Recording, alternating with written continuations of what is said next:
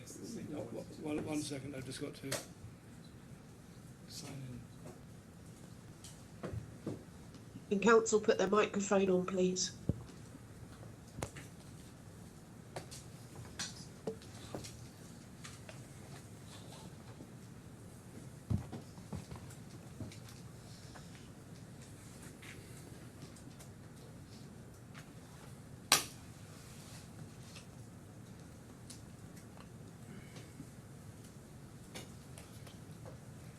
Yes. Good morning, Your Honour. Before we resume with the witnesses, I needed to raise with the court the draft amended particulars that we received last night. I thought you were leaving that till tomorrow. I thought I would need to as well, but I wouldn't need to raise it this morning too. But I would like you to look at it this morning, if we may. The short point is, in my submission, it's entirely different to what we were expecting.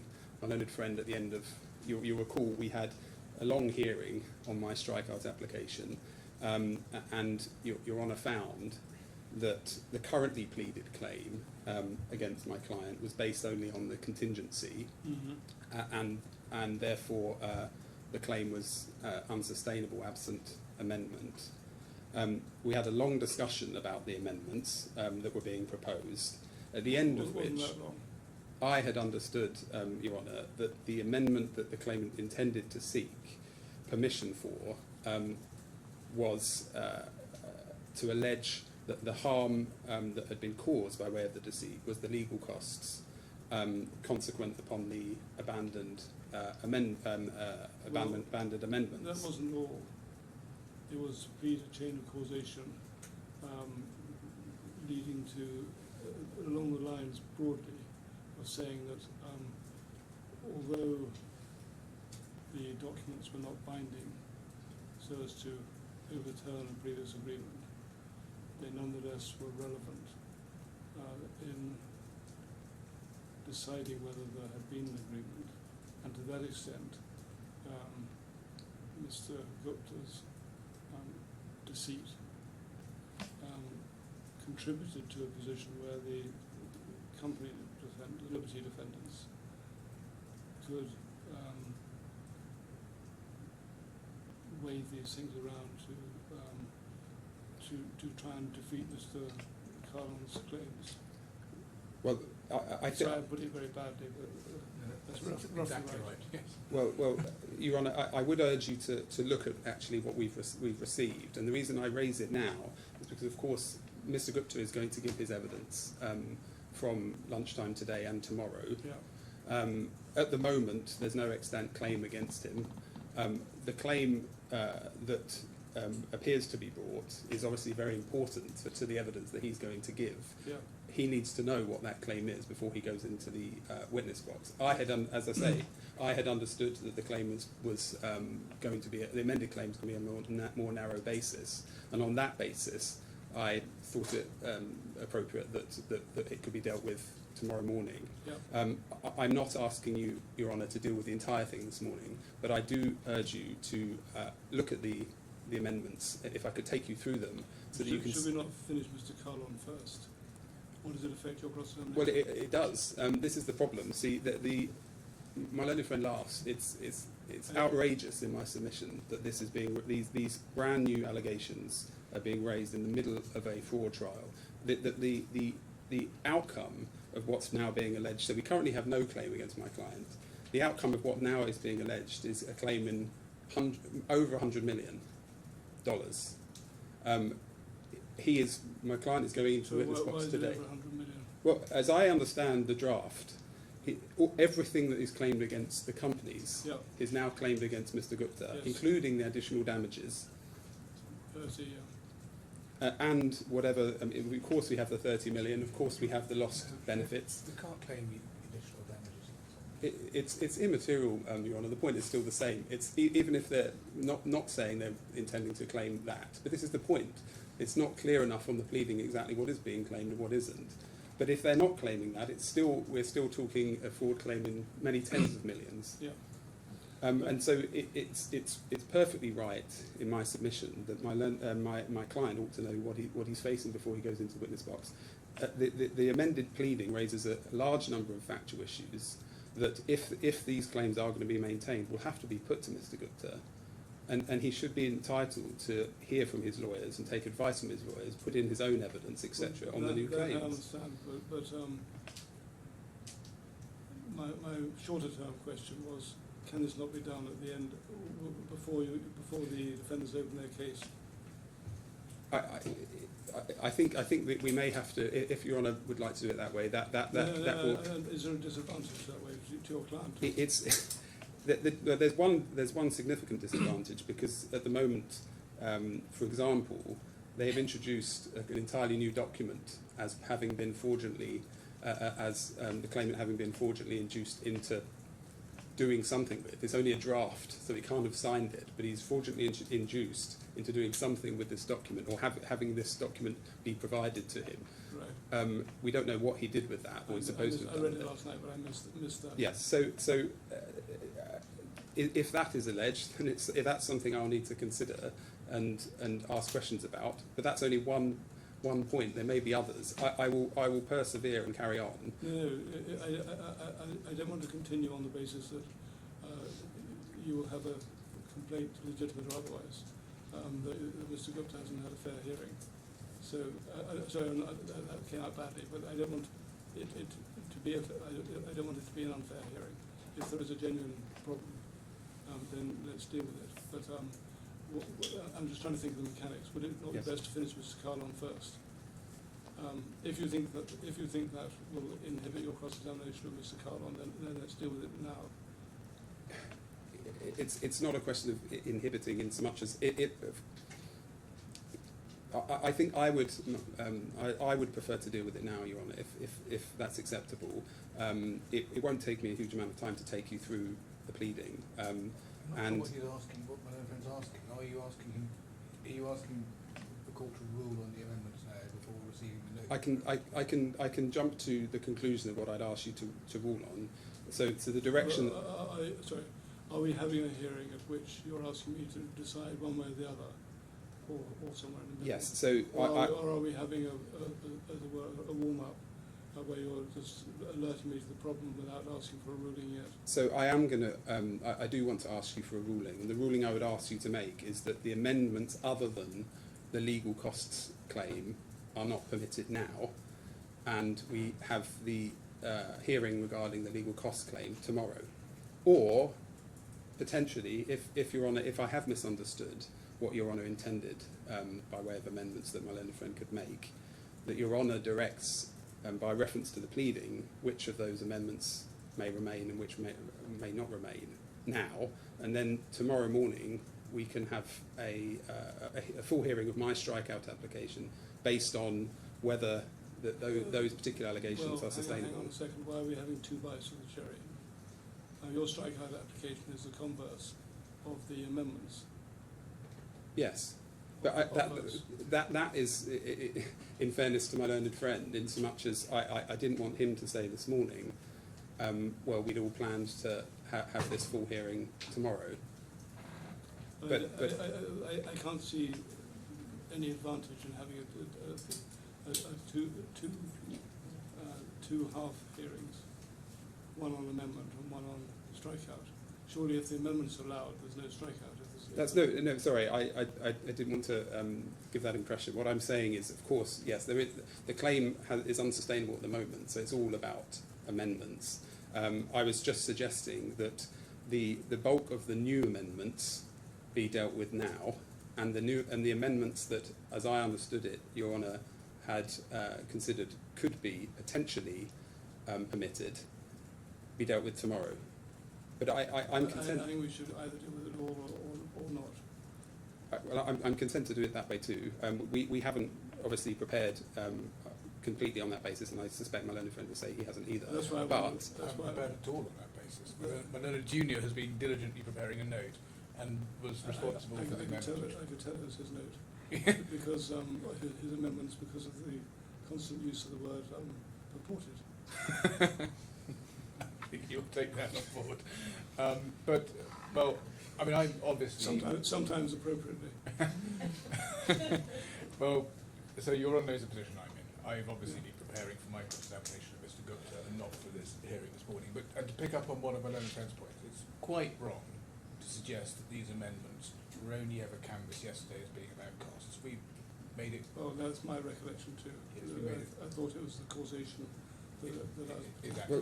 That could never have been understood from anything I said. Well, Your Honour, I'd certainly understood that certain arguments and allegations had been dropped. For example, the allegation that was self-defeating, that's still in the pleading. There is no, it's not. It no, is. It's not. Well, if it is, that's a mistake. Well, it shouldn't be in very there. clear about deleting the contingent allegation.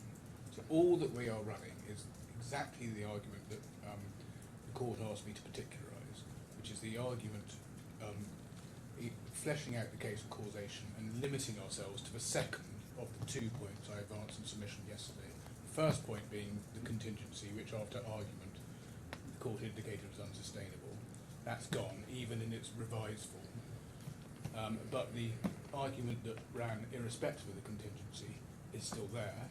It does include legal costs, but as I made clear yesterday, it's not limited to legal costs, it includes other heads of loss as well.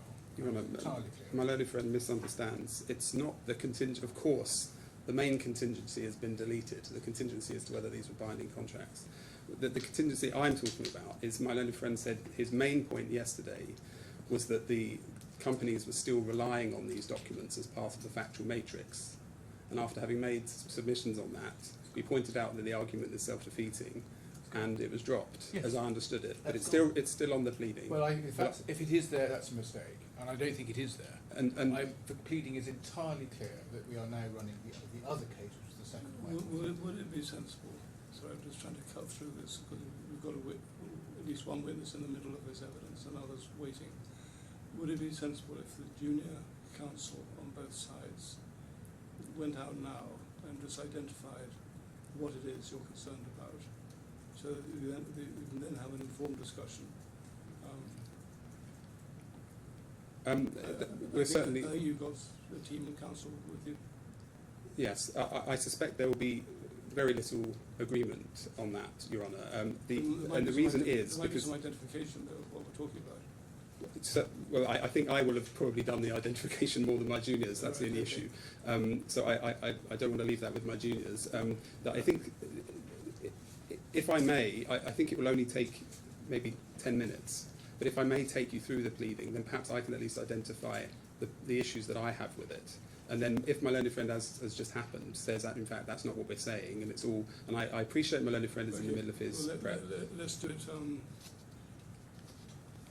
I'm reluctant to interrupt Mr. Kahlon, but I can see that it might affect your cross-examination. I prefer it was done after Mr. Kahlon's evidence and before Mr. Gupta.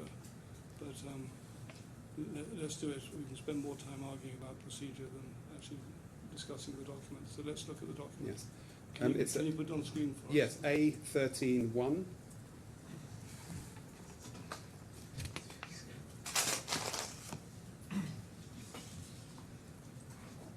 And I'm afraid I don't have the Opus reference, but it's internal page 21.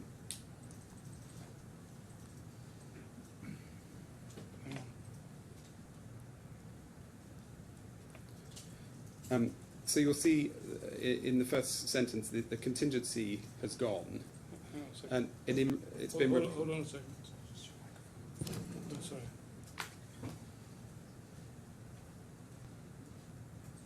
Yeah, paragraph 1. Paragraph 53A on page 21. So you'll see in the first line the contingency has gone, Yeah. and it's been replaced with Mr. Gupta's conduct in connection with the claimant's purported agreement to those documents was deceitful, and then in particular. So I just pause there to say that it's pleaded in the broadest possible terms. That as I recall, maybe imperfectly, but my recollection is that that's what Mr. Hill basically read out freehand during the course of the argument yesterday. It was in my note, yeah. Well, So it was in your note then, yeah. I'm afraid I'm just getting started, but that is, in my submission, far too broad. I mean, I pause only here just to say this is a deceit pleaded in the absolute broadest terms. Conduct in connection with these three documents. So, and then in particular, and we'll come on to the in particular, but you'll see as part of that, the draft May 2020 contract. That's brand new. And that appears again in 53(1)A in purple. The draft May 2020 contract. So hold on.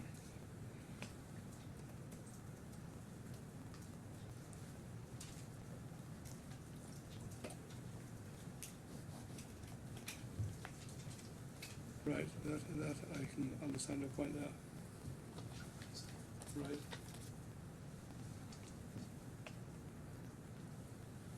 And I'm hopefully the sentence I just took you to, including the draft May 2020 contract, so the sentence in 53A and the purple one in 53(1)A. My learned friend it said that was his formulation from his note. It's not, because it includes that additional contract, draft Yeah, May well, 2020. I got that point. So But without the reference to the draft contract, that is roughly in accordance with his note? I believe so. Yeah. Then, so then in 53(1)A, Yeah. sorry, 53(2)A, we then have, that's the allegation of an intention to deceive. So we have no intention to deceive in respect of this draft May 2020 contract. And the reason we don't is because the intention to deceive was signing documents. And obviously this document Well, wasn't let's signed. put the draft contract to one side, because my present feeling is that goes beyond what was contemplated yesterday. Yes. So, Okay, and let's move on then, because at 53(5)A, there's reference to further particularised below, that's on page 22. And then we have to move on to paragraph 86. Yes, I will find the page. So it's page 31, internal page 31, please. Sorry, I don't have the Opus version. It's hopefully the same. So this is 86 is a paragraph, or a long paragraph on causation. Yeah. So this last sentence of main 86, Mr. Gupta is lumped in with all of the rest of the companies. So the breaches. Is that new? So his breaches are somehow said, say, in 86.1 and 86.2, to have led to the fact that the claimant wasn't employed until 2032. Sorry. Is any of this new, 86.1? It's not new, but of course it's taken on a new significance given the new pleading of deceit against Mr. Gupta. And it's perhaps easier to, I appreciate that there's a further there, so it's perhaps easier to begin there, because as I understand, it's not clear, but I assume that 86.1 and 86.2 don't apply unless the remainder of the paragraphs apply. But it's not clear from the pleading that that's the case, but my learned friend may confirm that.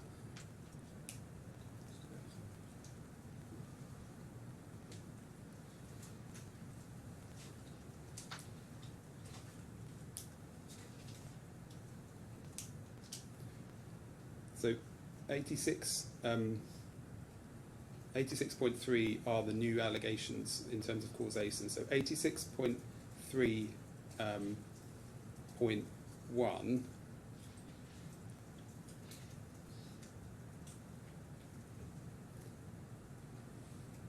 this is an allegation that, but for those completely non-binding documents, Mr. Gupta would have remained employed. Sorry, Mr. Kahlon would have remained employed. Mm-hmm. Presumably to, and it's not at all clear. I mean, to us that's completely nonsensical. So on both parties' factual case, as I understand it, Mr. Kahlon would have been terminated regardless of any of these documents. and it's not explained at all how it said that he would have remained employed but for these documents. Well, as I read it, again, leave aside the draft May 2020 contract, but as I read it, they are saying that these false documents enabled the Liberty defendants to try and terminate, gave them a pretext for termination, which was an invalid pretext, but pretext was created by having signed documents. But there's no factual basis for that at all. I don't know where that comes from. If it's just a reference to, a mistaken reference to the DMCC 2020 draft contract in the termination letter, if that's all that's being relied on, Malone Frank can confirm. But how could it possibly be said that caused him to remain employed when he otherwise, to be terminated when he otherwise would have remained employed? Mm-hmm. 86.3.2 is the allegation that the abandoned case was advanced. Yeah. You see, halfway through that, the sentence, nor could they have contended that those documents are relevant to the construction of the claimant's employment relationship with the first defendant and or the second defendant. Mm-hmm. So that's the self-defeating argument that's there. No, it's just about the continuation of the contention. My learned friend can confirm. I don't understand how that is not the self-defeating argument. But then 86.3.3,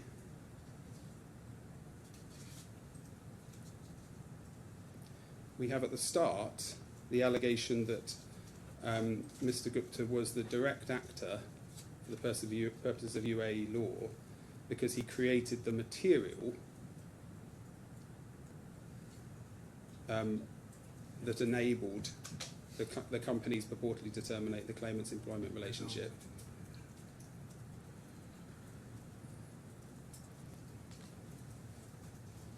But then it goes further in that paragraph. Mr. Gupta also took the decision on behalf of the first alternative second defendant to terminate the claimant's contract according to his own evidence in these proceedings. Those matters are sufficient to render Mr. Gupta the direct actor. I don't take issue specifically with the reference to Mr. Gupta's own evidence. Mm-hmm. Then 86.3.4, we have a raft of allegations. The first bunch relates to the fact that Mr. Gupta ran the companies. Then it said he also signed the statement of truth of the first and second defendants' amended defence. Then, in the circumstances, it is to be inferred that Mr. Gupta caused or was otherwise ultimately responsible for the first and second defendants advancing the false defences, which have now been abandoned, which further render him the direct actor for the purpose of Article 284. Further, alternatively, the same circumstances render Mr. Gupta liable as the person having actual authority to control and guide the talk-doer. So this is an entirely new allegation that Mr. Gupta caused the running of false defences by the company, or defences that were then withdrawn. Mm-hmm.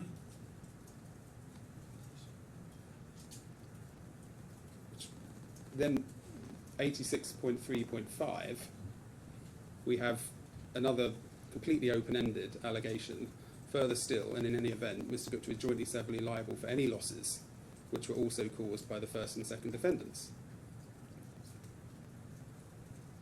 So it's a bare and completely open-ended allegation of joint and several liability. Mm-hmm. Then moving on to the losses, 88.2.1, page 35. The bottom line is that all the losses sought against the companies are now sought against Mr. Gupta. Yeah. include, and they include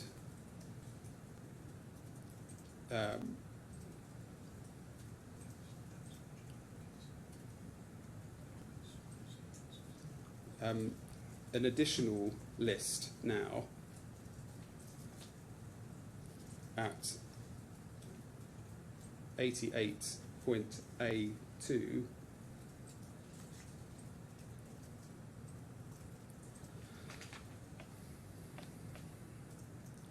So 88.2.1 is the running of the abandoned allegations, but it's put in the way that this somehow delayed payment. And again, we just do not understand this. It seemed I think it's put on the basis that if you hadn't run those points, it is no doubt suggested that Mr. Kahlon would have managed to bring the case to trial much quicker. I'm not sure if that as I read it, they're saying that had they not run the argument, then the companies would have conceded the claim. But the point, I mean, the point's ultimately the same. Of course, the companies didn't concede the claim. That's why we're here. Yeah. And that's in respect of interest, 88A 2.1. But then if you move down to 88A 2.3, that same supposed delay is said somehow to have given rise to a potential loss if the company's financial position has deteriorated in the meantime. So it's over the page, I'm afraid. I'm sorry. Oh, yes, yeah. But it's the same argument as the delay argument.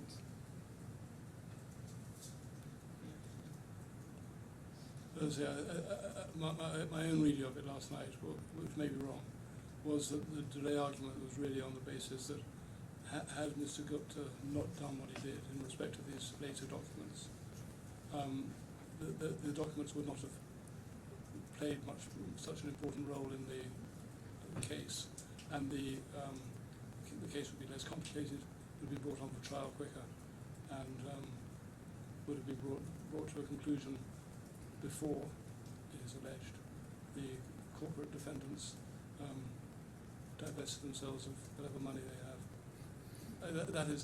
I'm probably overstating bits of it and understating other bits, but that's the sort of drift of it. Well, I myself didn't read those paragraphs in that way. If that is how it's put, it's a completely new factual inquiry about how the proceedings went ahead, which allegations were in play, what decisions were made. This is all completely new. And I'm not at the moment talking about, it being hopeless. At the moment, I'm talking about whether it's brand new. It is clearly brand new. It clearly is an entire new factual inquiry. I accept that there's a lot of stuff which is new. The difficulty, and it's a fraud case, and we're in day 4 of a fraud case. One of the problems is, the reality is that your client, Mr. Gupta, has, let's put it no higher than this, a close relationship with the Liberty defendants. There has been manoeuvring, again, to put it, there's nothing wrong with manoeuvring, but there has been manoeuvring whereby the Liberty defendants dropped a certain thing, enabling your client to say, therefore I'm not liable. The claimant needs to respond to that. If it had happened, as it could have happened 6 months ago, there'd be no difficulty with any of these cases being made subject to relevancy. It's all happened rather quickly, but your clients, the Liberty defendants who triggered it are as much responsible for the last minute nature of it as is the claimant. That's just my initial thought. I understand that. The last minute nature of it, in as much as the reason we're standing on the 3rd, 4th day of trial, is very squarely, in my submission, the fault of the claimants, in so much as they had a full week before this trial started, almost, to respond, and Remind me engage when constructively. Remind me when your strikeout application was made. They were informed by the defendant about the defendant's change of position on the Tuesday prior to the start of the trial on the Monday, When was the and then the strikeout application was intimated on the Thursday and made on the Friday. Well, that's the last working day before the trial started. Yes. But all of these claims, this is the other point, Your Honour, all of these claims, if they had any merit at all, could have been brought at any time. But they didn't really arise if the Liberty defendants were still contending that these other contracts, which it is alleged Mr. Gupta procured by deceit, Mr. Kahlon to sign, if those were still being relied on as binding contracts. That's the inherent problem in the claim remaining on foot, notwithstanding the lack of the contingency. The fraud claim, the court will see there are no documents on the record that show a deliberate deceit at the time to defraud Mr. Kahlon into changing any of his contracts. What has happened is that the allegation was made, and the response came from the claimant, well, if that is true, then it's inferred there must have been a deceit at some point. I understand that's the way the claimant puts the case, Right. and that's why the contingency arose. And when Mr. Gupta was joined into the proceedings, he was joined on the basis that it was only on that very limited contingency that his liability would arise, and that's of course why he was added so late on in the day. And Your Honour heard all of the arguments that were made about that at the time and very familiar with them. But that was the basis. And so what's happened now? That the claim has come in on that basis. The contingency has dropped away, and the claimants are trying to keep Mr. Gupta in these proceedings one way or another. But all of the claims that are now brought, they're unsustainable, firstly because the contingency didn't arise, so the deceit didn't arise at all. But that's a factual, primarily a factual issue. But even notwithstanding that, because that's not what I've been addressing today, these allegations of harm and causation, in my submission, just are completely hopeless, subject only to the legal cost argument, which I was prepared to deal with tomorrow, looking fully at the UAE law and making submissions on whether they were sustainable or not. But the rest of them are unsustainable on their face, I say. Mr. Burgess, step back a minute. What is? Well, I've got two questions for you. First is, what is it you really don't understand about this? Because it seems to me that you might have various views about whether they're arguable and so on, but they are intelligible. So it seems to me. The second point is this: what do you want me to do? Because if the problem is this, we're in day 4 of a fraud case. We've got this week and next week to complete it. If I was to make a ruling in your client's favour, and this I'm thinking case management, your client would no doubt disappear from the room. An appeal happens 6 months later. It's held that I shouldn't have found in your client's favour. What happens then? He hasn't been present for half the evidence. Have a retrial? That doesn't seem to me a really sensible case management. As it is, he's going to be a prime witness anyway in the case. He's facing the legal arguments, essentially legal arguments, and inferential factual arguments raised by this pleading. He doesn't need a full team of lawyers to sit through all the days of evidence. To do that, it would be much cheaper for the general conduct of the case if he stayed in it. Yes.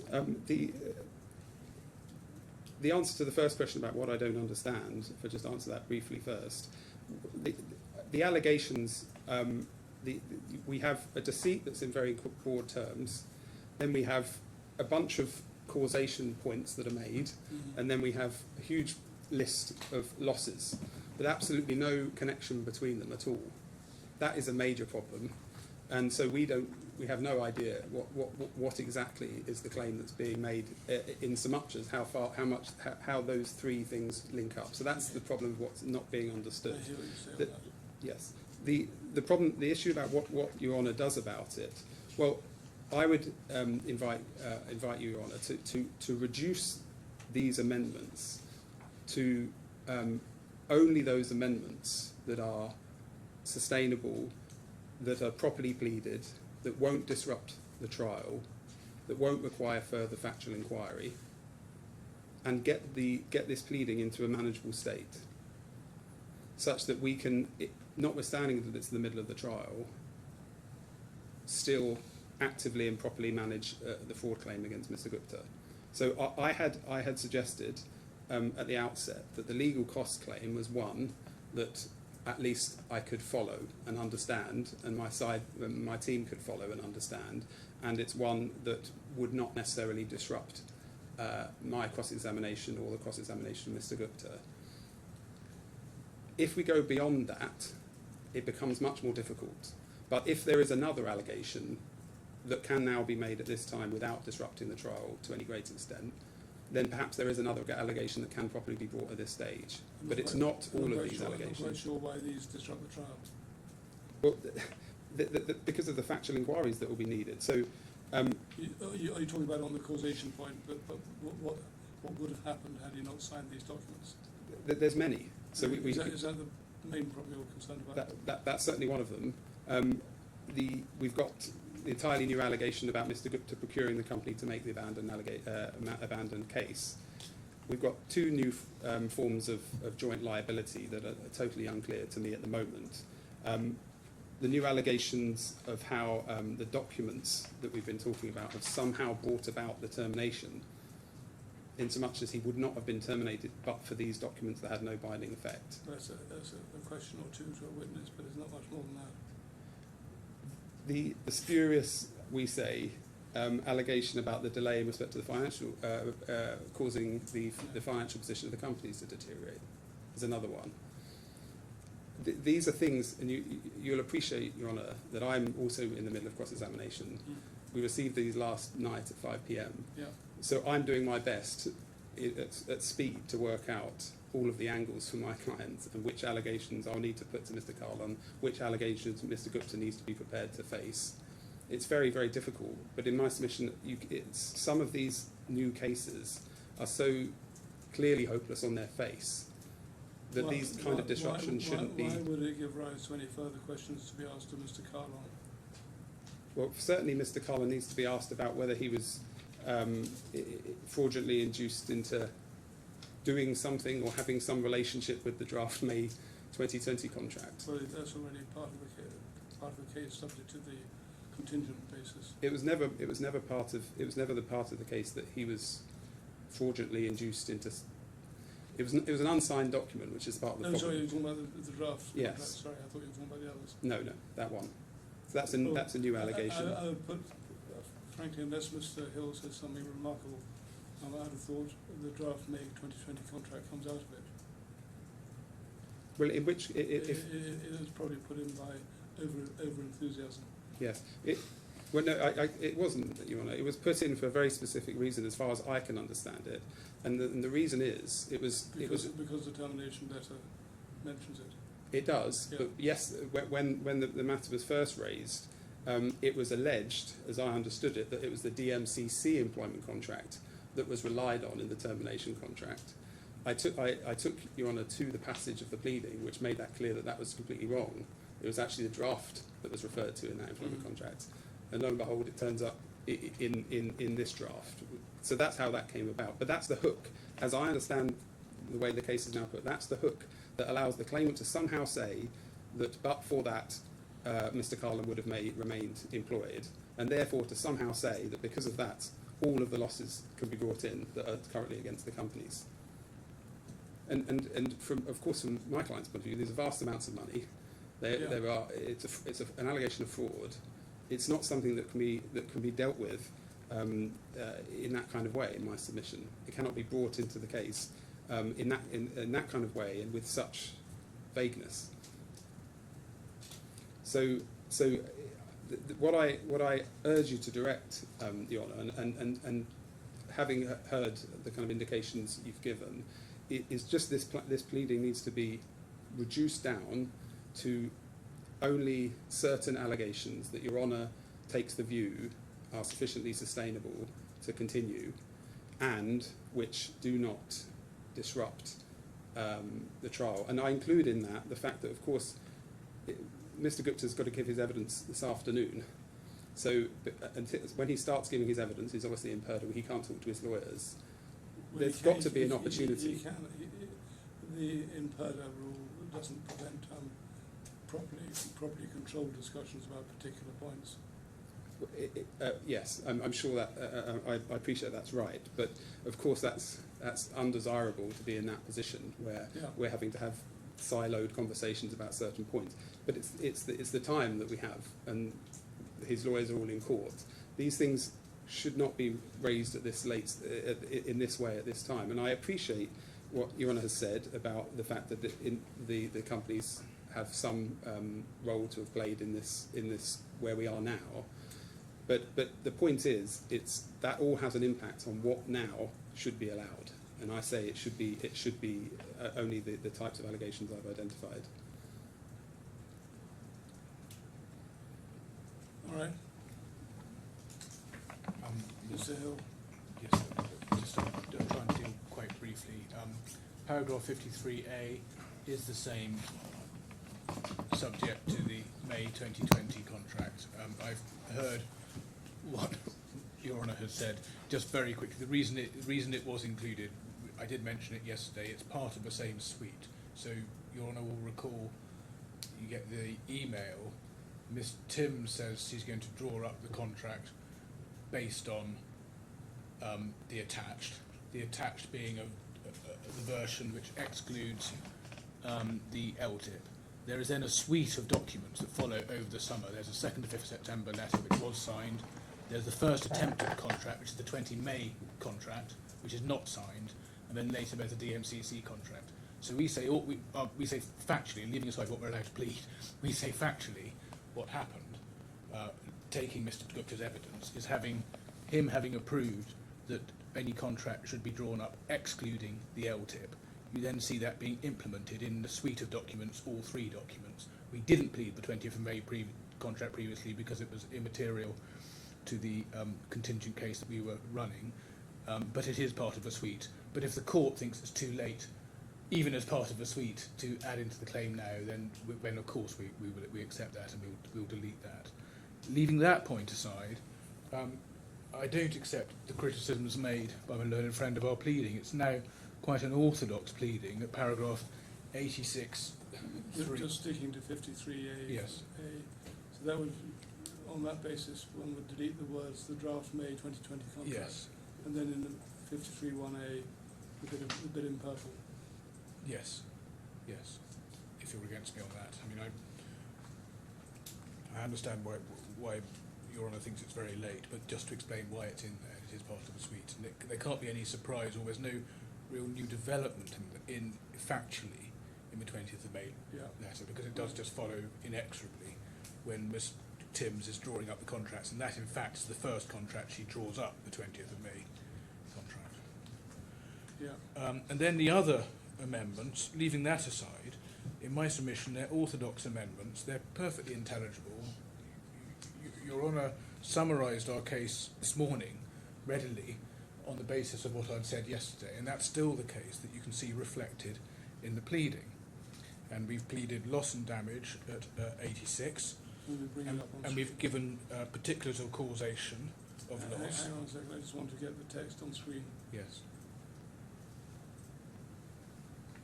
So we've pleaded loss and damage. We've given, as we indicated we would, we've given particulars of causation at 86.3. And in our submission, we've given rather fuller particulars of causation than one often sees. My own friend says, oh, it's still unintelligible, but actually it's quite fully set out. And then we would have to delete the draft May 2020 contract? Yes, we will delete draft May 2020 contract, if you're assuming you remain against me, notwithstanding the submission I just made. Your Honour, sorry to interrupt, could I just ask then, if the draft May 2020 contract is deleted, on what basis is that allegation still maintained, that these documents had a role in Mr. Kahlon being terminated? Well, all that the defendants have done in this case is change from a draft May 2020 contract to the DMCC contract. They still say they're entitled to terminate on notice without regard to the LTIP. Because the point about the LTIP is that our case, as we plead at 86.3.1, on our case, you could never have drawn up a contract with a simple notice provision because there was a minimum 3-year term, and that would have jumped out at Mr. Kahlon. That's what we plead at 86.3.1. So that applies just as much to the DMCC contract as it does the 20th of May contract. And the fact they made a mistake at the beginning, but then their case is, well, they're entitled to rely on what they say is the correct, or I said at the time was the correct document, which is the DMCC contract, doesn't alter the case. So that's why. Sorry, you're right. Maybe I'll just cut through that, Your Honour. The way it's put at paragraph 233 of our skeleton argument is that it is the UAE labour law statutory right which entitles the companies to terminate on 30 days' notice. And of course, the DMC standard contract, as is common ground, is a standard form document that gives effect to the local statutory requirements. So we don't rely on the contract as giving us that right. As we say clearly in our skeleton argument, we rely on the statutory entitlement. Yes, but that's a distinction without a difference, because it's still, the term is, the notice provision still in the notice provision still in the contract, and our point is that you could never have had a notice provision of that type, which is inconsistent with the 3-year term we say was agreed within the 1st to 5th of September letter. So that point still does run. And then that's, if I could just continue my submission. Before we move on from that paragraph, Well, no, I'm sorry, can I just continue my submission? Well, just say it quickly, but I think the issue Mr. Hill is must be allowed to... what loss flowed from this. Yeah.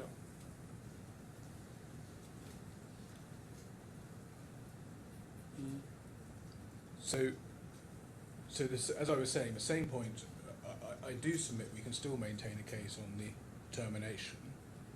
What we then do in 86.3.2 is then carry on post-termination with the running of the assertion of defences based on this material right up until last week. And again, that's orthodox as a matter of pleading. So just give me a second. That's 86.3.2. Give me a second while I reread it.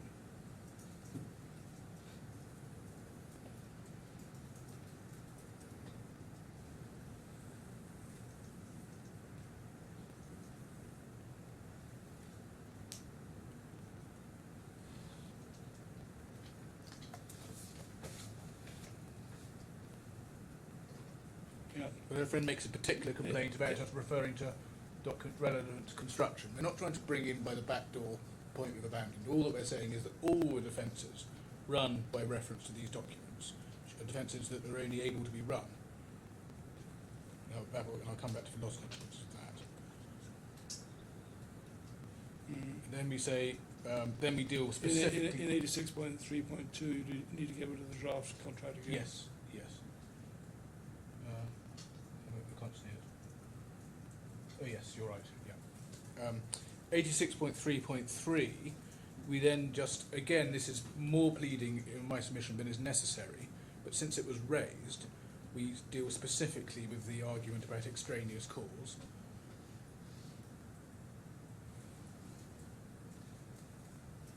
Yeah. And then 86.3.4, again on causation, and again in my submission this is also more pleading than is necessary, but in order, given that we're in the last chance saloon, we've made sure we've over-pleaded. We've pleaded more detail on causation and Mr. Gupta's role.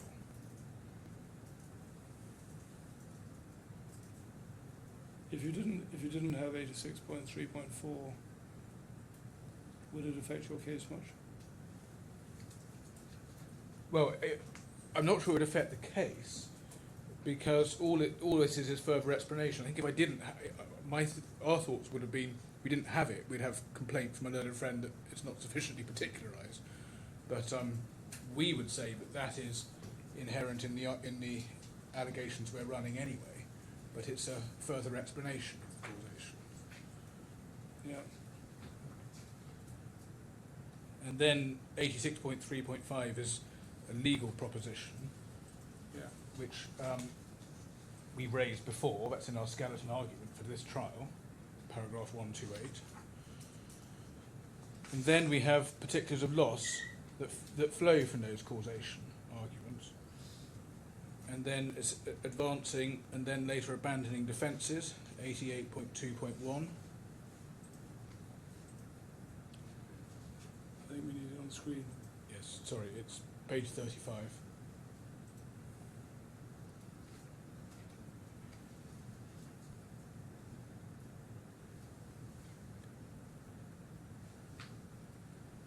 Again, draft May contract. Yes. And then wasted costs, interest,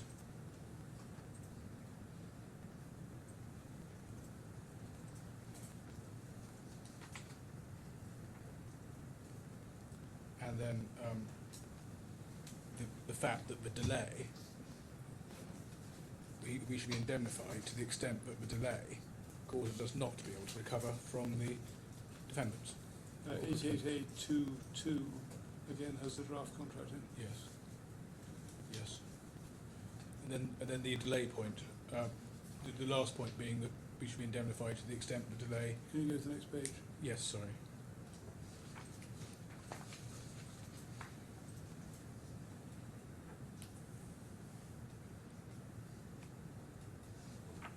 So, Lord, we do say it's adequately intelligible. We have, in some respects, over-pleaded to try to meet the criticisms that it's not sufficiently clear. We don't accept it will occasion any disruption or problems with cross-examining Mr. Kahlon. My learned friend, I very much doubt, will be adjusting his cross-examination at all, but if he does, it's 5 minutes' work, one would think.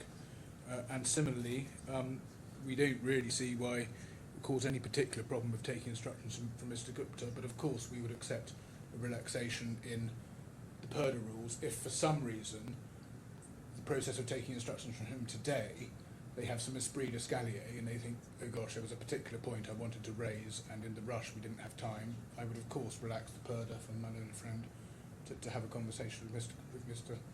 Gupta. Yeah.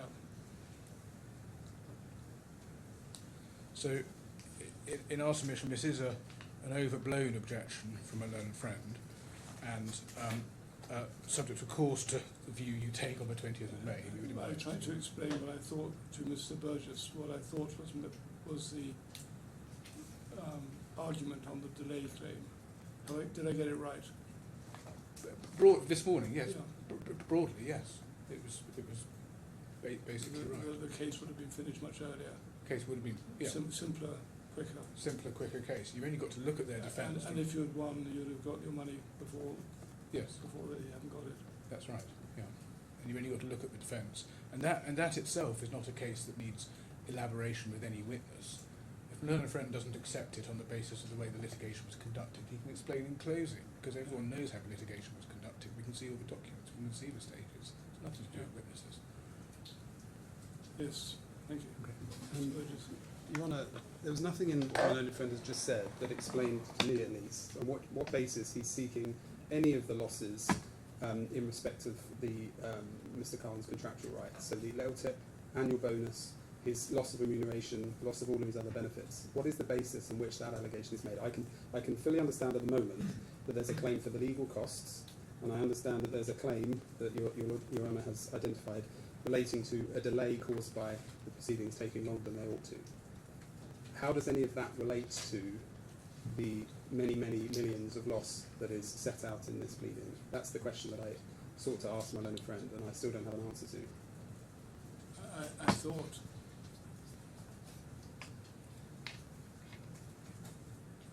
we'd been through this. I thought the explanation put forward is this, that but for the fabrication, I'm not taking a view on the case, but it's Yes. but for the fabrication of these documents, false documents, by which I include the deceitful inducement of the signature to these false documents,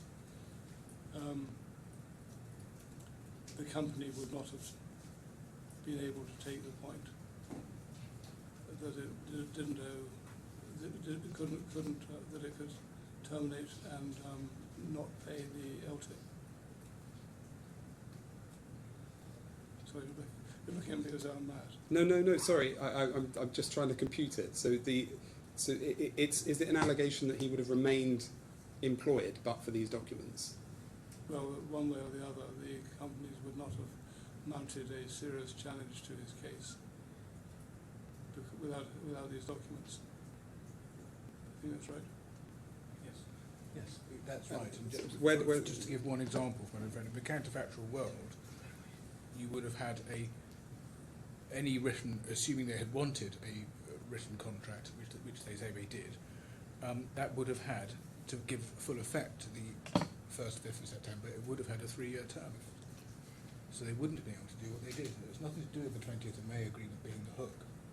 In the counterfactual world, there would have been a contract with 3-year term. So I think the argument is said that had there been a contractual obligation for him to remain employed for 3 years, his LTIP would have vested. Is that the argument? I don't know if I've misunderstood it. I think so. That is included in the arguments, but it's also more general. They wouldn't have been able to run the defence that they've done to keep us out of our money and deny the claim. That's I don't follow that. The keeping out of the claim, I understand the proceedings point, I understand the legal cost point, the delay point. Those points I understand.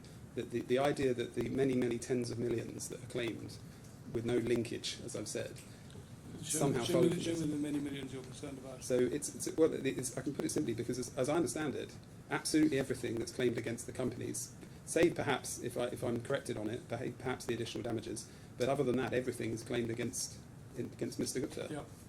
Absolutely everything. So he lost his 2021 annual contractual bonus, loss of medical, loss of furnished accommodation, loss of his business class flights, etc., etc. And that's the small things, but the LTIP and the annual bonuses, these are tens of millions of pounds. But as I understand it, it's said that these non-binding documents somehow led to Mr. Kahlon being terminated when he otherwise, or prior to the 3-year period when he otherwise wouldn't have been. And I don't. It's not because they were non-binding. It's because they were put forward as being a basis for disputing Mr. Kahlon's claims. That, I think, is the way it's put. So as I understand it, I'm not certain. I don't believe at the moment that any party is suggesting that Mr. Gupta would have remained employed, but for Mr. Kahlon. So I apologise.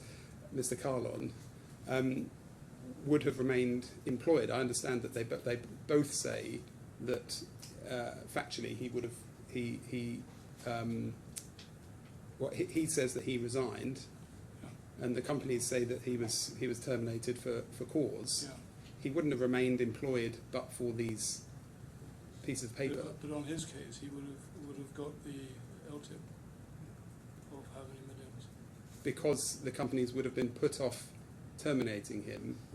Either would have been put off or would have accepted that they could terminate and pay him his LTIP. That's broadly how it's put. If that's the case, Your Honour, which paragraph of the particulars are we to look to understand that case?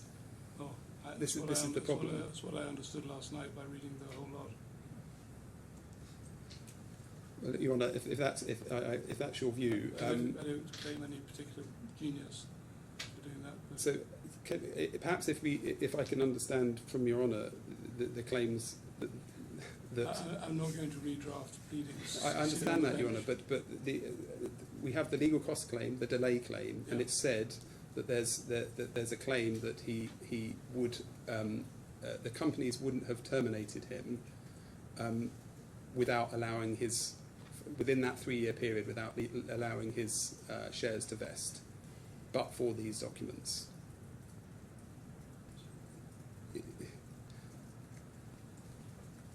Are those the claims that advance? Because at the moment, I don't think it's right that you should be cross-examining the judge about what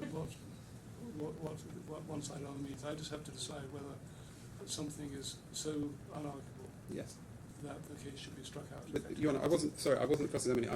I'm assuming that you're going to give a ruling. So I'm just articulating as much as I can. The cases that I now understand are on these pleadings, and therefore Your Honour is going to rule are should remain on these pleadings, and therefore my client should face. That's what I was doing. Right. And perhaps I've misunderstood that, but what I would be concerned about is if Your Honour just finds this pleading goes in as it is with a couple of tweaks, and then we're back to square one where we were this morning, trying to understand by reference to these words what the claim is.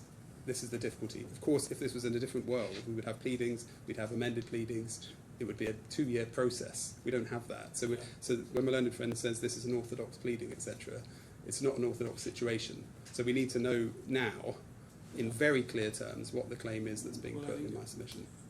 I'm not going to rephrase it. I've heard Mr. Hill. You heard me discuss with Mr. Hill what he means, and you've heard me discuss with you what I think Mr. Hill means. I'm not quite sure what more you need. Yes, Your Honour. Sorry, I'm not trying to be unhelpful, but I think we'll just have to do our best with that, Your Honour, I think. And I appreciate Your Honour's in a difficult position as well. We will use the transcript and try to use that to interpret what's now in this document. and all I have to decide, as I said just now, is whether the case is so. Well, I've got to deal with the lateness because it's an amendment on day 3 or 4 of the trial. But assuming that I was prepared in principle to let it in, the question of strikeout would be the obverse side of the same coin. Is it so unarguable that the case ought to be struck out? And that is in part a case management decision. I know it's a sort of fallback or last resort for a judge to say, oh, it's case management, therefore don't interfere with me. But we have the trial up and running. We have Mr. Gupta in a position where he's going to be here to give the evidence for a significant period. The consequence of letting him go and then finding out wrong on an appeal are not desirable. The consequence the other way, if I think that the case is at least arguable, are much less, resulting in much smaller wastage of costs. And so, unless you want to add anything more, what I propose to do would be to allow the amendments, omitting wherever it appears the reference to the draft contract. Although I'm not sure how far that actually develops matters. But allow the amendments under deletion of those references. And if they're not deleted where they ought to be, you treat them as deleted. And but I will happily give you more time to talk to Mr. Gupta or to reconsider your cross-examination of Mr. Kahlon before we resume.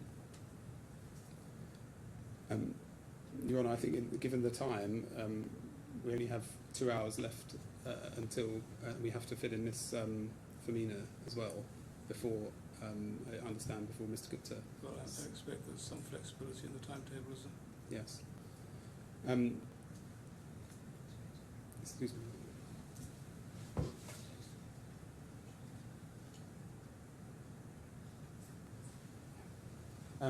Your Honour, yes, I'm just reminded, on the flexibility point, Mr. Gupta is obviously scheduled to give his evidence today and tomorrow. Yeah.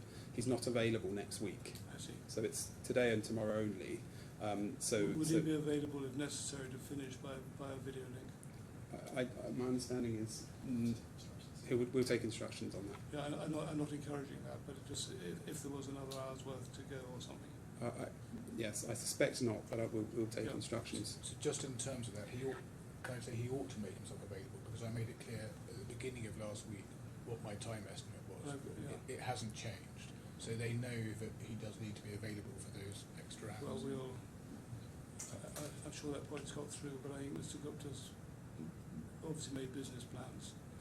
It has to be a way, and therefore we'll have to find a way somehow of making sure we finish with evidence. Yes. Can I say something about that as well? Because Yes, of course. Mr. Gupta is, of He's course, your the witness. company's witness. Now, Mr. Hill's right to say that he raised the issue. The way it was left, which is enshrined in a footnote to the agreed trial timetable, is that the claimant considers that more time than a day and a half would be required, we, for our part, find that difficult to understand, given that Mr. Gupta largely doesn't remember the specifics of the various conversations in quite the way that Mr. Kahlon does. But specifically, the way that it was left was that if the defendants could finish their cross-examination prior to lunchtime today, then perhaps Mr. Gupta would be able to start earlier. But of course, there's been, as everyone knows, quite a lot of developments since then, and largely because of these rather, well, I'll keep my adjectives to myself, but amendments. Would it be possible, sorry, just thinking aloud, to take Mr. Gupta next and leave Ms. Firmina to come in next week? I think that's a matter for Mr. Burgess. Right. I think that's a matter for Mr. Burgess being his client. And in the middle of his I mean, just cross-examination. make sure Mr. Gupta has adequate time and doesn't have to come online at a later date.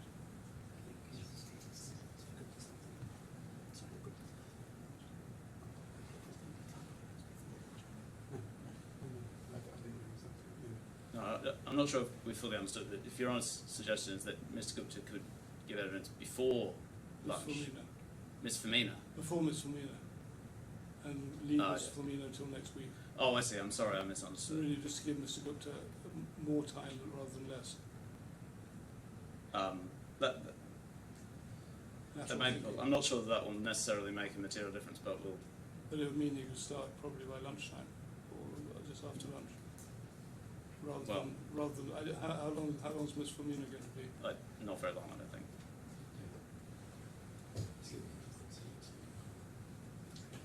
Yes, Mr. Gupta is going to be here at 1, so he's ready to start at 2. But I'll leave you to discuss amongst yourselves whether my suggestion has any benefit. I'm anxious. Mr. Gupta is a main player. I'm not sure Ms. Firmina feels the same sort of role. Really, do you want to transcribe this break now and then have a clean Yes, I run think that's sensible. of Mr. Kahlon, and then you can maybe your teams can talk to each other about Ms. Firmina. Yes. Right, we'll have a 10-minute break. All rise.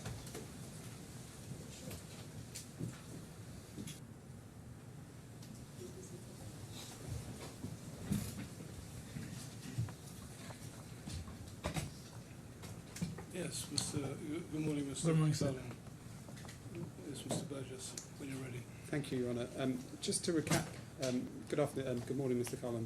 Just to recap where we got to yesterday, you may recall I showed you an email from the 12th of May 2020 in which Mr. Jane told Miss Timms that he needed a signed contract in order to set you up on payroll. Do you recall that email? Yes. And I think we've got to the email from Ms. Timms sending you that draft contract, and that's document J1691. If I could have that on the screen, please. And you'll see this is an email from the 21st of May sent from Ms. Timms to you, attaching Paramjit Kahlon Dubai employment contract and asking you to sign it. And then if we can turn to page J1671,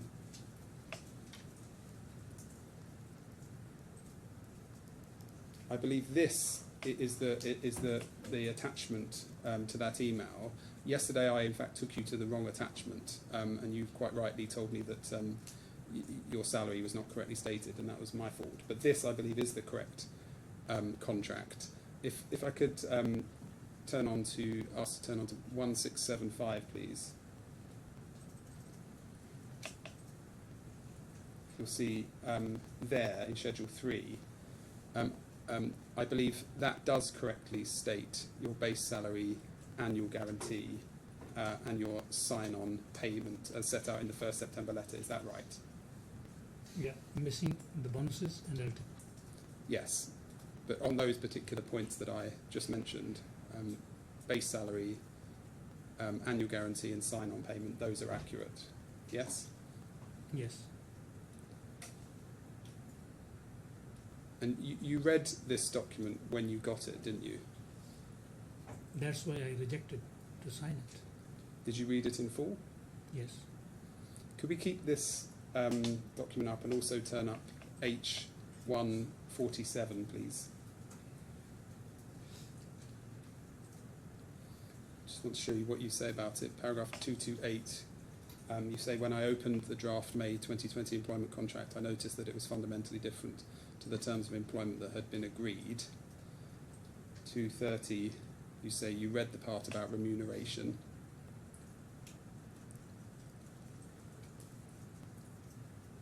Why did you consider it important to read the part of the contract about remuneration? Because I wanted whatever we agreed in the binding offer letter, binding LOI, September 5th, 2019, should have been reflected here fully. So it was a document you were signing that contained details of your remuneration package, and you wanted to ensure that it was correct. Is that right? It should be in the same spirit as we agreed with Mr. Gupta. And you also, paragraph 231, you also read and reviewed the jurisdiction clause. Was that at the time you reviewed the jurisdiction clause? Yes, because fundamentally it was different. So this is the reason that on 21st of May, I rejected it outrightly. I didn't sign it. Can we take down that contract now, but keep the witness statement on the right up, please? In your witness statement over the page H148, at the top, paragraph 233, you then give an account of a call you say took place with Miss Timms. Yeah. And I know you discussed this call with Mr. Trotter in your evidence on Tuesday. I just had a few more questions for you about it. Firstly, you refer in the first line to a document with a MDR number. Can you see that? Yeah. And that's J1741. Could we keep this witness statement up and also call up J1741, please?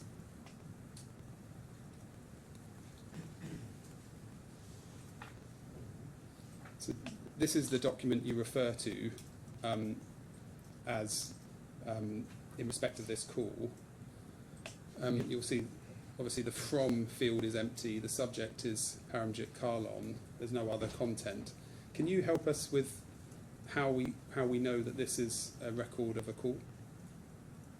Because Ms. Tim called me, and when I rejected this document, Sorry, Mr. Kahlon, just to pause there. The question is, can you help us with why this document on the right is a record of a call?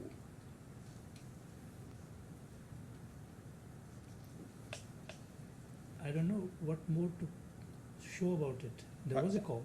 So The question is just a technical one. I think you're relying on this document as evidence and call having taken place, and I was asking if you can assist the court with as to how this document evidences that a call took place. Mr. Bridges, I'm not an IT expert or communication expert.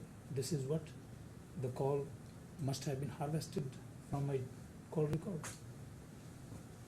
I don't understand. So are you saying that you don't have a reason to believe that this evidence is a call? There was a call. No, the document on the right. I'm just asking, you referred to it because you've said there was a call, and then you referred to this document. And I'm assuming that you're referring to it because you say evidence is that a call took place. Is that what you're saying? So from 21st of May till 27th of May, there were many calls. No. The document on the right, I think your evidence, I'm asking you, you've referred to it in your witness statement. I believe you're referring to it because it evidences the fact that a call took place. Is Yes. that why you referred to the document? Yes. Yes. So the question is, how does the document on the right show us that a call took place? So then please check. If you don't believe this, check. It's not about what I believe, Your Honour, Mr. Kahlon. It's what you've put in your witness statement. I'm just asking you about it. If the answer is I don't know and I don't have a reason to believe that this is I don't know what more I evidence can of a say. call, then you can say I don't know. Is that the I don't answer? know what more I can say. I see. There was a call. I see. And even if this document does evidence a call, it doesn't tell us anything about the content of the call because it's empty, does it? Yeah. The calls are not recorded.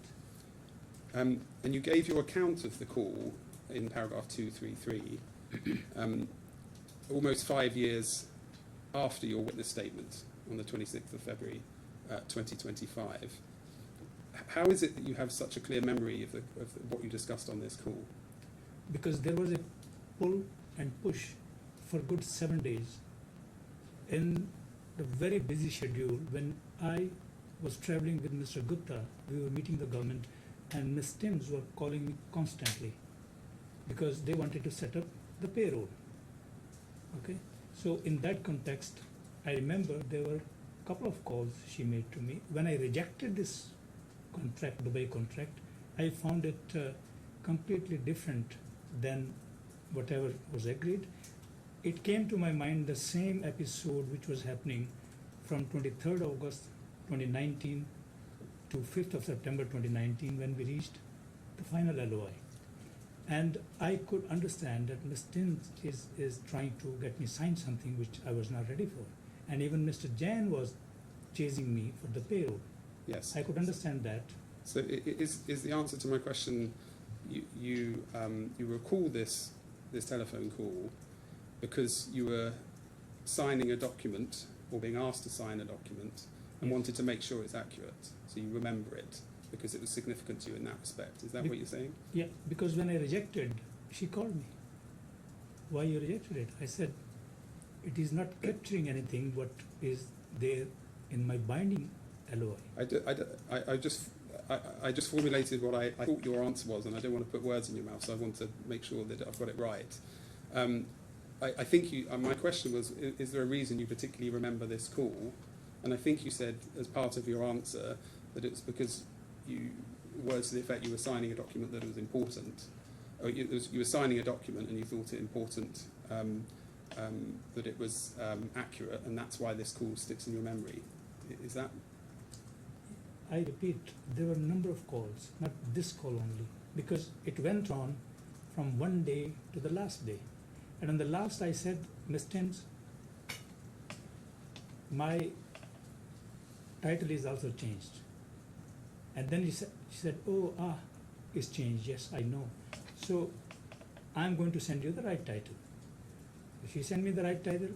Then the mistake or deliberation, what they did in the Dubai contract, same was repeated in the September 5th LOI. Mr. Kahlon, I'm just going to pause you there. We will come on to some of these things, but I need to make progress with where I'm at the moment. Looking back at your witness statement at paragraph 233, in the first line, you say you told Ms. Timms that you wouldn't sign this contract because it didn't include the LTIP and bonus. I think you've repeated that in your oral answers just now. Then you say that she told you, this is 5 lines down, she told you she would send you a new version of the first 5th of September letter because your job title has changed. Can you see that? Yes. I'm going to suggest to you that's not true. You didn't have a conversation where she said that. And then she sent me that new letter with a new job title. Do you agree with that or no? We'll come on to that, but I'm just putting to you that I say that isn't the case. She didn't say that to you. Mr. Burgess, I was into the situation. Yes. And I know, and that's what the fact I'm telling. I have taken the oath. I will say what exactly happened. We can take down J1741 now. Just going back to your witness statement and moving on to paragraph 234, you say, after I had spoken to Ms. Timms, I followed up with an email on 22nd of May 2020 at 5:31 requesting a PDF version. As discussed, I was requesting a PDF version of the first 5th of September letter with the correct title. Now, if we can ask, could we keep that up and also turn up J1781, please?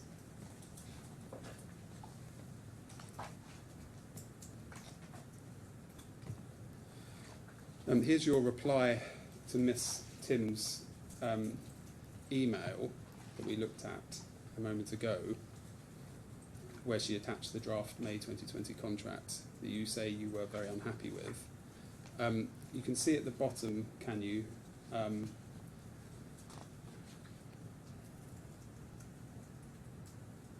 the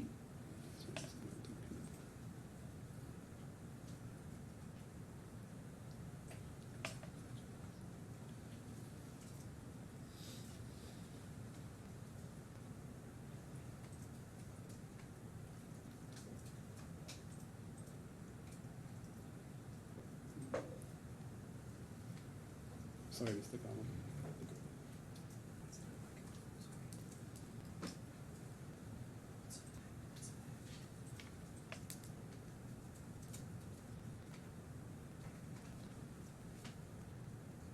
Yes, so can you, I think this, could you, on the document on the right, can you make it so we can see the full document? I think something's cut off at the bottom. Is it? Yes, sorry, that's what's wrong. So you see it right at the bottom. There's, you can see that the document that was sent to you was a docx document. Can you see that right at the bottom? Yeah. And that's a Microsoft Word document, isn't it? Yes? Yes. And you ask her to send the same document as a PDF version, Yeah. don't you? Yes. So you're not asking for the 5th of September letter with your updated title, are you? You as you say in your witness statement. So let me clear you. First, you send me Dubai contract in the Word format because I was having only Apple gadgets, my iPad, and Word format was not opening into that. Then I told her, please send me in the PDF. Then she sent me this Dubai contract in the PDF. That I rejected. And that letter, which came with the corrected title, it came on 27th of May. Okay. So, in between, when she understood that I have read the full contract, this is the deception exactly. When she understood that I have read the full contract and I am not going to sign it, then on 27th of May, she sent me my LOI, again inducing me to sign it. The 26th of May. Sorry, 26th of May, I signed on 27th. So, again inducing me to sign it on the pretext of changing the title. Okay. Can we just look at what you do next?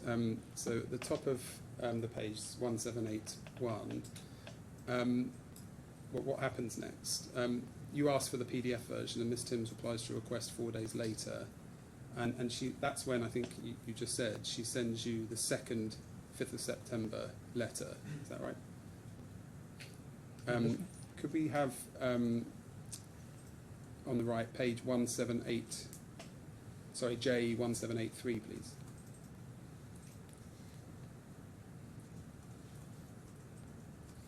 Can we go to paragraph 236?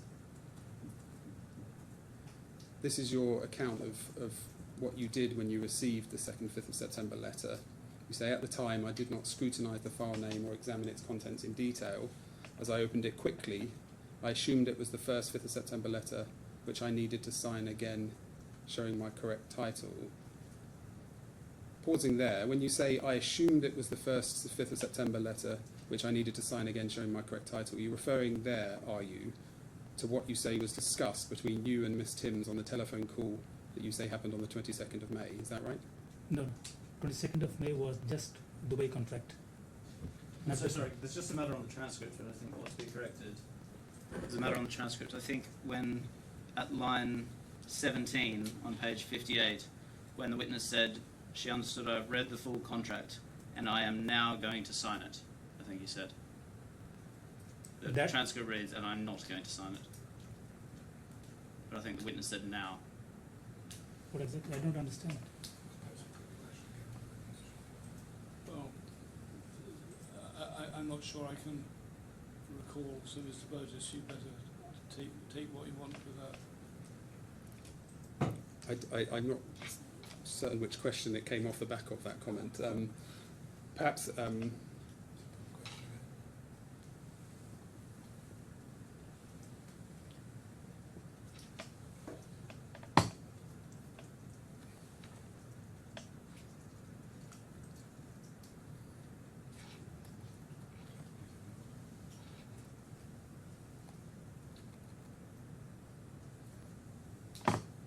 Mr. Trotter may be right, but I've got no way of, from my own recollection, of checking. Well, we're not sure he is, so I wonder whether the That's question why I should be put suggest again. Mr. Burgess take it up again to clarify. Yes, I'm just going back in the transcript to find where it came up. Line 17, was it? Yes. Yes, and my question was that you were not asking for the 1st, 5th of September letter with your updated title in the email where you say, "Can I have the PDF version?" So that was what I was putting to you, that you weren't asking that. Yeah, PDF version was for the Dubai contract, not for the LOI, not for this binding letter. No, I appreciate that. So you were asking for a PDF version of the Dubai contract. Yes. Sir, I was sitting in a very tense situation, and the moment I was opening my phone, the whole this trade union collective, labor collective, maybe 200 people sitting, and they were looking at me. So I rather intended not to use it fully. So I'm talking about the 26th, 27th of May, okay? And then I looked at 5th September 2019, the mail, and my title went to I found it, it is corrected. Global CEO, Primary Steel and Mining. I went to the second page and signed it because I was not having that much time. But then the question is, I was a senior executive. I was regarded as maybe number 2, number 3 in the organization. So was it not right, either for Ms. Timms or Mr. Gupta, who was sitting next to me, because Ms. Timms was talking to Ms. Tim was talking to Mr. Gupta all the time during this. I was not aware. She should have told Mr. Gupta that Mr. Gupta, Mr. Kahlon is sitting next to you. Tell him that we are changing, we are removing the L-tips and removing all the bonuses from there. And then Mr. Gupta could have reasoned with me, and then we would have signed something else if their intention was true, that in Dubai they want to hide this from the people. That's it. I didn't want more than that. But you understand that Mr. Gupta denies ever having an intention to take away your any existing rights that you did have to LTIP and annual bonus. Again, I think that's inconsistent with Mr. Gupta's witness statement. It's not, Your Honour, but if my friend wants to make that point, I think that's something that can be dealt with in submissions. But Mr. Gupta, his case in these proceedings is that he did not dishonestly intend to remove any of your benefits with any of these documents. Then why did they tell me? If there was so much of honesty, then what was the reason that a top executive who is sitting alongside him is not told? Can we bring back to paragraph 236 of your witness statement, please? You say that I noticed that my job title was still incorrect, and so at 6:52 p.m. on 26th of May 2020, I emailed Ms. Timms requesting that she update my title and resend. So am I right that you say that the only purpose of Ms. Timms sending you this document again was to correct your title? Is that right? Yes, that's what I understood, because for me that chapter was closed. That Dubai contract, when I refused it, that chapter for me was done, is no more. And this is being discussed, this was being discussed about my job title. Because as I understand it, you say that there was a telephone call where you said that your title needed to be corrected, and then you received this document. Is that right? Telephone call was for the Dubai contract, not for the title. Yes, you received... Yeah. Title is in the emails. I'm just trying to get your evidences to the timeline. So you got the Dubai contract, is that right? You then had a call with Ms. Timms. I didn't want the Dubai contract. They wanted Dubai I see. contract. You received the Dubai contract and then had a call with Ms. Timms. Yes. And on the call, she said she would send you another version with your correct title? No. Okay, explain that part. Yeah. When I said that, Ms. Tim, I'm not going to sign this contract. Yes. Okay. You And said then she said, okay, understood, and the call ended. Dubai, this title was not discussed. Title went few emails forward, backward, to correct.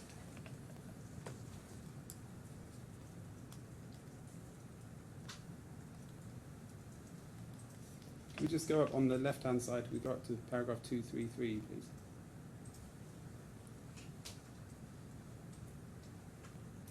I'm just looking at the fifth line down, just trying to understand.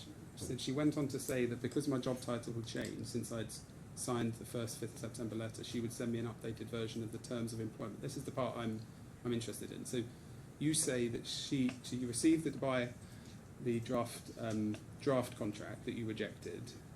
Then she said that she would send you a new version of the first 5th of September letter that updated your title. Is that right?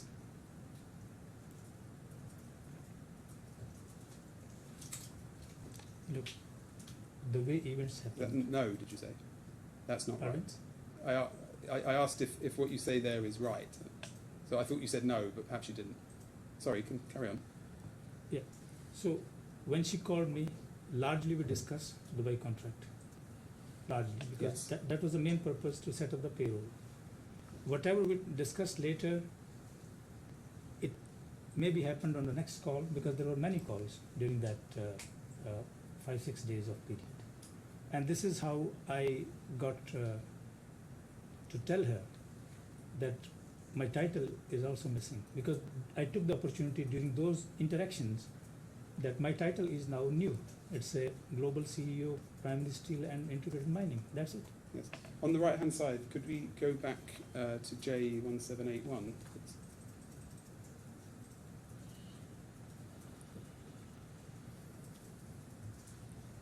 I'm just trying to understand at what stage this phone call happened. If you compare the 3 emails that are on the right, where did this call come in? Are you saying, so it's you received the draft Dubai contract, that's the bottom one, that obviously happened on the May 21st. Yeah.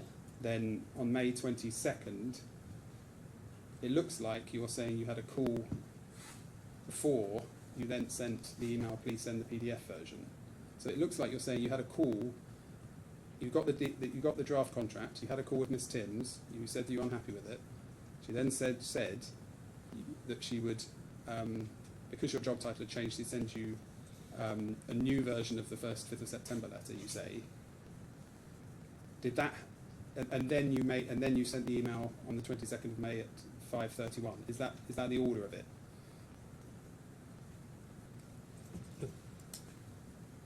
Or are you saying I appreciate you said that there were many calls at this time. Are you now saying you're not certain when you No, I spoke said about? between that period when we were traveling, meeting the governments, and in between Ms.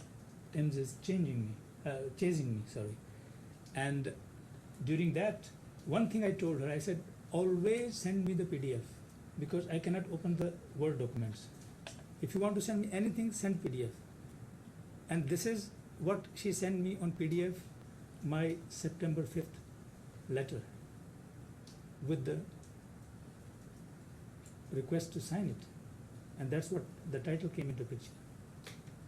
Yes. So are you saying that before she said, if you look at the top email, PDF version attached, and that obviously does attach the second 5th of September letter.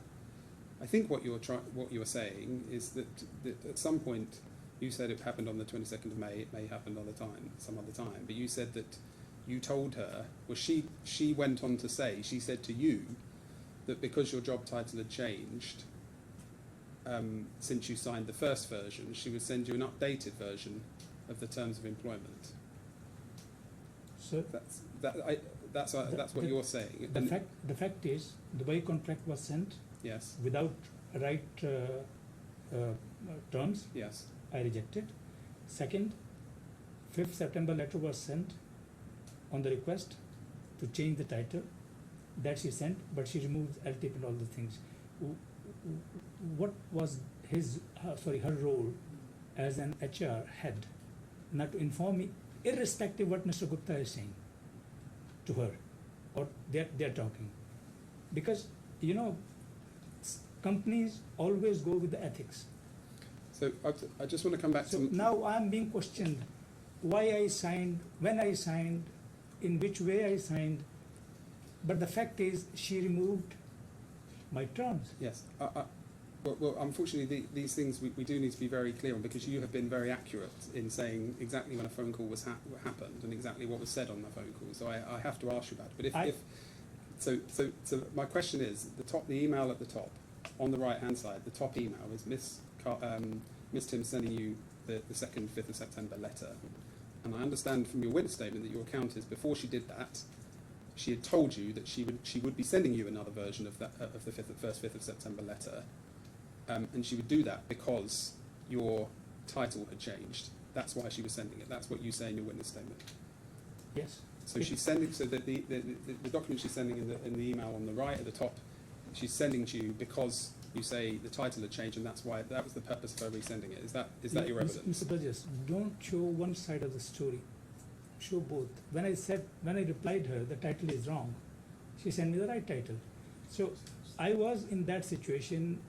I was not going to read, because for me, what I read, the way contract was wrong, I rejected.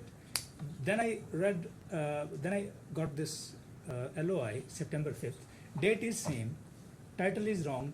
I replied title is wrong. She corrected the title, and I went to the second page to sign it.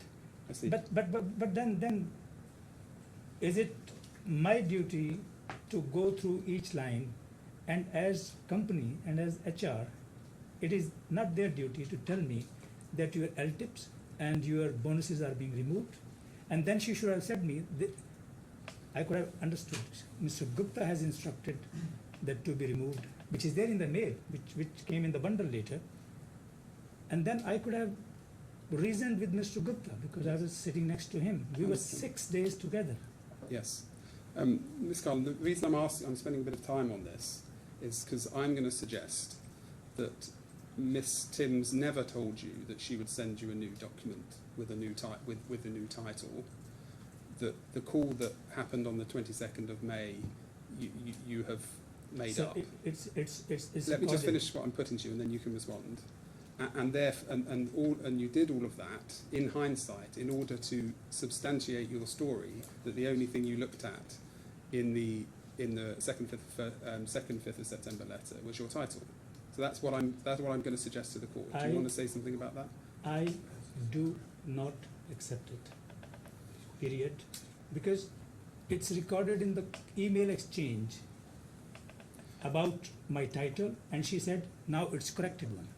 Where does it say that in the email exchange? Yeah, about your please check title? in the bundle. Okay. Check in the bundle. Could we go? That's why I said that please show both sides of the stories, not that what you wanted to show and. I'm afraid that's not my job, Mr. Kahlon, but Mr. Hill may well do that if there is something I've missed. J1783, please. Could I go back to the letter?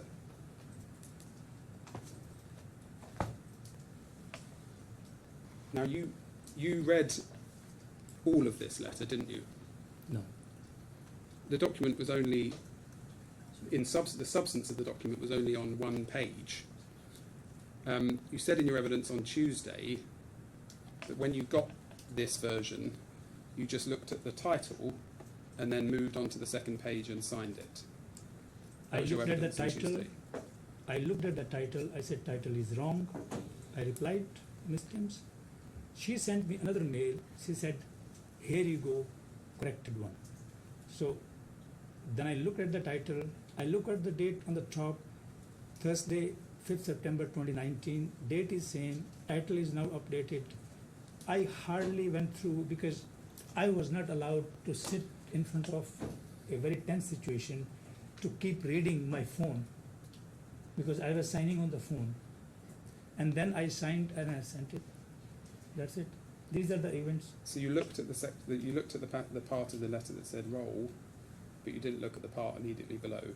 That's your evidence. Because Is that your evidence? I trusted. I'm going to suggest butt to you. in here. I apologise for this, but does my learned friend realise he's now putting evidence?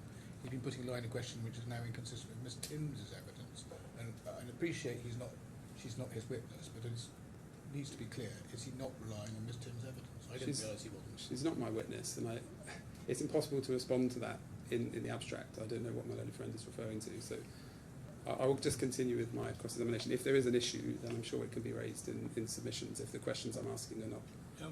appropriate. I'm going to suggest to you, Mr. Kahlon, that you did read this document in full, and therefore you did know full well that it didn't contain the LTIP and annual bonus.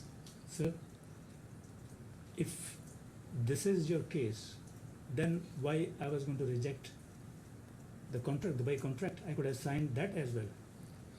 So on one hand, I'm rejecting the Dubai contract because there are no full terms.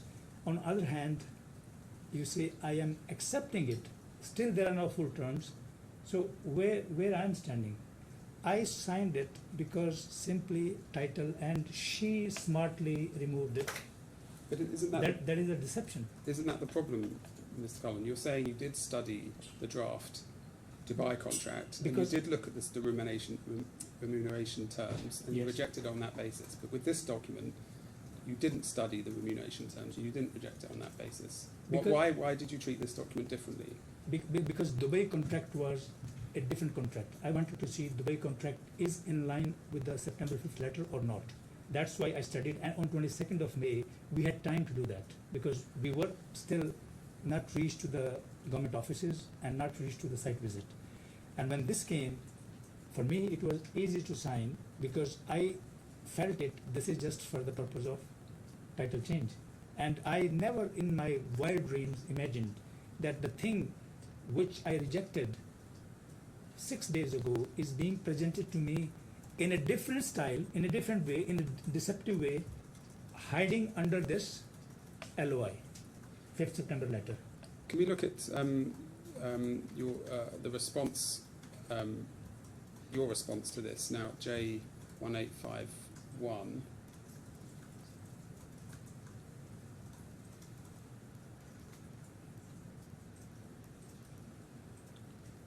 Mr. Burgess, just my note, can you remind me of the reference to the Dubai contract? Yes. Don't turn it up just yet. Yes.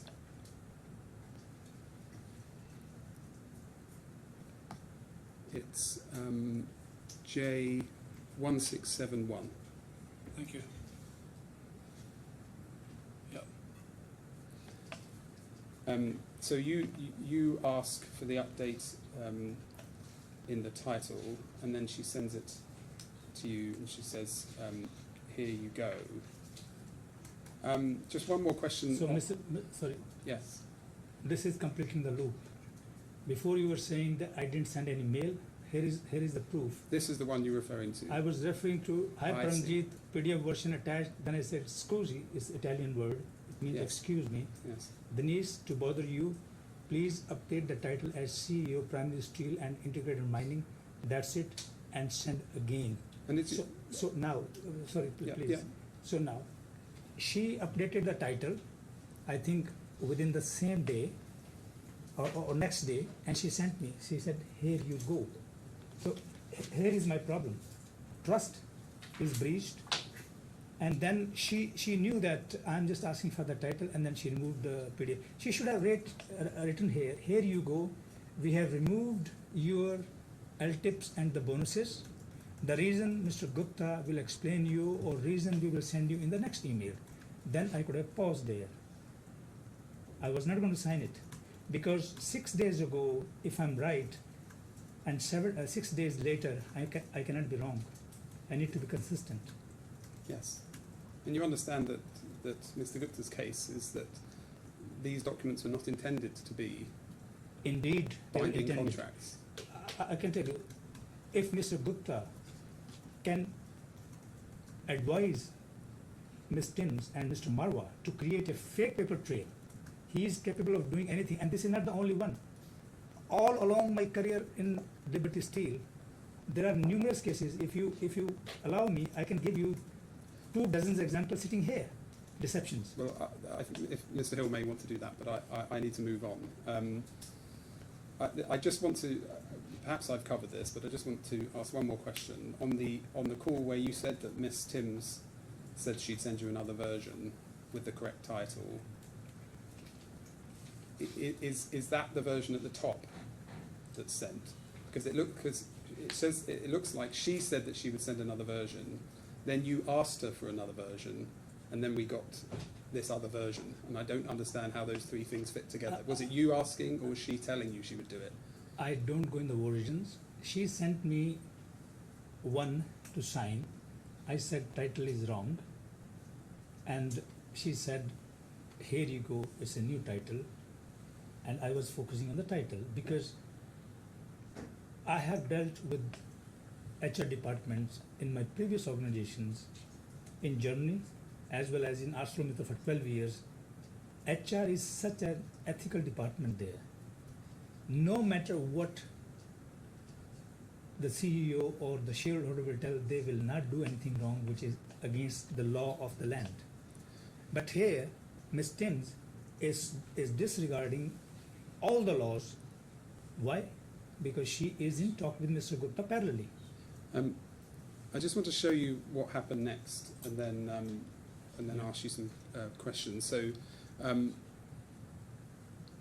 she sends you the version with the new title. You sign it and send it back the same day. That's J1831. Yeah. And that's the email at the bottom is you sending it back. Correct? You can see it if you turn over the next page. You'll be able to see. Yeah, please stay here. Yes. See that's you sending it back. So go back to the previous page. Sorry. Yeah, please. So this is Now this is. Can I just confirm? This is you sending back the document, the signed version, because then you'll see forward. Miss Tim sends it on to Mr. Jane, forwarding it on. Yes. So can I just check before you answer? I'll give you a chance to answer. But is the email at the bottom? That is you sending back the signed version. That email in that email you send back the signed version. Is that right? Yes. Thank you. One second. Yes. Here is the case of deception and forgery. Now she is scoring a win to Mr. Alok Jain that Dubai contract we couldn't sign, and she said, here you go, his signatures. It means it was like a signatures are obtained. Okay, so I fail to understand what was the problem to tell me that your LTIPs are being changed just for the sake of Mr. Jain, who was a very junior employee, that he should not see my total terms. And then all this architect is done in a way that here you go, his signatures, my printer, scanner not working, so can sign my side at the moment. What was wrong to tell me at the time that Mr. Kahlon, sorry, your terms are being removed for so and so reason? No worries. Ms. Timms has done her job. I was going to talk to Mr. Gupta, and Mr. Gupta has to explain me why it's happening. If I'm not signing Dubai contract for the same reasons, how on the earth I will sign this when there are no LTIPs? It's a breach of my trust. I suggest that all that's going on here, and you've gone through all of these emails in your witness statement. All that's going on is that a signed document is being provided to Mr. Jane, who you just said is a very junior employee, because he's setting you up on payroll. That's all that's happening here. There's no great deception here. Sir, if these mails were not going to exist, then you were going to say, standing here, asking me, there are no evidence of Mr. Gupta deception. And here are the evidence. Now I am again being put at the fault that why I read them. Because this happened to my life-changing opportunity. And we can see in that email at the top that Ms. Timms says that she can't sign it because I think her printer or scanner isn't working. We don't have a record anywhere that this document was ever signed by anyone, by Ms. Timms or anyone at Liberty DMCC. Does that surprise you? I don't know. Once I signed this contract, believing it is the same 5th September 2019 letter, just title is changed. Please check, I send it to my private email, because now I said that I have the first version, which was sent to me on 6th September 2019. Now I got the final version with the right title, because title was, they had changed a unilateral title. So I stored it for my record. That's it. And if on the earth I was going to get a wind of it, that my LTIPs are not there, I was going to pause there. No question. I was going to pause. Your case is that this document was a deliberate deception to deprive you of 30 million plus This was this. dollars in rights. You worked at the company. Would you not have expected someone in the company to have made sure it was executed by someone at the company? What? LTIP? A $30 million contract Yeah. that is received from a person, I have. a third party, when you were working at the company, wouldn't you have expected that contract to have been signed Yes. by the third party and by the company because of the value of the contract? I have binding offer, LOI, okay, and the same binding offer, LOI, I got from ArcelorMittal and served 12 years, and there was no issue.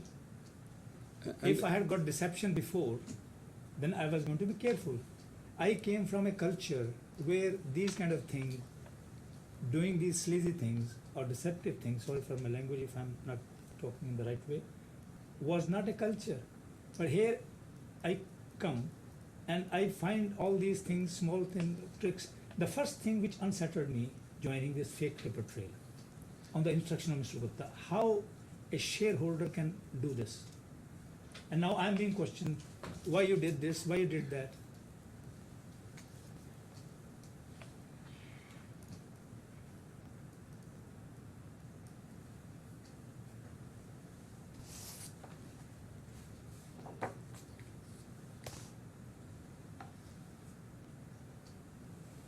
I see. Just one point of clarification. You said when you were referring to the 2nd, 5th of September letter, I was signing it on the phone. That's what you said.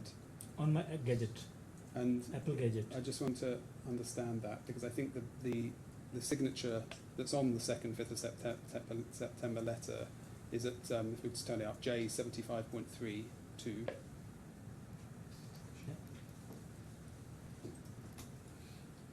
We just zoom in on the signature. It seems to be an ink signature. No, No? these are the iPad signatures I or see. iPhone signatures, signed by pencil. It can be sent for forensic investigations to any IT expert. These are the signatures which are done with the Apple Pencil. Oh, I see, with an Apple Pencil. Okay, Yes, sir. thank you. Could we go back to sorry, J1831? I'll just finish my questions on that. There's no record anywhere of Mr. Gupta chasing up that this document was signed or asking for a copy. Given that you say that Mr. Gupta must have deliberately concocted this letter to deprive you of your LTIP, does it surprise you, knowing Mr. Gupta, that he didn't follow up on whether this letter was received or signed? So better check Mr. Gupta's gadgets and Mr. Gupta's chat with Ms. Timms. There is the proof lying. I see. But I'm going to suggest that the reason no one signs the document and Mr. Gupta doesn't chase it is because there was no intention to deceive you. Because Mr. Gupta was asking Ms. Timms to execute his orders. And when Ms. Timms was writing to Mr. Gupta on 12th of May and on 14th of May 2020, these 2 dates or 3 dates, and there was a guy called Mr. Rashpal Sian who was in their commercial team. He was amending the document on the instruction of Ms. Timms, and it was done at least 5-6 times before sending to me. What was the harm to tell me? What was the harm? I was staying with Mr. Gupta in Chepstow. On one hand, we are making a big grand plan how to turn around, what to do, what not to do, on the teams, on the processing and everything. On the background, these things are going on which I was not even aware. But isn't the more plausible reason for that is because Mr. Gupta wasn't trying to deceive you at all? He's still proceeding on a false premise, which is there was no conversation outside of disclosed emails between Mr. Gupta and Ms. Timms. Sorry, I can't hear. My learned friend's line of questioning here proceeds on a false premise, which is that because there's no disclosed material in these proceedings showing emails between Mr. Gupta and Ms. Timms, then there can't be follow-up in the form of conversation and the like between Mr. Gupta and Ms. Timms. Your Honour, I don't accept that, and I can't, in every single question, remind the witness that if there are further documents that haven't been disclosed that he's aware of, that he should, or telephone calls or anything that he's aware of, that he should obviously identify them. Of course, I can't know if there are other calls outside of what's in the bundle. Of course, that's true, but I can't surely be asked to repeat that every single time I ask a question. Carry on. So that's the story of the 2nd, 5th of September letter. What I'll be suggesting is that Mr. Gupta did not direct Ms. Timms to produce the 5th of September letter. Do you agree with that? I don't agree. Please image Mr. Gupta's iCloud address and iPhone with a particular iCloud address, because you can change 10 number of phones. Everybody knows he's sitting in the courtroom. You can change version 9, 10, 11, 12, but if your iCloud address is same, all your data remains stored there in the cloud. You check Mr. Gupta's address, you will find everything. And I would be happy to, if you show me, on the contrary, I would be happy to reconsider what I'm saying. So you're saying the evidence of the deception would all be on Mr. Gupta's Phone, Mr. Gupta's iCloud address, I see. unless Mr. Gupta's big army of IT experts have not erased the footprints, and Ms. Tim's diary, hard diary, because she had the habit to write everything, and you know that was this thick diary. I see. I'm going to suggest that even if Mr. Gupta was aware of the 2nd, 5th of September letter, it was not understood at the time by either Ms. Timms or Mr. Gupta to have the effect of removing any entitlement to the LTIP or annual contractual bonus. Is there Sir, anything more you want to say on that? Sir, I was beaten for 3 years from 2022 till 2025 on these 2 counts, 2nd September letter and on the Dubai contract. And I'm bankrupt now because of these proceedings and this, and it wasted courts lots of time with lots of CMCs and every time that discussion. And now suddenly it disappeared in last week that is not the case. So is it not deception as well?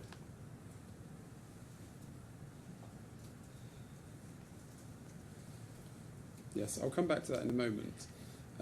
Finally, I'm going to suggest that you knew that the LTIP and bonus had been removed from the 2nd, 5th of September letter before you signed it. Sir, under the oath, I can retake the oath. I'm saying I knew in the end of May 2022 when I was wrongfully terminated. I was preparing for the case, and then I gave all the letters to my solicitors, my law firm, and then said, what is this? Just to remind the witness, he shouldn't be referring to discussions of his lawyers. Yes, absolutely. Can I take you back to your witness statement, H145, please?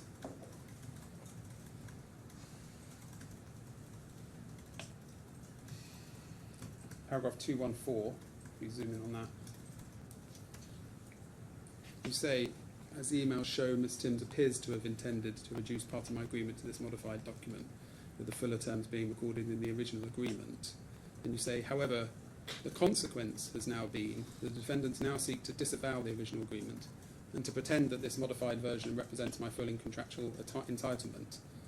If that was the original intention, it was completely improper, and you continue. You're obviously aware from your answer a moment ago that the companies do not now say that this 2nd, 5th of September letter was a binding contract. You're aware of that? Yeah, but if I'm tortured for 3 years. I just asked if you were aware of that fact. Please say, because I'm done, you know, I'm sitting here, I lost my job, in the corporate world I had a big name, and because of association with Mr. Gupta, I'm in a big disadvantage, and everybody is looking at this case which is going on. So you tell me for 3 years I suffered, and you want me to forget it in just 1 second? No, I'm asking you. And then what I'm writing, that they have put this case on the second letter and the original, which is 5th September letter, is not being considered. I'm just asking about what you say here. If that was the original intention, those are the words you use. You don't know if that was the original intention or not, do you? You can't know. I'm not having a crystal ball where I No. see the things, but I'm telling all the actions all along, they projected it. You're clearly familiar with the documents from the time, and you've given a full commentary on them in your evidence. There's nothing in any of those documents at the time, is there, that would show that there was that intention that you refer to, if it was the original intention. There's nothing in the documents that show that original intention, is there? That's my case. But the question is there a document Okay. that you say shows that intention? I had to go to Mr. Gupta and request him, please, Mr. Gupta, whatever gameplay you did with me for those years, give me on writing so that I can put in my statement. Am I right that the reason you now allege it must have been the original intention of Mr. Gupta is because the companies subsequently relied on the document as being binding in these proceedings? That's the reason. That's where you infer the original intention from, is that right? Mr. Gupta himself, or as the sole shareholder, the majority shareholder of these companies, is architect behind all these things. Is the main actor who did all these things. So this way or that way, it's Mr. Gupta. So how was he the main actor because who did all these things? Can you just elaborate on that, yes, please? you look at the bundle, you look at the chat of Mr. Gupta and Ms. Timms. Every instruction is going from Mr. Gupta. It doesn't look like Ms. Timms is HR director. It looks like that she is acting like PA to Mr. Gupta. So, are you saying that if the LTIP and bonus was removed, it must have been Mr. Gupta? Is that what you're saying? It is Mr. Gupta, definitely. Not must have been. But there's no document that says that. You're inferring that. Is that right? Yeah, but that's what I'm saying. Check Mr. Gupta's gadgets, especially phone and iCloud No, account. I have that point. I'm asking you why it is that you believe it was Mr. Gupta that must have done this. Can you just answer that question? What Yeah. is it about Mr. Gupta you think that it must have been Mr. Gupta who removed these benefits? From October 2021 onwards, his actions, his style, on everything, and then coming towards meeting on 26th of April 2022 at Mr. Trehan's house, then meeting on 8th of May 2022. If a person who is the head of the company, he never calls employee to his house to demean him, to tell him either this or you're terminated. What this conduct is. But at the moment, I'm just talking about the period around the 2nd, 5th of September letter. Yeah. And I'm asking you about why you say Mr. Gupta must have been the person that deceived you. And I'm just understanding, what is it about Mr. Gupta or your knowledge about Mr. Gupta that makes you understand or believe that he would have been the one to take away your benefits? Yeah. That's the question. Without Mr. Gupta's approval, nothing moves in that company. Nothing. Including LTIP and bonus? LT bonus, paying the bonus to the different units, rewarding somebody, hiring a new person, setting the terms and conditions of salary, bonuses, structure, all these things, everywhere is Mr. Gupta. Single person, it's a just one decision maker in the company. I see. So how Ms. Timms can remove LTIP without Mr. Gupta's approval? No way. Okay,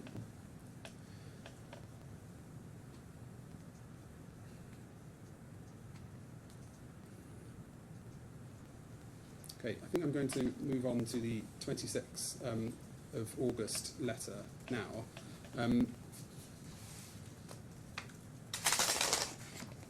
Again, I'm going to try to take things through chronologically so we don't get lost. If we can start, please, with J2421.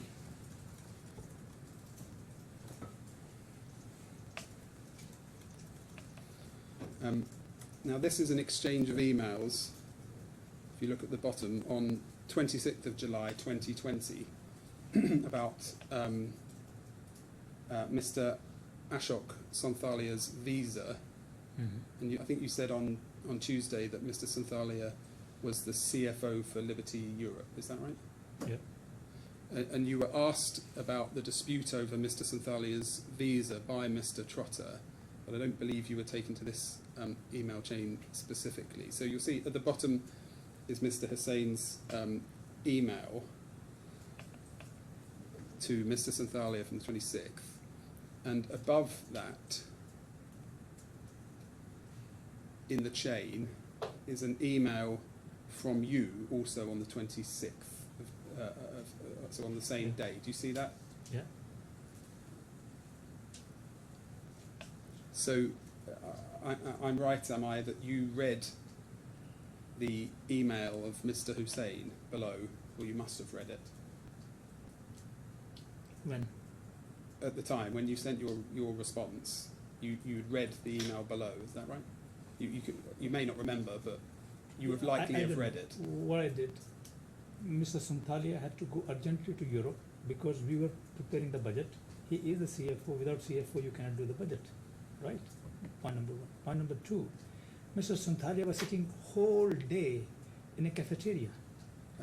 No, I'm afraid, Mr. Kahlon, I must make progress because I don't have too much time. So my question is. No, I'm sorry. I have to make progress. The question I asked you was just if you'd read the email below, and I think you said that you were concerned about his visa getting processed because he was needed. Did I infer from what you just said that he was needed to fly? Yes. To Europe. So you did read this email. Mr. Santhalia complained me over the phone. He said that. No, did you read this email? The email at the bottom. I don't remember. Okay. Exactly. You don't remember. Maybe I didn't read the full. That's fine. Of it. So Mr. Hussein at the bottom, he worked at Central Services Company. You can see that from his email there. And that was, am I right, that was the department that was headed up by Mr. Jain? Yes. And Central Services, am I right, that generally dealt with visas and work permits for employees in Dubai? They used to depend mostly for third party. And in third party, if you give certain requirements to be done on urgent basis, it's a VIP fee. If the normal case is say taking 100 dirham, for the VIP it could be 200, 250, and then the things are done in a day. Can we open up the document so I can see the table at the bottom, please? So you'll see point 3 in the table shows that applicants for a visa needed to provide their highest educational certificate attested by the UAE Embassy and the Ministry for Foreign Affairs. But then in the third remark on the right, it says other than sales visa. Can you see that? Yeah. So if you work in sales, you don't need to provide an attested educational certificate. So That's what he's saying. Not work in the sales. If you are given the title of sales, it Yes. means you are a foot soldier. And same problem is with Mr. Santhalia now. His title, he's a certified chartered accountant with so many degrees. Yes. And he was given the sales title the same way. Okay, sales means salesperson should get not more than 10,000 dirham. Yes. With the sales title, sorry. The other problem with Mr. Santhalia was, which was a big problem for all of us, his LOI was from Liberty Steel FE Trade.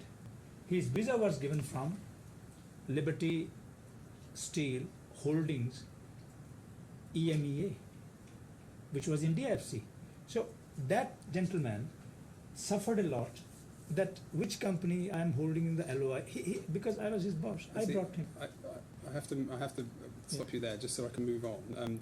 You were aware at the time when this email was sent, or around this time, that that there was this way that the visa process could be speeded up if you put on the application that you worked in sales. You were aware of that being a quicker way to It get was a done visa. with my whole team. Yes. And most of them, okay, I came to know about most of them later because I went to Australia. Simply, I went to Australia on the 2nd of September.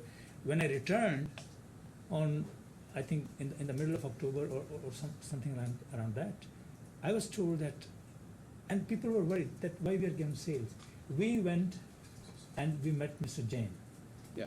And Mr. Jain said smilingly, in Liberty we do the things like this.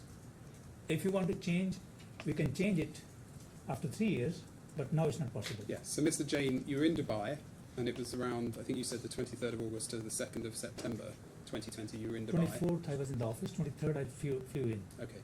And it was when you were there in Dubai that Mr. Jain gave you this document to sign. We'll come on to the document in a moment, but that's what we've been calling the 26th of August letter. Mr. Jain was convincing me, along with Ms. Timms, that we will give you a title called sales that will bypass everything, and no, we will give you a shortcut version of getting they didn't say sales at the time, shortcut version of getting the visa in Dubai. And I said, what is that? They said, you don't need to provide your education certificate. And they said, I rejected it. I was resisting it till 1st of September. On the 1st of September, when I was about to go catch a flight, go to pack my things, and then Mr. Jain came running. He said, oh, we found a way. And he got that 26th of August letter 2020 signed from me. And I told him, I said, okay, but send me. Yeah. And then when I saw it, I complained to Ms. Timms very heavily. I said, this is not a professional organization should do. We're going to come on to that. Yes. Mr. Kahlon. Can we please, alongside this email, also bring up the 26th of 26th of August letter, which is J2671.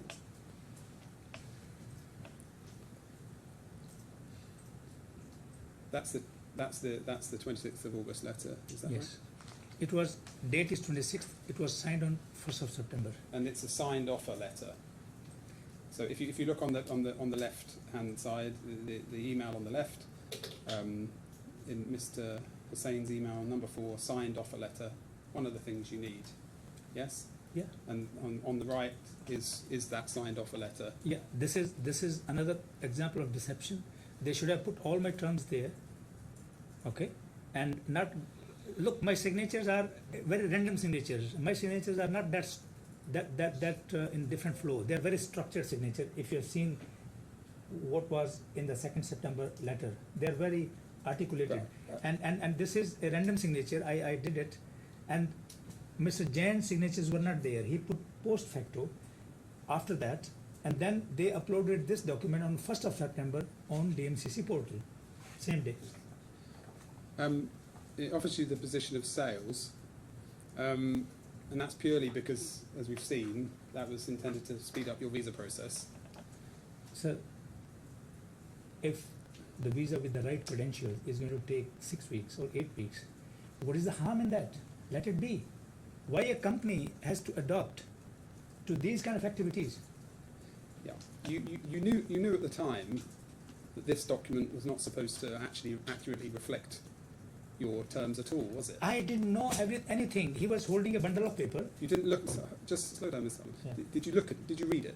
No, because when Mr. Jain said, because I was resisting for 6 days, and he said that they found a way, and it's agreed with Ms. Timms, and you need to just sign it. He didn't explain that this is the same thing what they are trying to. But all along they were not telling me it's a sales.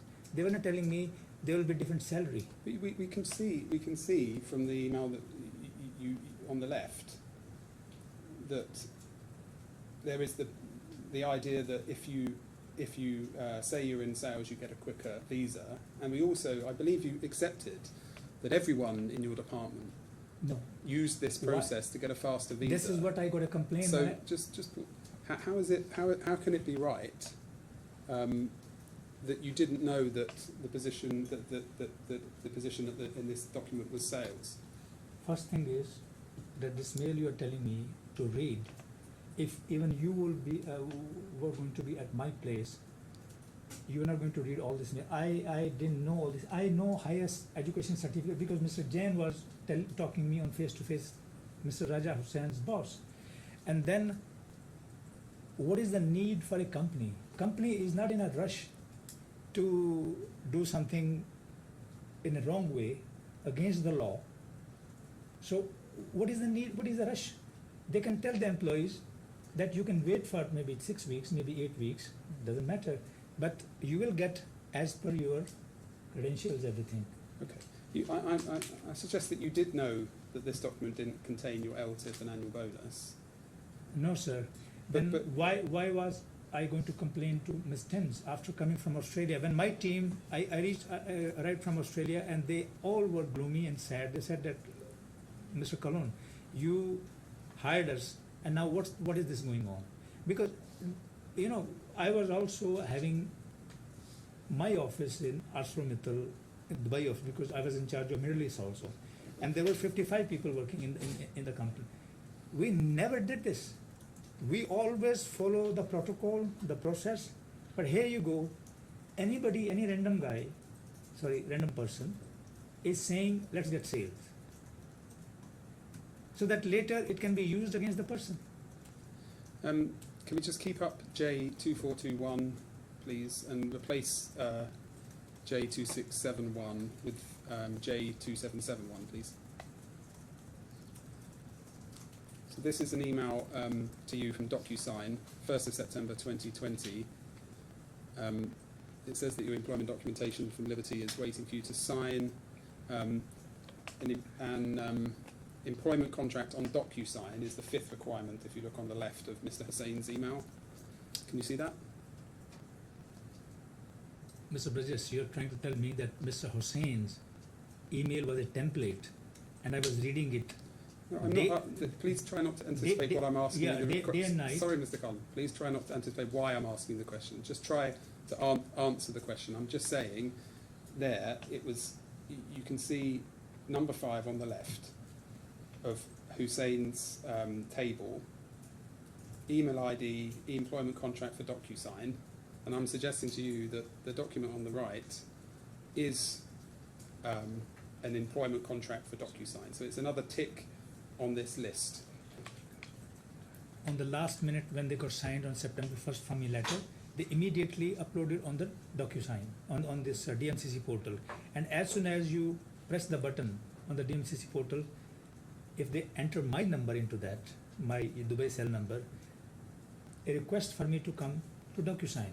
And it's, am I right that the DocuSign is just, it doesn't matter what is sent, it's just in order to verify you have an email address, like a corporate email address, is that right? Is that your understanding? Why corporate? DocuSign is a standard requirement by a free zone called DMCC. I see. So once a company or any employer uploads a letter, employment letter, which they uploaded that 26th August, then DocuSign will send you a paper to sign. And there, this whole terms and conditions are written. I see. And then can we replace the document on the right with J2781? So this is the cover sheet which you were asked to sign through that DocuSign email. Yeah. And I'm going to suggest to you that the purpose of sending a contract through DocuSign was purely to prove that you had an active email address, so that you had to send a contract in order to prove you had an active email address. Do you have any knowledge of that? No. Okay. It's not for email.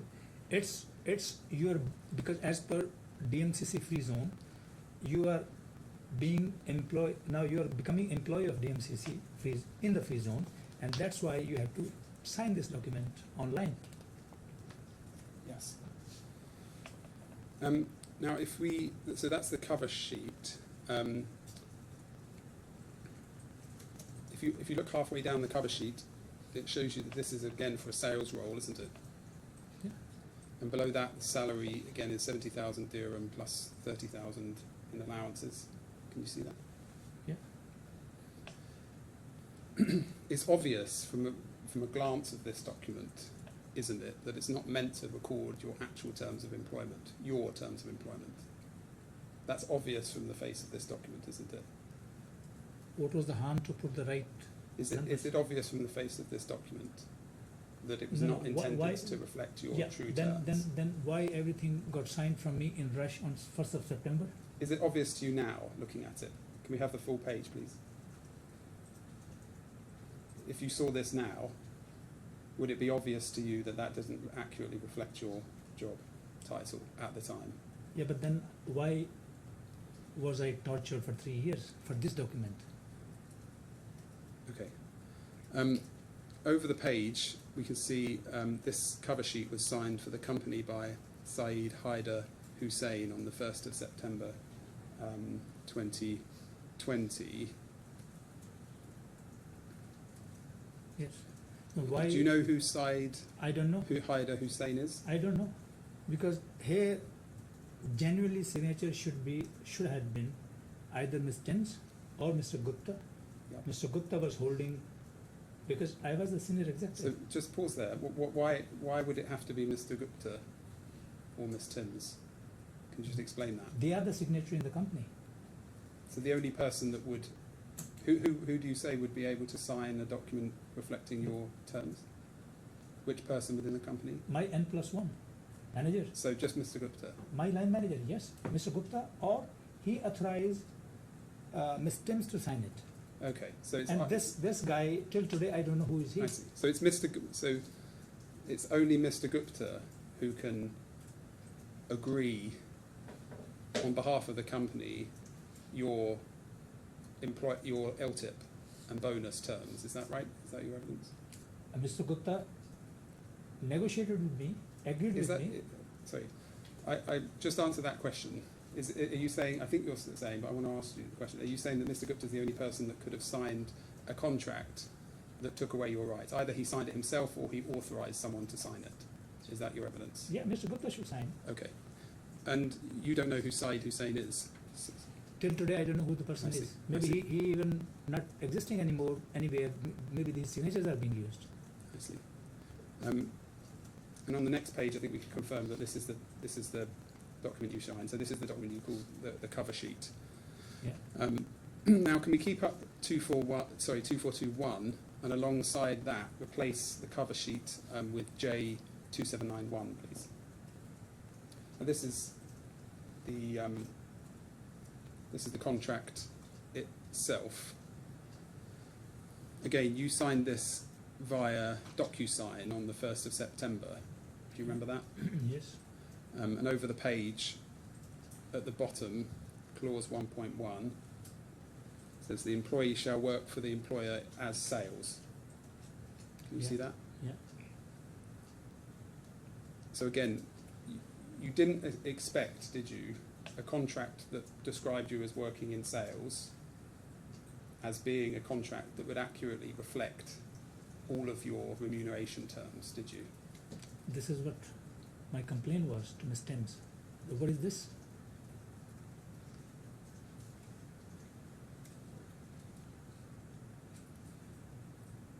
And as we've seen, you're signing these documents through DocuSign in order to comply with point 5 of Mr. Hussein's email in providing a contract via an accredited email account. Yeah. I was not having Mr. Hussein's email or this table pasted on my some wall, and I'm ticking the box. One is done, second isn't. It was not the case. Not Mr. Hussain. Mr.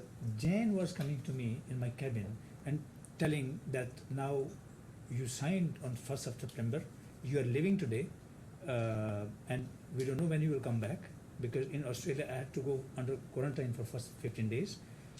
So we will do all the activities. So now on the DocuSign, one document will come, you need to sign it. Okay? So document appeared within 5-10 minutes. As soon as they push the button, I went to that box of DocuSign and signed. And when I came back, my team complained, And Mr. Jain, in the meantime, showed me that 26, and this is how I complained to Mr. Timms. I said, this is not acceptable. And you know what excuse they gave me? Oh, it's too late, every formality is done. It's not possible now to change. It will take time. So next visa term, when it will come in 2023, it was 3 years visa, then we will change it. What a lame excuse it is. But it's an excuse that would be completely consistent with these documents not having any effect other than to help you get a visa. Can you return 3 years of my life of torture? Please answer me that. I'm afraid I can't answer that question. We can close down now both documents, please, and then replace them with J3191. Just to complete the story, this is the visa that you were eventually issued with, isn't it? Yes, sir. And it says your profession is sales. Yes. Yes. And from this point, the problem started. When this visa came pasted, I noticed the sales, all these other things, and my team complaining. Then whole drama started after that. I see. Can we now turn up A to 21, please? So this is your re-amended particulars of claim. So one of the statements of your case in these proceedings from 10th of June 2025, paragraph 53(1)(a), you say the omission from the 2nd 5th of September letter, the DMCC standard contract and the DMCC employment cover sheet. Just pausing there, those are the two documents we've just looked at. Is that right? Yeah. Of any terms referring to the LTIP and annual contractual bonus, and the claimant's signatures on these documents were deliberately procured by Mr. Gupta to mislead the claimant, that's you, and deprive him of his contractual bonuses and LTIP. And then the next paragraph you say, at all material times, Mr. Gupta intended to deceive or mislead the claimant into signing documents which purportedly did not include the claimant's right to the annual contractual bonuses and LTIP. So Mr. Gupta had no involvement at all in the creation of the DMCC employment contract, did he? I was reporting it to whom? Mr. Gupta. Who was my direct boss? Mr. Gupta. Where I was living, 5 minutes walk from Mr. Gupta's house. We were walking together. Okay? And Mr. Gupta knew everything what's going on. He was based in Dubai. He left UK, he was based in Dubai. And now saying Mr. Gupta was not involved, I will not believe it. How was he involved in getting you a visa? Can you explain that to me? You know, when the team must have told that a senior person like me, for the CEO role, his credentials are needed to be vetted by the Ministry of Foreign Affairs of UAE from the country from where he got the education. Fine. It will take 6 to 8 weeks or maybe 2 months.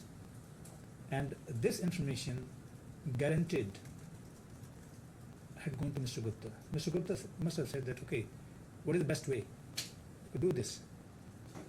So what was the Why need? would Mr. Gupta be involved in something like this? He's the chairman of the entire group. Why would he be involved in ticking off the list that we saw from Mr. Okay, Hussain with fine. DocuSign and email employment contract and offer letter? Why would he have any involvement in that at all? That's my question is, why was he involved in the fake paper trail? Why was he But involved? that's my question. I'm asking you that When question. it's finished. I see. So why he was involved in the fake paper trail? Why after that, n number of times, he gave the insurance and took the U-turn completely and did exactly, you know, talking to a government official like a prime minister, you know what the consequences are. They can send the lookout notice for me, I could be arrested at any airport. And what he did, he threw me under the bus. Taking 152 million euros and suddenly disowning everything, leaving me in the lurch, now fighting with the trade unions, fighting with the governments, fighting with everybody around. And then, when purposely, there is a WhatsApp chat between Mr. Gupta, Mr. Agarwal, Mr. Gupta and Mr. Tim, purposely, they said when this guy, I think their plan was, when this person is not on the ground, take the allowances, we will see what will happen later. When Mr. Gupta is in the box, you will understand the personality. Okay, well, I'm going to suggest to you Micromanagement was Mr. Gupta's style.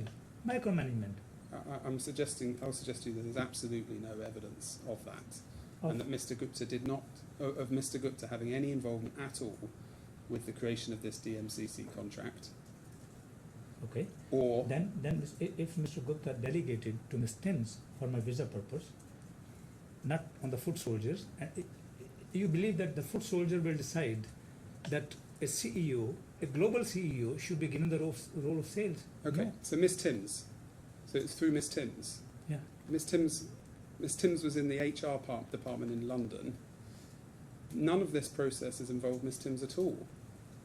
So, sir, It's a process being carried out by Mr. Jain and Mr. Hussain, these Okay. junior employees, as Then- you said. yeah, that you are suggesting that a CEO is hired with such a high salary, with such a high responsibility, and Mr. Jain and Mr. Hussain, who are foot soldiers, they are going to handle him No, without any instruction from Mr. Gupta. This is what you are suggesting. no, I'm suggesting that they had no instruction from Mr. Gupta because it was nothing to do with Mr. Gupta. It was to do Then- with these then- junior then- employees finding you a visa. And junior employee will decide about me. To get you a visa, yes. Come on, sir. Mr. Gupta decided about my furnished accommodation in Dubai. He purposely said that you will live next few blocks from me because I need to meet you every day. Mr. Gupta gave me furnished accommodation. Mr. Gupta facilitated everything on my own boarding and all these things. And now you are suggesting Mr. Gupta wasn't more. I was reporting under Mr. Gupta. Naturally, Mr. Gupta will know every and each of my movement. Okay. I'd like to jump back to the very earliest period, if I may, 2018 to 2019. This is when you were negotiating your remuneration package before joining Liberty. Yeah. And as we know, you describe at some length the meetings that you had Yes. with Mr. Gupta during that time. Yeah. And obviously your case is that Mr. Gupta personally agreed with you in those meetings that you'd be entitled to an LTIP and annual I'm sorry bonus. I'm sorry to rise again, but just to say the last line of questioning is, again, inconsistent with my learned friend's own case. His own case is that Miss Timms did have a conversation with the claimant about why compensation was excluded from a DMCC employment contract. Okay. It's a pleaded case. Okay. Well, Miss Timms, we can move on from there. Okay, so if you have a submission to make on that, then obviously make it. So you don't I think suggest... if you're putting a case which is contrary to your pleaded case, then you can't just move on from it and leave it for someone to make a submission. Well, can I ask the witness if Miss Timms was involved or not? Can I ask that? Yes. Was Miss Timms involved in the DMCC employment contract process? Yes. How? Because she told, if you see the conversation of Ms. Timms with me, she said that Dubai contract will follow. Okay? And then she is in talk with or emails with the Alok Jain that we have to set up the payroll, so he will get the Dubai visa. She is instructing Mr. Jain. It's all evidence there. And she is also talking to Mr. Gupta on the side that where and which company or which entity of Mr. Gupta I should be given the visa. It was Mr. Gupta's decision that one person will go to Sikant Trading because there is a web of companies, I don't know what they do, these companies. So me, Mr. Kahlon, will go where? So once that was decided, after that, Ms. Timms was in talk with Mr. Jain. Mr. Jain must have told them that, look, getting visa for him and his senior team. By the way, I was a CEO. Under me, the people were very senior, very, very senior. Chartered accountants as CFOs, MBAs like marketing managers and sales managers. So they were no less than me. So all of us had to bring education certificates, and Mr. Jain guaranteed, told Ms. Timms, and Ms. Timms guaranteed went to Mr. Gupta, and Mr. Gupta must have advised them what to do. Because Alok Jain told me to convince me. He said he also got the visa in a shortcut way, and his visa, because when it was a small trading company, he said his visa was facilitated by Mr. Gupta himself. because there were just 15 people working in the trading at the time.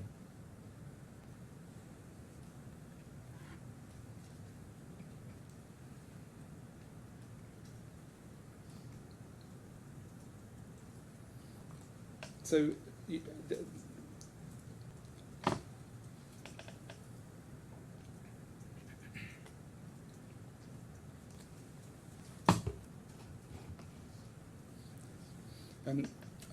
I return back to the question I was asking you about the early meetings in 2018, 2019. Yes, sir.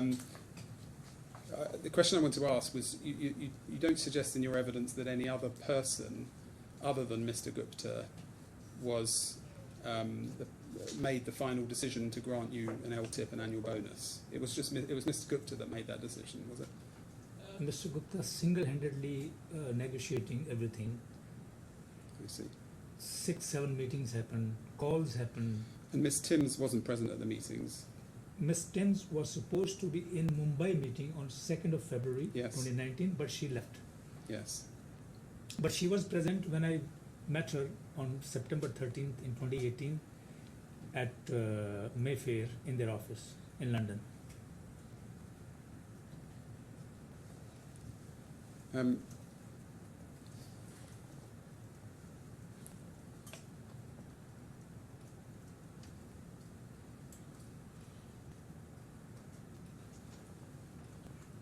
But Miss Timms didn't take part formally in any meeting, did she? She was there to, if she was there at all, she was to take notes, is that right? Mr. Gupta took all the negotiations, all the discussions, everything. Yeah. Mr. Gupta had a plan in his mind what to do in Europe after taking over ArcelorMittal units and how to expand. And post that June 23, 2019 meeting, he told me that Ms. Timms will be briefed by him and then she will contact me. And then he also told me that ArcelorMittal is taken in June, around middle of June. Whole July, August he is busy. If not in July, she will send you for sure in August. So he said that she will send me the paper. Okay, could we turn up your witness statement at H130, please?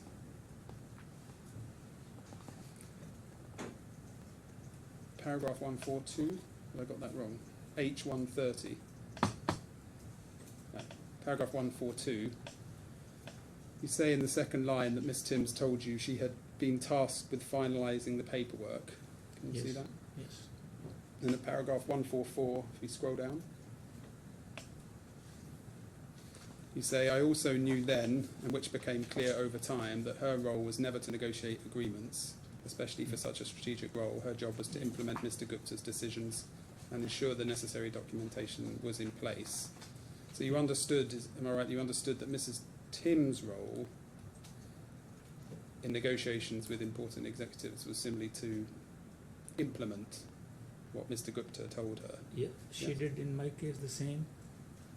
About year later, another executive from Australia whose terms we saw here first day, the same thing happened. Mr. Gupta instructed Ms. Timms to do as she did.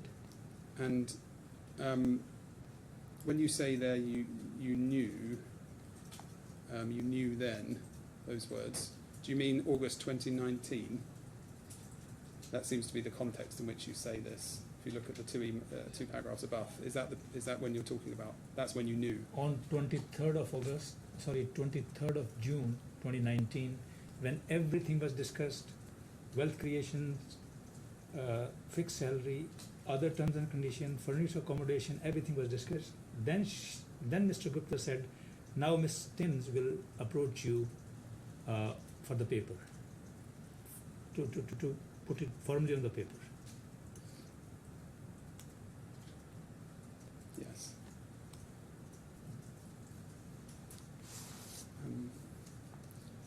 Just one more question on this. Can we turn up H18?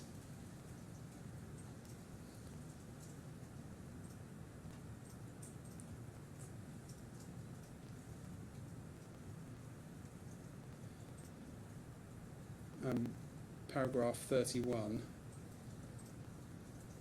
you say Mr. Gupta's decision-making power was not just influential but absolute. Can I see 31, please? Yes.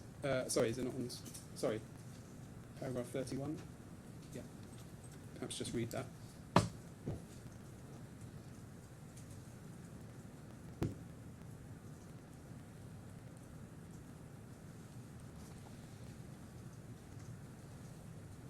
So presumably you came to know that Mr. Gupta's power was absolute during the period you worked at Liberty.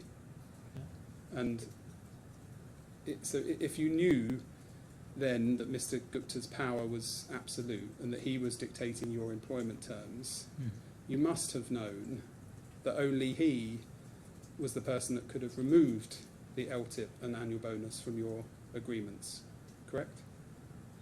Absolutely. This is what I'm talking from the beginning.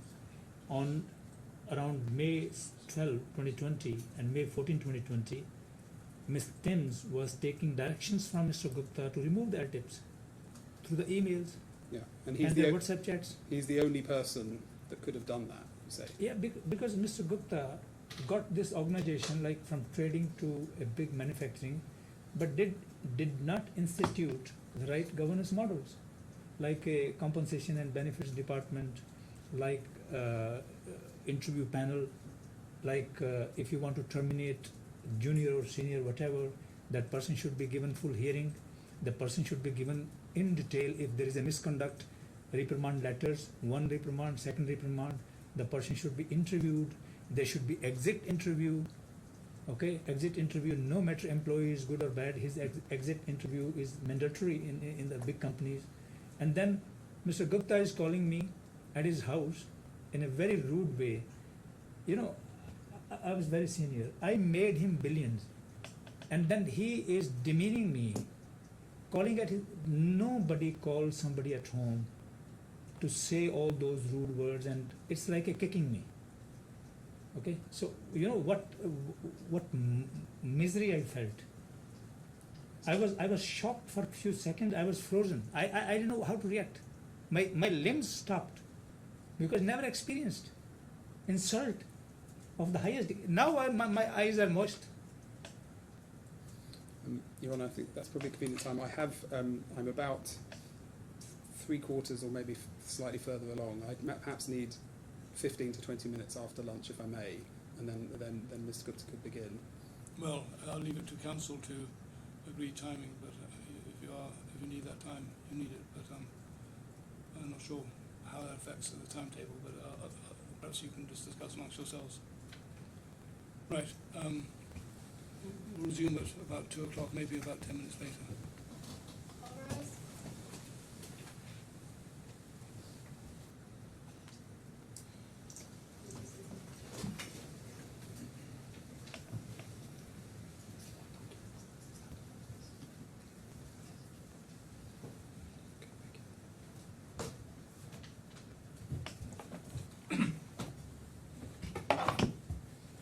Yes, good afternoon, Mr. Good afternoon. Good afternoon, thank you. I did just want to raise one matter. Towards the end of my cross-examination, Mr. Hill interrupted one of my questions. I had asked, Miss Timms was in the HR department in London. None of this process has involved Miss Timms at all, and I was referring there to the process of creating the DMCC contract for the purposes of the visa application. My learned friend said that this was contrary to my own case, and we had a brief... Sorry, I'm just reading back the transcript. The line of question is again inconsistent with my learned friend's own case. His own case is that Ms. Timms did have a conversation with the claimant about why compensation was excluded from the DMCC employment contract, their pleaded case. Now, I just want to show, just pull that up so I can clarify the position and then ask my question, if I may. So the page is A/3.5/10. My learned friend didn't give me a reference, so I wasn't able to deal with it on my feet. But I believe, I'll be corrected, but I believe this is what is being referred to. Paragraph 16D. The claimant in any event knew that the DMCC employment contract did not contain the LTIP and annual bonus. His evidence in these proceedings is that he was told prior to the signing the DMCC employment contract that it would be based on a letter of 26th August 2020, which he signed after the 2nd 5th of September letter, and which he knew did not contain those terms. So if that is what my learned friend is referring to, I don't think that it is fair to say that we are positively averring that there was a conversation that took place. The position is I'm reflecting what the claimant's evidence is about it, and the question I asked was perfectly legitimate, which was to point out or ask the question, was Ms Timms involved in the process of the creation of the DMCC contract? So I'd like, if I may, to ask that question, unless my learned friend says that he was referring to a different part of my pleading. Well, he hasn't said so yet. So. I was referring to the Liberty Defendants pleading that the learned friend has adopted in his pleading. The Liberty Defendants pleading says in paragraph 20. Phone on, please. I'm sorry. I'll start that whole thing again. I apologise. I was referring to the Liberty Defendants defence, which is adopted by a learned friend, his client, and that pleads at 24.4.11 that the employment DMCC employment contract was entered into. I'm sorry. Well, I'm looking at a version. It's not the only version. I'm looking at a version which is at K1155.1, page 9. But this has got original text, so it's the case that's always been pleaded, and this is part of the case that's adopted.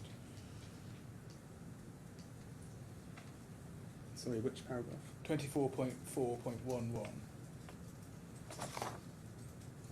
and 24.4.12.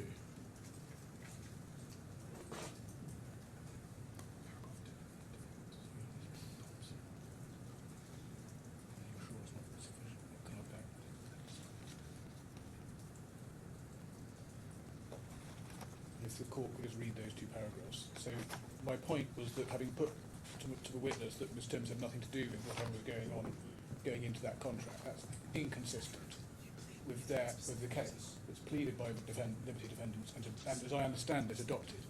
Now, if a learned friend tells me that part was carved out of his adoption, I don't think it was, then I will withdraw my submission.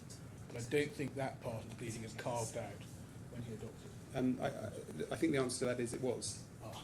So the carve out at the top, and I appreciate my learned friend may have just made this mistake. It's a very complicated pleading. The plea at the top is that any paragraph not referred to is adopted, and I do refer to and particularly plead to 24. So that's the answer to that. 24.4. I don't think you do. Anyway, that's. It is noted for the record. Which is maybe as far as we need to go. Well, I would just like to, having had that preamble, I would like to just ask the question now, if I may. He did ask the question last time around. There always seems to be a route to ask the question again, but it's I need it now. I think you'd like to ask it in an uninterrupted way. Yes. Right. So the question was, I'm sorry, Mr. Kahlon. The question was, we were talking. I'd got to the end of the DMCC employment contract process, where the process by which that was created.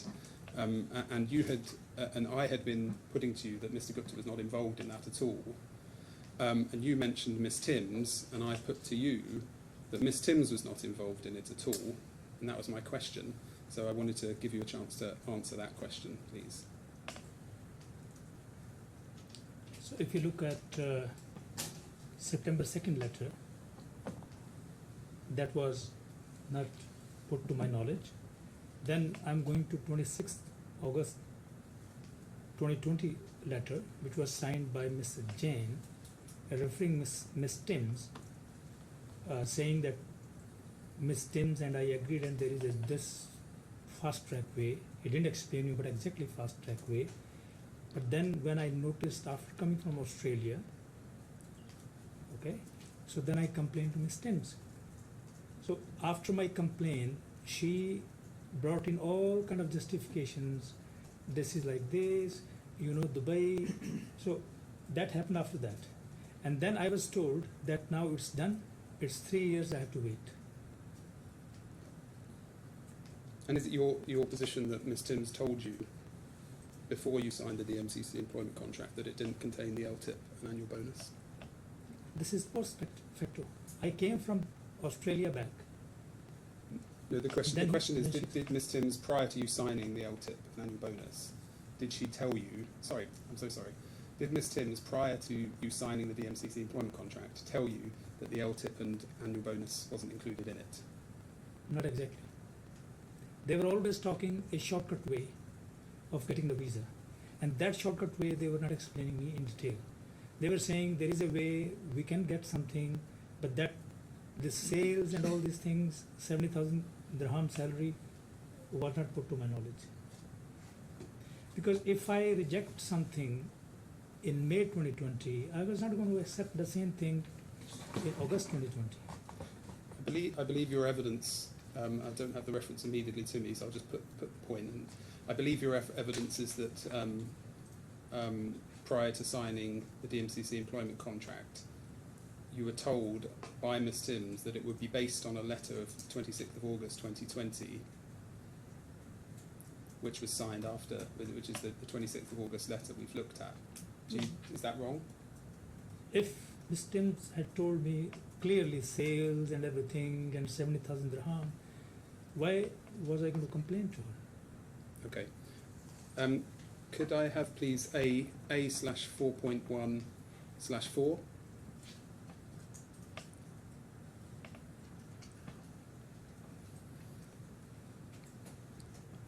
You'll see paragraph 10. I believe Mr. Trotter took you to this on Tuesday. Just interested in the last sentence. In or about August 2020, the claimant informed Ms. Timms that the 2nd, 5th of September letter had been signed by the claimant in error. Now, I'm suggesting to you, when you wrote that, you believed it to be true, correct? No, because I was confusing between August 2020 letter of Dubai and the 2nd September letter. To be fair to you, Mr. Kahlon, I should introduce what this document is. If you could just expand it up, please. This is one of your statements of case in the proceedings. So you've signed this document as being true. I wanted to be fair to you and tell you that first, and then you can give your answer. So I asked you at the end of the last sentence of paragraph 10, in or about August 2020, the claimant informed Ms. Timms that the 2nd, 5th of September letter had been signed by the claimant in error. And I think you said that isn't true. Can you just explain, please? Sorry, I asked you, did you believe it to be true at the time when you signed this document? And you said you didn't, but you may want to correct that, I don't know. Yeah, we rectified this later in our witness statement number 4. Okay, so then I recollected everything, got all the documents, and I remember my conversation with Mr. Jain when he came rushing on 1st of September. Yes. And then I was complaining to Ms. Timms about that letter. Well, the correction that you made was that you were talking about a different letter when you had this conversation.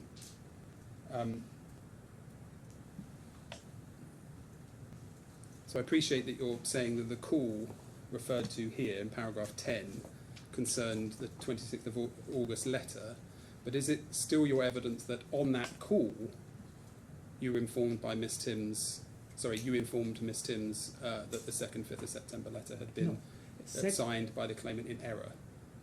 Because you don't correct that, you just correct what you were talking about on that call. So I'm just asking you, is that still true? Did she tell you on that call, did you tell her on that call that that letter had been signed in error, the 2nd, 5th of September letter? Which call?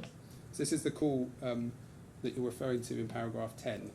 So the paragraph in front of us here, last sentence, you say the claimant informed, so you say you informed Ms. Timms that the 2nd, 5th September letter had been signed by the claimant in error. You then correct, and I believe, am I right, that was a call?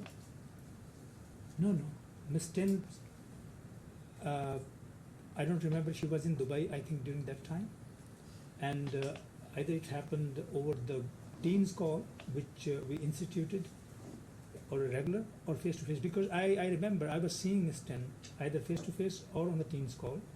And then I said, it was me after coming from Australia. Because, I was in so much of stress and completely shaken for a few months after this, my wrongful termination. And during that period, I was thinking what to do, what not to do, prepare the claim, all these things. And this second September 5th letter was not into my recollection at all. I see. I'm going to suggest to you that the statement in paragraph 10 that's in front of us in the last sentence was true when you said it, and it remains true. No, because then I in my next written statement I corrected it. Could we please call up K/4/5?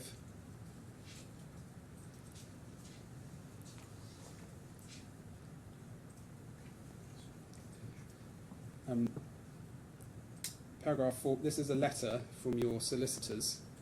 Mm-hmm. It says, if we could go back to the first page just so you can see the date. So, page 1, 23rd of June 2022, so back to page 5.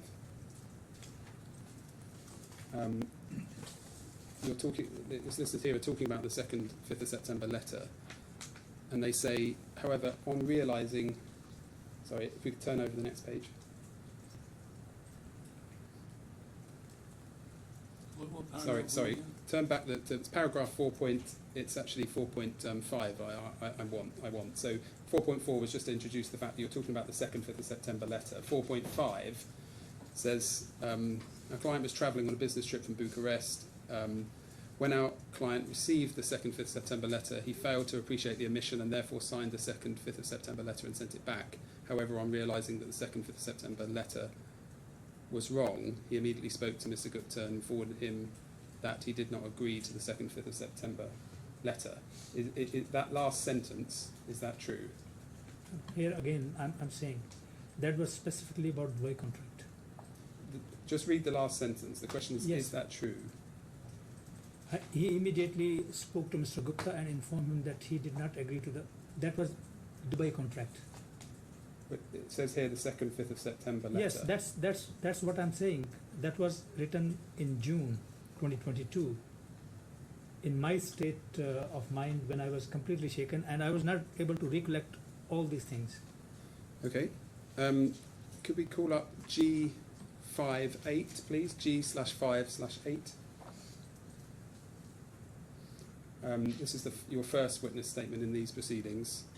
The top of the page, paragraph 31.2, subparagraph B, third line, you say, however, the problem with the 2nd, 5th of September was that it was not accurate or correct. Unfortunately, it was signed by me in error, but as soon as I realised it was a mistake, I immediately informed Mr. Gupta. So that's your signed evidence. Is that wrong? Again, we are confusing with the Dubai contract. I don't think I am, because you refer to the 2nd, 5th of Let the September. witness finish what he's saying before you say the contract. Yes. Okay, so this Dubai contract, also I informed Mr. Gupta, because first talking to Ms. Tins about this mentioning my salary and sales and everything, then I spoke to Mr. Gupta also. And Mr. Gupta said, you know, this is what we are doing in Dubai for the last 25, 30 years. Okay. Can I just confirm what your answer is? So you say here, you're referring in this paragraph to the 2nd, 5th of September letter, yes? So paragraph 31.2b. Can you see that? Can we zoom in? You say the 2nd, 5th of September letter, yes? I'm explaining again. Same thing. Just hold on. I'll just ask the question first. So you're referring, aren't you, in 31.2b to the 2nd, 5th of September letter, yes? Yes, but Yes. then it was corrected. And later. so the last sentence, unfortunately it was signed by me in error, but as soon as I realised it was a mistake, I immediately informed Mr. Gupta. So my question is your evidence there that as soon as you realised it was a mistake, you immediately informed Mr. Gupta? Is that evidence true? Look, this letter, I don't know when it was sent by my solicitors. This is your witness statement. Okay, this one. So, Your first witness statement. okay, thanks. So, this is what I'm trying to explain. During those months, they were very heavy on me. So, recollecting everything, what exactly and when, it was very difficult. And it took me good, I think 6 months to come back to the normalcy. even more. And then I spoke to my team, and I said, there are chain of events. I think we have not. Just again, Sorry, yes, you shouldn't say anything that involves any advice you've received from your solicitors. Not advice, but I was just But it's best to avoid. recollecting my chain of events. It's sometimes useful to refer to that, simply the fact of talking to lawyers as a way of placing things time-wise. So if what you're doing is referring to the fact of talking to your solicitors as a means of pinpointing when something happened, that's all right. But don't talk about the content of your conversation. Thank you. So I just want to understand your answer. So is your answer to, so I was asking you 31.2b, last sentence in front of you. I was asking you whether that was true or false. So you say, as soon as I realised it was a mistake, I immediately informed Mr. Gupta. And are you saying that you were mistaken when you wrote this into thinking that you meant to refer to the DMCC employment contract, not the 2nd, 5th of September letter? Is that your evidence? After coming from Australia, I was daily with Mr. Gupta, daily. Okay? I'm sorry to interrupt, but it's a very specific question. I'm just asking you, could we highlight the last sentence, please? Unfortunately, that sentence. The question is simply, is that your evidence still or not?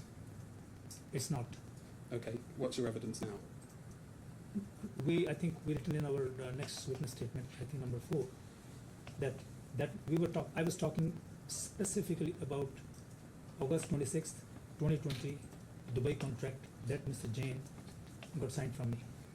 Okay, well, I'm going to suggest to you that that evidence was accurate and is accurate, and the reason that you did immediately inform Mr. Gupta of the mistake is because you knew that he was the only person who would have removed your LTIP and annual bonus. No, not true.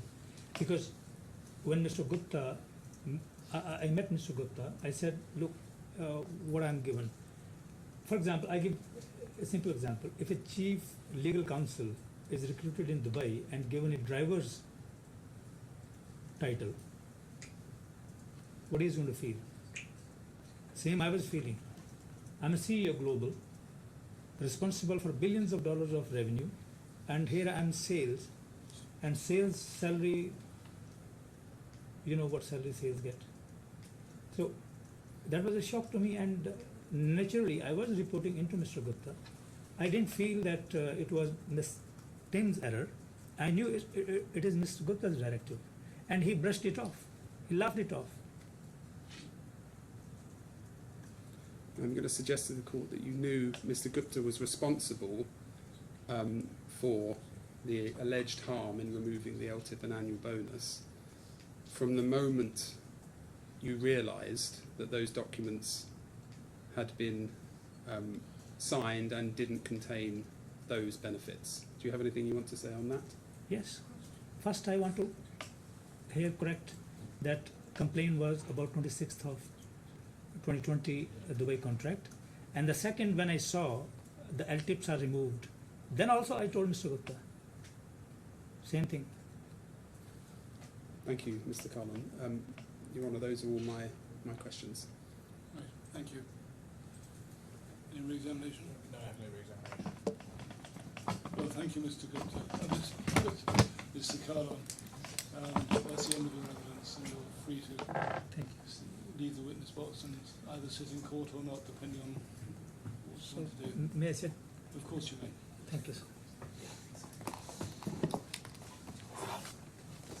Have we decided what to do about I'm keen, if learned friends are content, to get on with Mr. Gupta, because I've given my time estimate for Mr. Gupta, and I'm already, even if I'm starting at 2 o'clock, I would already be short of my time estimate.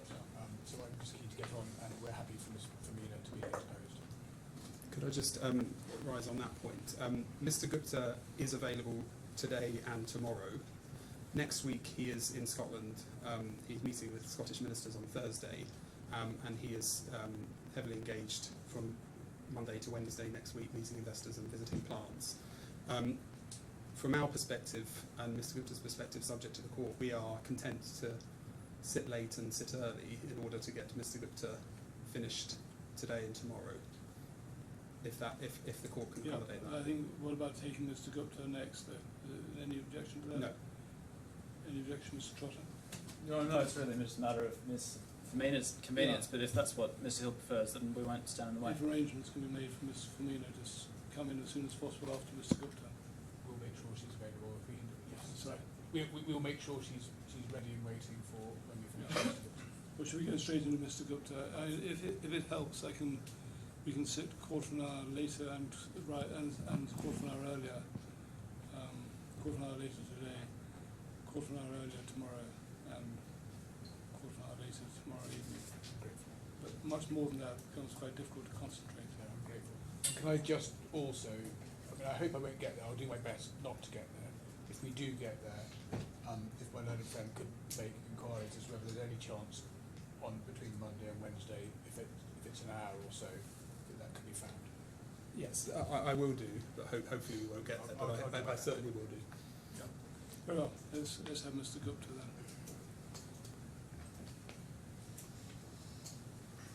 I should have checked. You've had the opportunity you needed to discuss events this morning. Yes, Your Honour. Yes, thank you.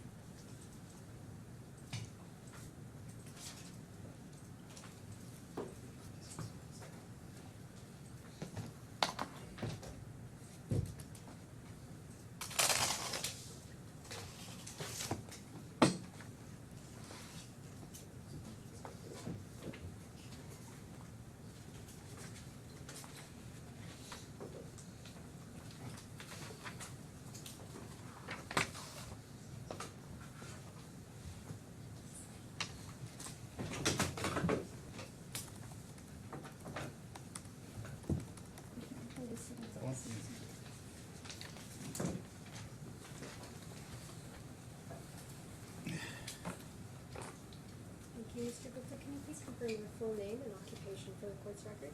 Sanjeev Gupta, I'm the Executive Chairman of GFG Alliance. Thank you. Please repeat after me. I affirm that I will say nothing but the truth. I affirm that I will say nothing but the truth. Thank you. Thank you. Mr. Trotter. Mr. Gupta, you should have in front of you a witness statement, a document titled Second Witness Statement of Sanjeev Gupta. Do you see that? Yes. If you just turn over to page 18, it's the final page of that document.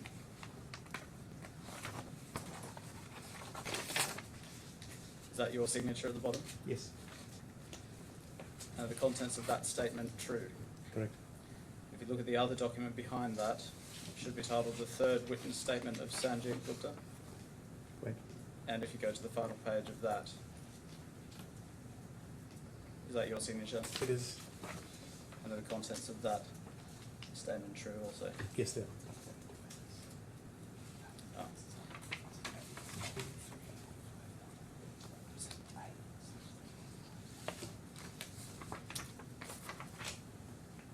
So we just bring up on Opus A/3.5. To see on the screen there a document called The Defence of the Third Defendant. I do. And if we go now over to page 14, please, Opus, is that your signature? It is. And are the contents of this document also true? Correct. Thank you, Mr. Gupta. Mr. Hill may have some questions for you. Mr. Gupta, you're the Executive Chairman of the GFG Alliance, yes? Yes, I am. And you also control the GFG Alliance at ownership level. You're the owner along with members of your family, aren't you? Yes, correct. And you're the CEO of the Liberty Steel Group. Can you speak up, please? The Yes. transcribers are having a problem. And you're the CEO. Oh, I'm sorry. And you're the CEO of the Liberty Steel Group, yes? Correct. And you've been the chief decision maker within both the GFG Alliance and the Liberty Steel Group. Correct. Now, when we look at paragraph 6 of your witness statement, if you could just look at that, it's at H, tab 7, page 2. You say that Liberty DIFC and Liberty DMCC, just pausing there, you know these are the corporate defendants in this litigation. I do. they form part of a Liberty Steel group of which you're the CEO, yes? Correct. And you've been in ultimate control of their affairs too? Yes. Now, could you just explain to us, looking at the position, say, in 2021 and 2022, so that's the core events in this litigation, could you explain what the role was within the Liberty Steel Group of the DIFC company, Liberty Steel Group Limited? The Liberty IFC was formed to try to become the admin head office of the group. Essentially the headquarters of the group, yes? Essentially, yes. Yeah, and the place from which all the Liberty Steel Group executives would operate, yes? Not quite. Why not quite? There were executives spread across the world in different locations. They were not all to operate from that of that company. But it was still a group headquarters, and you were particularly executives who were working out of the EMEA offices were headquartered there, weren't they? No, it was to be the center of the world, if you like, but different people will work in different entities around the world. Now, as regards... Mr. Gupta, I'm getting a message from the transcribers who are recording this evidence, asking you to speak up, please. Okay. Yes, my lord. Okay. Now, just looking at your control of the affairs of the group, is it still correct that you control the affairs of the DIFC company? Not quite. I'm no longer a director of the IFC. And it's right, isn't it, that you recently resigned as director of DIFC? Right. Yes. And if you could be shown bundle J, tab 0.3, page 1. You handed over your directorship, didn't you, to Mr. Toynton? Correct. And who's Mr. Toynton? He's a professional director. He acts as a director in several companies within the lines. Is it fair to say you appointed him to other companies in the group when they're subject to or becoming subject to insolvency proceedings? I'm aware that he's the director of several companies. They're not all subject to or becoming subject to insolvency now. Did you appoint him to companies named Liberty Finance Management LIG Limited and Liberty Commodities Limited when they were subject to winding up petitions? I believe he's the director of those companies. I don't remember exactly when he was appointed. And GFG Alliance have publicly described him, haven't they, as a restructuring director? Yes, his expertise is in restructuring. And what is the current status of Liberty Steel Group Limited, the DIFC company? Is it still trading? Yes, it continues to trade now. And what about DMCC company, Liberty FE Trade, DMCC? Just starting, what was its purpose within the group? It was set up originally as a trading business, so it was the central trading, Dubai-based trading arm of the group. It stopped trading, but I can't tell you exactly when. It's been some while. So it's not trading now, yes? No, it's not trading now. Fair to say that any role it had within the group was taken over by Liberty DIFC, wasn't it? No, not quite. Substantially, yes? No, not substantially. The IFC is not really a trading company. It's more of an admin company, whereas DMCC was a wholesome trading and admin company. But if you take, for instance, the role of executives who had been appointed and were employees of the DMCC company, that role of employing executives was taken over by the DIFC. No, that is also not correct. Well, that's one of the functions of being the admin headquarters of the group, is to employ people, isn't it? The employees are shared between the two companies. There was many companies, many employees who continue to be employees of DMCC also. But I you think accept- the number, I'm sorry, was in, if I may, the number was in many tens, maybe 70, 80 if I remember correctly. in terms of senior executives, there was a migration, wasn't there, of employees from a DMCC company over to a DIFC company. Many employees did migrate, but not all.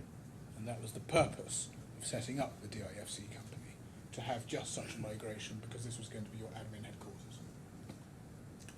It was to be the admin headquarters, but the purpose was not to migrate all DMCC employees to IFC. Well, what was the point? Why would there be any particular purpose of not migrating anyone? It just contracts it. Many people are employed all over the world. It was if some new contracts were taken, perhaps yes, but there wasn't a mass migration from DMCC. Some did migrate, but not all did.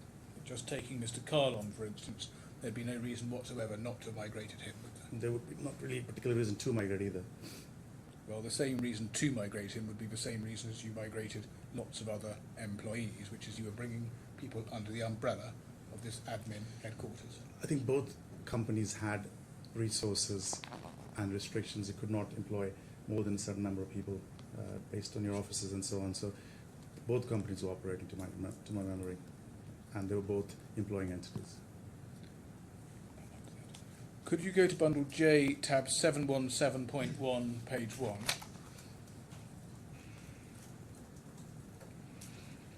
This is the report published by the House of Commons in November 2021 into Liberty Steel. You're obviously familiar with this document, yes? I wouldn't say I'm familiar with it, but I know what it is. Having said you would give evidence to this committee, you in fact pulled out shortly before you were due to give evidence, didn't you? That is correct. Could we just go to paragraph 16 of this document?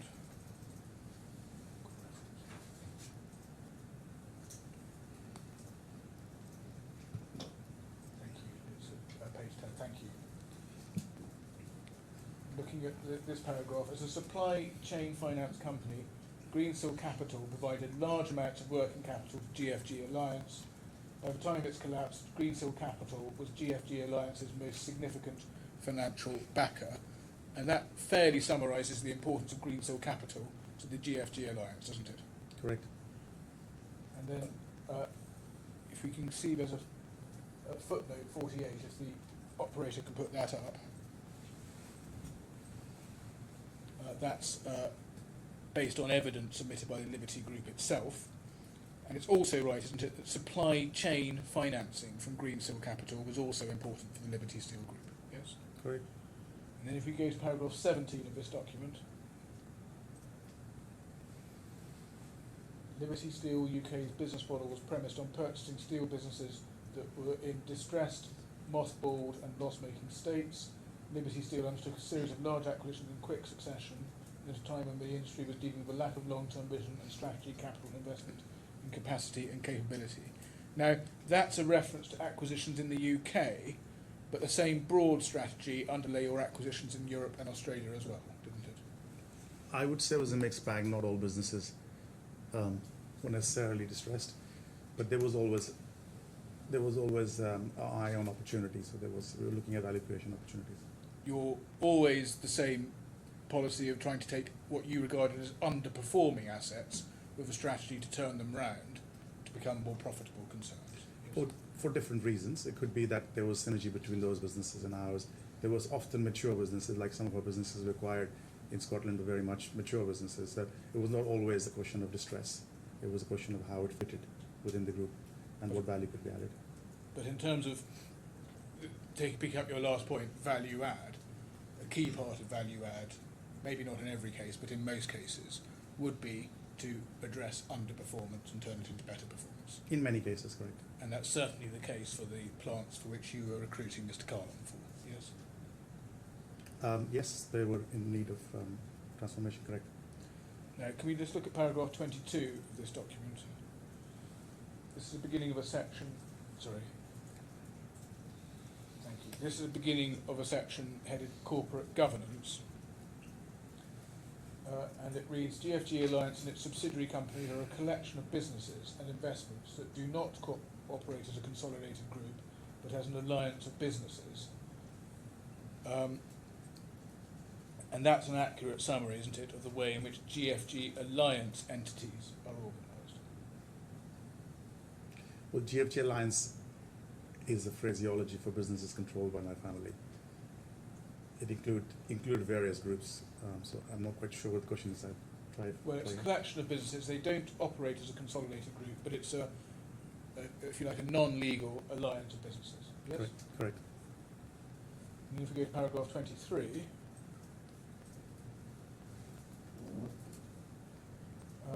it says, witnesses to our inquiry identified questionable corporate governance arrangements within GFG Alliance and Liberty Steel UK due to decision-making structures being centralised around Sanjeev Gupta, with only very minimal input or knowledge of decision-making from other executives. Now, I'm not going to explore with you right now whether or not you accept this as questionable corporate governance, but what you do accept, don't you, is that this is an accurate description that that decision-making structures are centralised around you. No, I don't quite accept that. It depends on each company.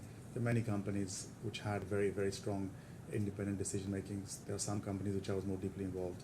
It varied within the alliance.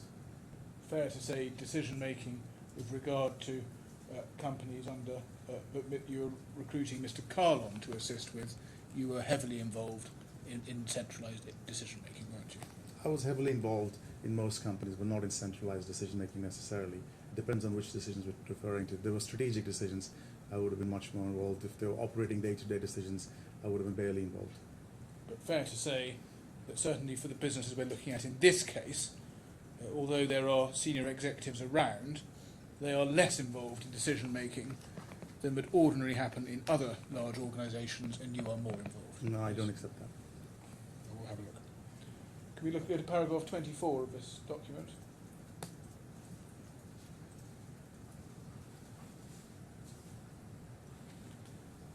We've got a quote in the second half of this paragraph from Mr. Bolton. John Bolton, former Chief Executive at Liberty Steel Group UK, stated that as GFG Alliance grew as a business, big strategic decisions were made by the central group, which included executives within Liberty Steel. However, he explained this central group consisted of predominantly Sanjeev Gupta. He was the prime mover for the strategy of the group. A group of us would advise that, but essentially decisions were made centrally by Sanjeev. Described group meetings being short, half-hour meetings just to hear a statement from Sanjeev to update the advisory board on what is happening in the company. And that is all accurate, isn't it? As I said just now, strategic decisions I was heavily involved in. Yes, operating decisions less so. And that description that Mr. Bolton gives is also accurate for the businesses that we're concerned with in this litigation, isn't it? Well, I have to read it again if you want. I can take some time to read it and reply that specifically. What I don't know what Mr. Bolton said exactly. Would you like me to read it? Yeah, please read it again. Mr. Gupta, getting messages again. Can you Sorry. speak? Can you speak a bit, not only louder but slower? Slower. Okay, my lord. We'll try. Thank you. Sorry. I know it's difficult. No, it's a common problem. I definitely should try. I will Yeah. try. Thank you.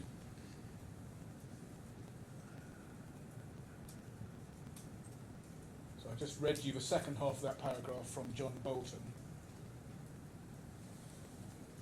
And I'm suggesting to you that that's a fair description of decision making for the businesses that we're concerned about in this litigation. Strategic decisions I agree with. Operating decisions I don't. I think I'll maintain my answer. But even on operating decisions, you were pretty involved, weren't No. you, depending on what they were? I wouldn't agree with that. I was barely involved in operating And decisions. if there were decisions with regard to cash and movements of cash within the companies, you'd be pretty involved in those, No, wouldn't you? again, only at the strategic level, not on a data level. It's impossible for me to be involved around the whole globe with businesses with over 30,000 people, to dozens or even many dozens of companies. It would be physically impossible for me to be involved in the cash movements of those companies, including these ones. Let's look at Again, paragraph 26. Could you slow down a bit Sorry, more, please? sorry, my lord. I'm only reading from the screen, but they're having problems. Thank you.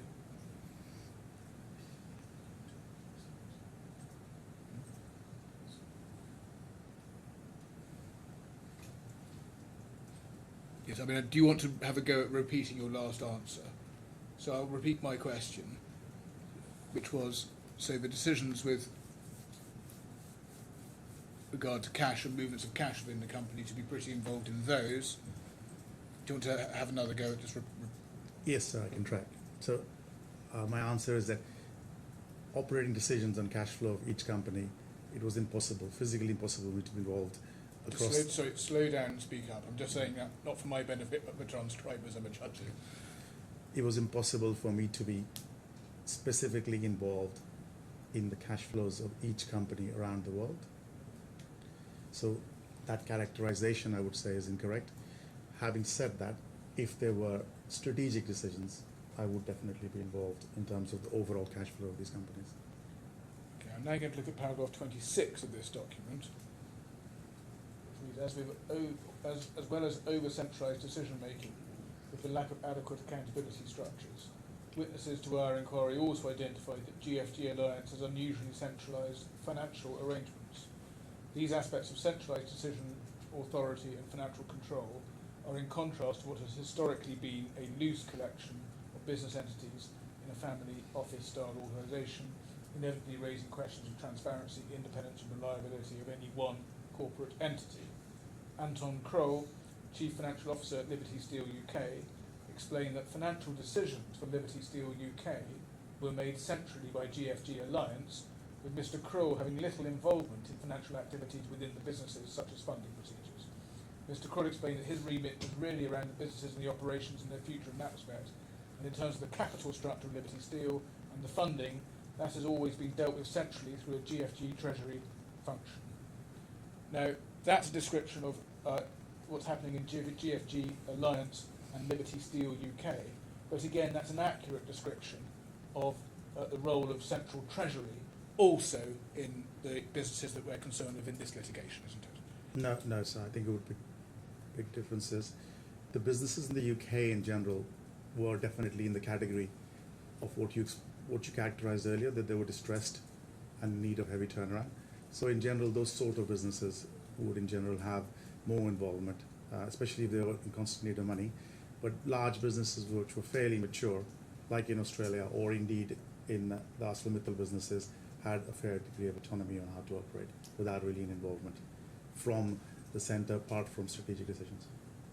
Well, we're going to come to some of the detail in the course of your cross-examination, but the reality is that you were procuring flows of cash away from companies such as Glennie or Ostrava for the benefit of other GFG Alliance businesses, weren't you? Well, look, intercompany movements within the alliance were not unusual. That's what your question is. And that's at your behest as part of your central strategy. Yes. That's again, I don't agree with that. Not at my behest. It would be based on the group needs, the group, and I was not able to manage each and every company in the group. There would be collective decisions being made within the executives of the group. The transactions of significance, you were well aware and controlling them, weren't you? I would be aware of transactions of significance, yes. And controlling them. I would certainly be involved in making those decisions. Controlling them, it depends on the transaction. If it was difficult decisions, then I would be more involved. If they were easy decisions, I would just be informed. Now, can we go to paragraph 28? It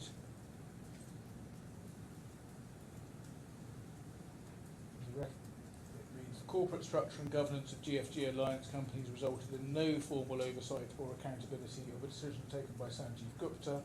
Mr. Gupta put members of his staff in an unacceptable position by employing them with job titles associated with traditional executive functions in well-run companies without giving them required access to information or decision-making powers necessary for them to perform their duties. It's unclear why Mr. Gupta opted to structure his companies in this unusual and give them a scale of operations unacceptable way. Now, I'm not going to ask you to accept or not accept the criticism that's made in this paragraph, but I just want to ask you about the underlying position. It is fair to say, isn't it, that your role within the group meant that you were the decision maker on matters that in other companies would be handled by senior management? No, I don't quite agree with that. It depends on the situation. It's company by company, case by case. If there is distress and there is need for intervention, I would be more involved. If it is business as usual, I would be less involved. And it's not uncharacteristic of companies or groups which are operating in the turnaround world. Now, I'm going to move to your relationship with Mr. Kahlon. Now, it's right, isn't it? You hired him to create value for your steel-making operation. Okay, absolutely. Essentially to turn around loss-making operations and make them profitable. Yes? Correct. And you purchased Glennie and Ostrava along with other European steel assets from ArcelorMittal, yes? Yes. And you bought them with a strategy to boost the profitability of those assets. Absolutely, to boost their profitability, correct. And taking Glennie, for example, that hadn't made a profit in 8 years, had it? I'm not, that does not ring a bell, but if you say so. Well, if we just look at bundle J32.02, page 1,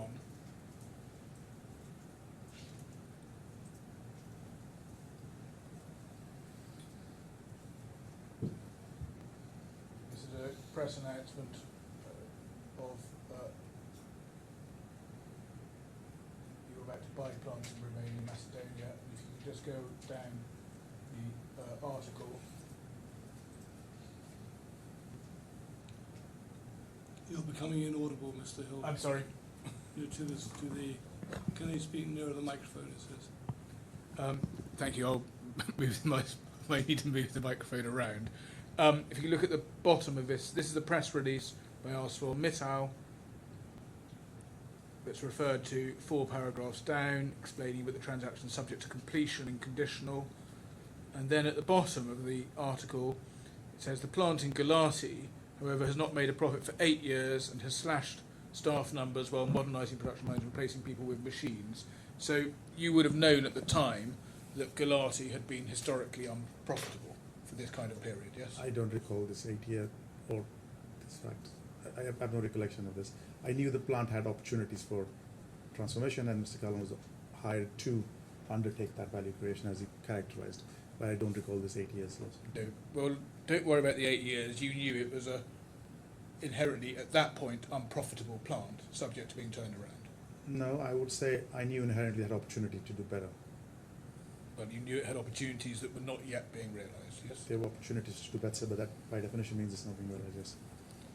And Ostrava was loss-making too, as far as you're aware, wasn't it?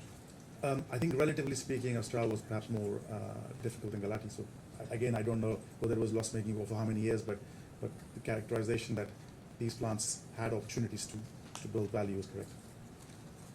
And when you were looking to recruit Mr. Kahlon, you were in the process of acquiring these assets from ArcelorMittal, yes? Correct. And also considering acquiring other steel assets, yes?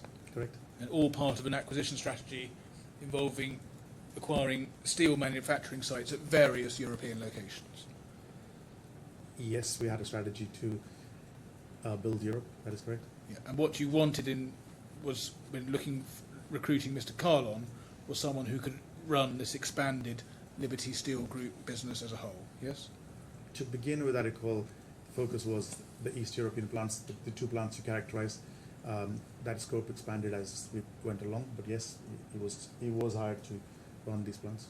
So what you were recruiting him for was by no means an easy job, yes? No, it was a good challenge. He had to try and achieve profitability in historically unprofitable businesses. He had to lift performance. He was tasked to lift performance in businesses where there was clear opportunity to do so. And that's likely to need significant competence at managing and reducing costs, amongst other things, yes? Correct. Skills at boosting productivity and sales, yes? Correct. All ends of the profit and loss account, effectively. Correct. That's the CEO's job. And you needed someone who was skilled at executing a turnaround in respect of plants like these, yes? Correct. That is the CEO's job. And you also needed someone who could identify and help you lose dead wood amongst the layers of existing management at the plants, yes? If there was dead wood in any specific plant, yes, that would be again the CEO's job. And likewise, if there was corruption at these plants, you needed someone who was going to be rooting them out, yes? Absolutely. If there was corruption, it was absolutely the CEO's job to root that out. All part of the remit of what you're looking for. Absolutely. As I say, that is exactly what a CEO's job is. And before you hired Mr. Kahlon, you knew of him by reputation, didn't you? Yes. You'd had reports about his track record at ArcelorMittal and his successes there, yes? Correct. And if we could just go to bundle J 563.1, page 10. And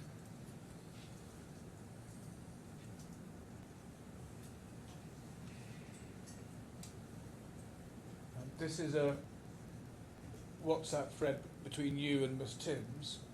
I'm going to come back to this later, but I just particularly want to look at the entry right at the top of the page, where you say his dictatorial behaviour we need to constantly address. He is known for it for his career, was infamous for it at AM also. And just pausing there, so you knew about this aspect that you're talking about of Mr. Kahlon and his reputation at ArcelorMittal before you hired him, yes? Yes, he was known to make tough decisions, correct? So I think you're getting quite quiet for the... Correct, sir. Yes, I think you said he was known to make tough decisions. Yes, correct. So, on the one hand, a reputation for competence, yes? Correct. But on the other, a reputation for being a hard taskmaster. Correct. And you wanted to recruit Mr. Kahlon with exactly those qualities. Correct. You weren't at all put off by him being infamous throughout his career for being dictatorial. No, I needed a turnaround specialist, and that required tough decisions. That's correct. Doing all the sorts of things I've just talked about, cutting out dead wood and corruption, but also instilling demanding performance standards on the staff. Naturally, correct. Now, can we look at the discussions that you had with Mr. Kahlon that led to him being given an offer of employment? Now, it's common ground in this litigation that you met with Mr. Kahlon a number of times in 2018 and 2019 before giving him a formal offer, and you accept that, yes? I met him several times, correct. Now, if we could look at paragraph 10 of your witness statement, which is at H tab 7, page 2.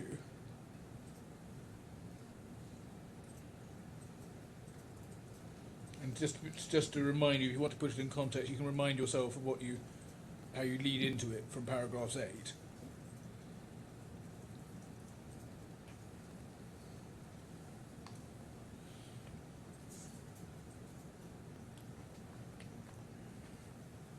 So you say that you had various meetings.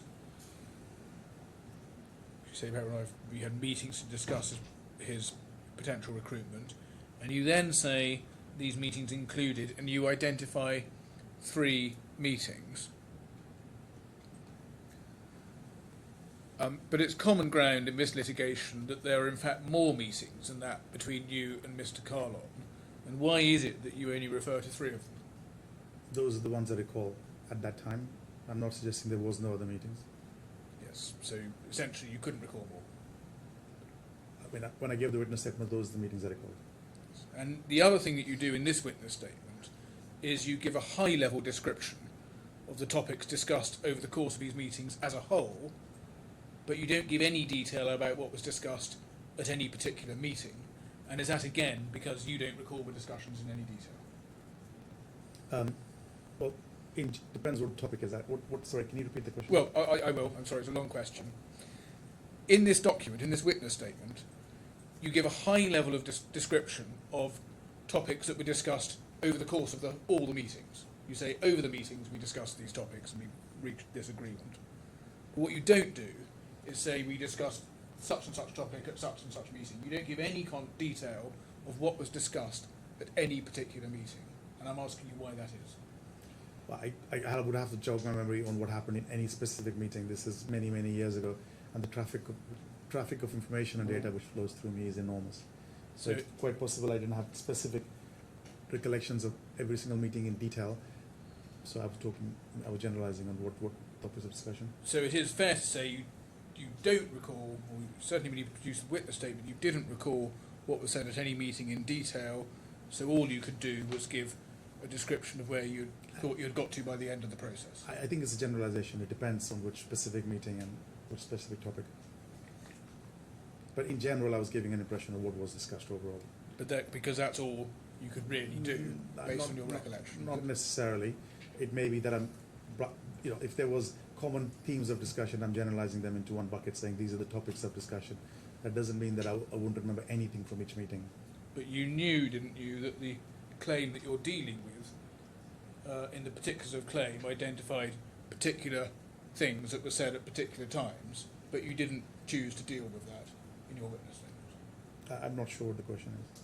Which things? Well, which you were addressing a claim, in which Mr. Kahlon describes in the pleading particular conversations that happened at particular meetings, and you didn't seek to engage with that at all in your witness statement. I mean, I think I can read the witness statement again if you like, but I think I did engage to say that some of the things which were said were not discussed. So I definitely remember the negative, because those would not have been typical of me to discuss, and I remembered that they were not discussed. If you're talking about what I generalized and what was discussed, I might have grouped the meetings together.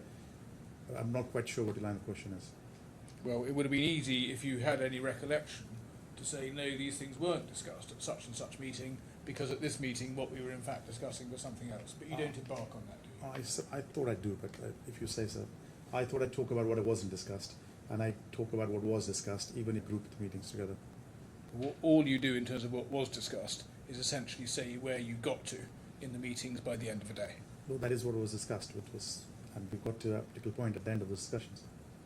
Well, before I will go to some of the actual meetings, but before I do, let's see if we can reach agreement about what was discussed and agreed by the end of those meetings before you handed the process over to Miss Timms. Okay. Can we, please, Yes. if you don't mind, sir, can you be specific on which meetings you're referring to? Well, I'm going to. Well, amongst other things, the three you refer to. Yes. Okay, so which is, if I can please be reminded, a meeting in June 19. I mean, I can probably cut this short because I am actually going to come to each individual meeting, so don't Okay. worry about that. Okay. Before I do, I just want to address what you do deal with in your evidence, which is, if you like, the end point of all the discussions, Okay. because you do give evidence about that. And I just want to try and see if we agree about the end point. So we're looking at where you got to by the end of the meetings before you handed over to Miss Timms for documentation. Yes? Now, you do accept that over the course of the meetings, you discussed the role that you wanted Mr. Kahlon to perform at the Liberty Steel Group. Yes? Yes. And you do accept that that involved a discussion of the job and improving the performance of the steel-making operation. Yes? Correct. And you discussed what the role would involve in Yes. terms of, yes, In general terms. and yes. what you wanted to see improved in the business. Yes? In general terms, at least, yes. And amongst other things in those discussions, you were obviously seeking to persuade Mr. Kahlon to come and work with you and join the Liberty Steel Group, weren't you? Yeah, those were meetings to establish whether he would work for us. So, yes, I was looking to do exactly that. And that involved putting forward a compensation package that would be sufficiently attractive to him. No, I think I've given my witness statement. I can repeat it. It's not typical for me to get involved in direct discussions on compensation packages in any detail with any employee, let alone Mr. Kahlon. Are you suggesting you didn't discuss compensation at all at these meetings? In broad terms, with no specifics, and I would have said the concept of him sharing and value creation, for example, was discussed, but not exact numbers or not exact agreements. So just to get your evidence, you say all that was discussed was the concept of him sharing in value creation. I don't Nothing remember more. exactly specifically what was discussed. What my point is that no specifics were discussed. So Certainly you, these meetings. you had all these meetings with Mr. Kahlon saying, please leave your job at ArcelorMittal and come here because there's going to be some sharing in value creation. Well, I would talk about the role, I would talk about the opportunity, I would talk about the turnaround, I would talk about all of those things, and I would also talk about the opportunity to share in value creation, but the detailing of that was the HR department. It's not going to be much of a compelling proposition to Mr. Kahlon, is it? If you're just telling him something vague like there's an opportunity to share in value creation. Proposition is not complete by just having the meetings. He then needs to engage to negotiate terms with the HR department, which is typically how it works.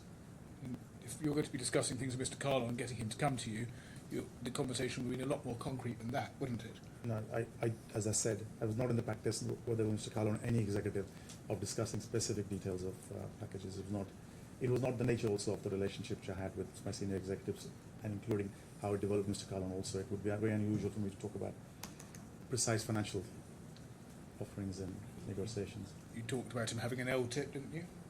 Yes, that is the concept of sharing in value creation, yes. You talked about him being able to earn 30 million over 3 years under his L-tip, didn't you? No, I have zero recollection of him. And you talked about him being able to earn 30 million at an annual 10 million. No, again, I have no recollection of him. Can you just look at paragraph 24 of your witness statement?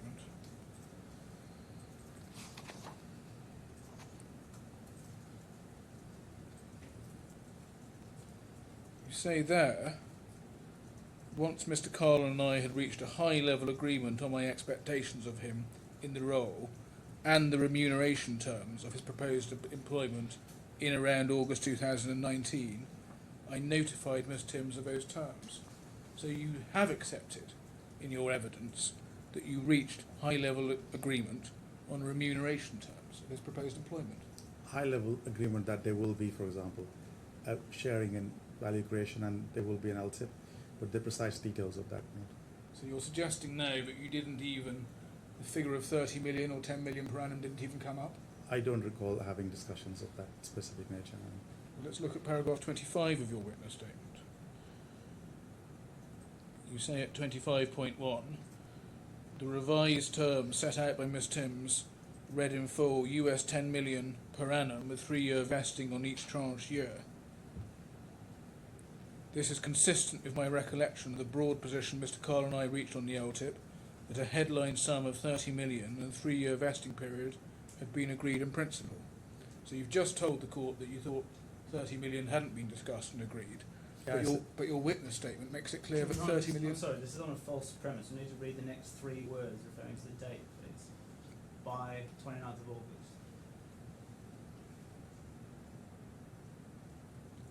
This is consistent with my recollection of the broad position Mr. Kahlon and I had reached on the LTIP. So was that not intended to be a reference to what you had agreed in principle with Mr. Kahlon? Certainly not. It's the meetings, the early meetings for sure, there was no discussion about quantums, and even in the later meetings, there was no discussions on how these LTIPs were to be derived and finalised. Because Ms. Tim's evidence is that the first version of the document that she produced to Mr. Kahlon was based on your description to her of the terms that you had agreed with Mr. Kahlon. No, I think Ms. Timms would have had deep discussions with me. That's normally the course of the pathway, that she would engage with the candidate and she would discuss with me what could be offered in broad terms, what was previously discussed, what were the expectations, and I believe there were discussions between the agent as well and the HR department on what Mr. Kahlon's expectations were. So there would have been a broad dialogue with him, but normally interfaced and handled by the HR department, not by me. Let's look at paragraph 26.1. The LTIP terms set out by Ms. Timms read in full: 10 million per annum, total paid after 3 years for 100% growth, minimum growth 50% to achieve 50% reward. Again, this is consistent with my general recollection of the LTIP, but the headline sum and vesting period had been agreed in principle. There had been no discussion or agreement on what growth meant. And quite clear, isn't it, that your recollection was that you had agreed 30 million and 10 million per annum with Mr. Kahlon? No, I think I would have discussed in broad terms. I certainly did not discuss the exact numbers or the exact metrics on which it would be delivered. That would have been delegated to HR. And obviously, in dialogue with me afterwards, it would have been delegated to HR. Well, Ms. Timms isn't going to start inventing numbers, is she? She would certainly be discussing them with me and taking guidance, yes. You had reached, as you say, a high-level agreement on the remuneration terms. That was what you accepted in your witness statement, isn't it? I'm accepting that. I'm saying that details were not discussed, that's all. So what terms were you discussed, agreed on this high-level agreement of remuneration terms? Well, that there would be, in principle, an LTIP. In broad terms, perhaps even a number, but there would be an LTIP, but what that would be based on exactly was to be discussed and agreed. Well, when you say in broad terms, perhaps even a number was agreed, wasn't it? I don't recall a number being agreed, but whether it was discussed is possible. And But 30 also million... it depends on which meeting we're talking about. Certainly in the earlier meetings it was not discussed. Well, I'm just asking you really about your evidence and where I thought it was common ground you'd got to by the end of the day, which is there was at least high-level agreement, and the high-level agreement did extend to the 30 million and the 10 million per annum. Yes? I don't recall the 30 million number specifically agreed. And you also agreed with Mr. Kahlon, didn't you, that he needed to achieve 100% EBITDA growth over a 3-year period to unlock that 30 million, yes? Conceptually, that concept would have been discussed, but growth on what? A baseline was never discussed or agreed. Well, growth on what? But EBITDA would be your... Yeah, but the starting point. What is the starting point was never discussed and agreed. I'm sorry, I think Mr. Hill needs to clarify when he says at the end of the day, it needs to be clear to the witness whether he means at the end of the discussions before the liaison with Ms. Timms started, or at the end of the day following the discussions through Ms. Timms by email. Because the questions, it's not clear. I took him to mean the former. Yeah. Perhaps you want to... Yes, all these questions are about where you got to, because you weren't involved in the subsequent... You may have been discussing with Ms. Timms, but you weren't involved discussing with Mr. Kahlon. I'm talking about where you got to with Mr. Kahlon, and 100% EBITDA growth was discussed and agreed with him, wasn't it? I don't have a specific recollection, but the fact that the LTIP can be based on 100% growth is logical and was perhaps discussed. And if it is based on 100% growth, that would normally be EBITDA growth. EBITDA would be a key factor, but which EBITDA? There's different forms of EBITDA. there's different ways of measuring EBITDA. There is normalized EBITDAs, there are legal EBITDAs, all of those sort of things. But one of the main key points is what baseline is the EBITDA growth on. If you're going to grow something, you have to agree what the baseline is. But this is not a quoted company that he was taking over. So in the sort of business he's taking over, the normal EBITDA measure you'd be looking at would be managerial EBITDA, wouldn't it? Okay, but you still have to agree what the starting level is. As you yourself pointed out, these businesses were previously not profit making. So if you're trying to achieve 100% growth on a loss, it's still zero. So I don't think there's any logic in 100% growth of something you haven't agreed what the base is. And he needed, didn't he, to achieve 100% growth over the 3-year period to unlock his 30 million. That is the concept for sure. That if you were to achieve 100% growth in value, with metrics still to be defined that he would earn his target of it. As the actual levels of those were not negotiated or finalized, and that was passed on to Mr. Timms to offer to negotiate. Mr. Marwa, I believe, also liaised on it, who was the broker in the middle. So the HR department and the broker were to liaise and to decide between them with my blessing and with my involvement on what those could be, and eventually also what the metrics could be on which they would be based. And growth based on nothing is not growth. It has to be starting point has to be clearly defined, which was not ever finalized to my recollection. But none of those further discussions or negotiations that you suggested needed to happen ever did happen, did they? I believe Ms. Timms tried to negotiate those things, but she was not able to reach agreement with Mr. Kahlon, and hence that was left pending to be agreed. As far as you were concerned, you had done your deal and reached agreement with Mr. Kahlon at this 100% EBITDA growth. 100% on board, sir. I have made that point already. I had discussed in principle the concept that if he was able to deliver value, i.e. equity value creation or value creation for the group over a period of time, and able to achieve 100% growth, with what that meant to be defined, that he would earn a generous EBITDA, a generous LTBS. And just on that point, if he got there early, as it were, by doing particularly well and getting to his 100% growth early, then he would have achieved his 30 million. No, he wouldn't have to wait for 3 years. There's no such thing, sir, because these are commodity businesses which are very volatile. What you need to work at is if you're creating fundamental equity value in the business.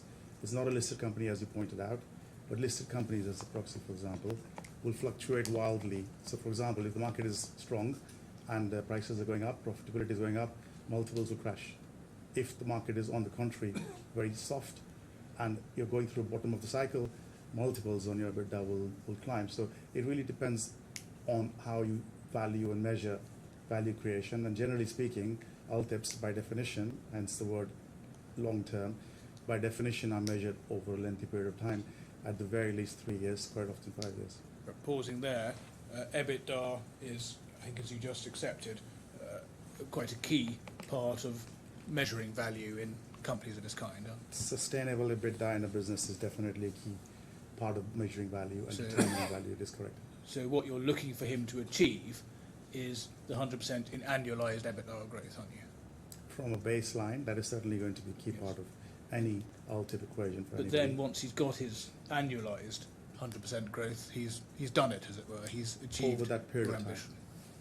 Over the period of time, normally speaking an average, but it doesn't have to be, can be exit, but generally speaking an average over a period of time, because that then determines what is sustainable.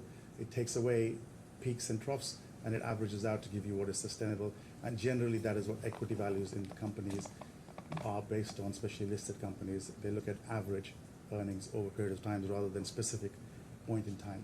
And he had to achieve 100% over 3 years at 10 million a year, and that means that in each year, looking at each year, he had to be essentially on track, didn't he, to get to 100% over 3 years. So you'd had to get to an average of that 100% once the baseline was agreed and once the exact metrics were agreed, yes. And since one's looking, I'm just focusing on the fact that it did have these three annual 10 million components. To hit his target annually, he would effectively need to hit the growth rate inherent in getting to 100% over 3 years. He had to be on track. On average, you have to hit growth rates to get to 100%. And there was, and as is usual, I believe some discussions were had about qualifying minimums and so on and so forth. But the point is, it's a 3-year vest. An LTIP, normally speaking, is a 3-year vest. You measure the performance of the business over the 3 years, average it out, and that determines what value has. That can determine what value has been created in that business over that period of time.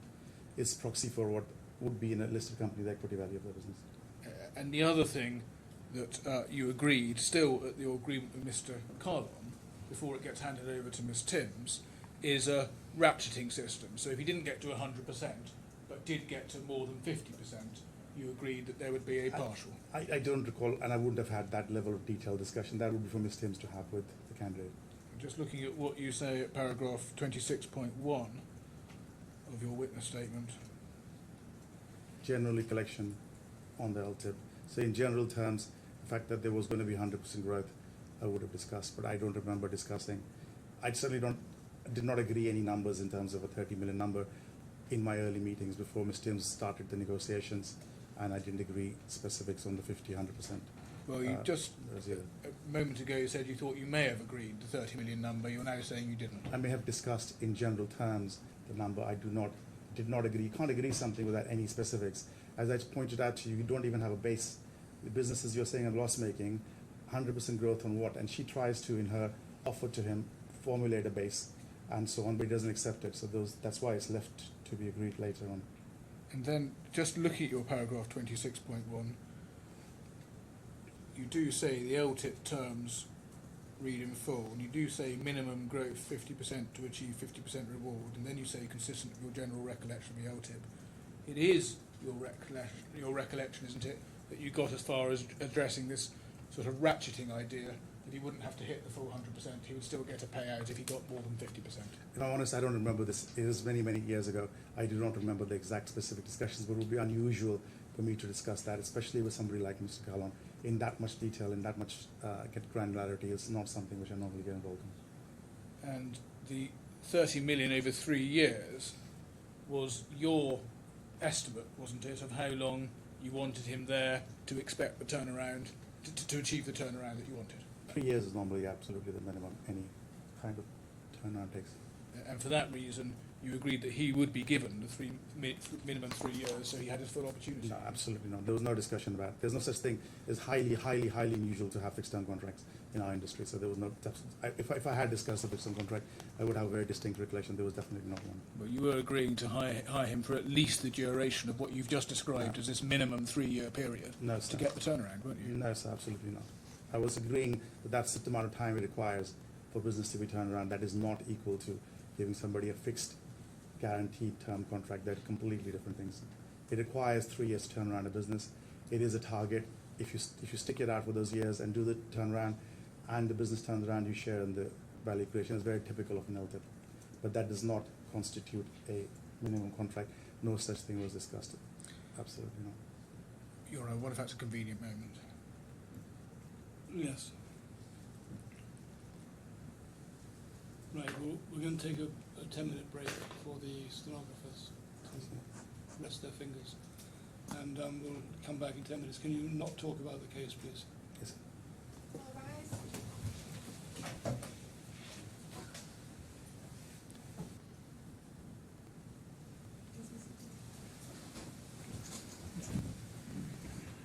Yes, Mr. Hill. Mr. Gupta, there's a message on the transcript from the stenographer who's again asking, if possible, could you slow down and keep your voice up? I will try, sir. Thank you. Don't be offended if we remind you occasionally. No, please do remind me. It is definitely my weakness, not yours. So please remind me again and again. Now, we were just talking about the agreement you had reached with Mr. Kahlon by the end of those discussions. And I'm now going to go to the individual meetings. And I do appreciate you're a busy man, and it may be difficult for you to remember individual meetings, yes? Yes, it will be difficult. And it's also right, isn't it, that these meetings were obviously important for you, but they're even more important for Mr. Kahlon, weren't they? Because although you have lots of fish to fry, but this is the discussion of a fundamental job change for him. Yes?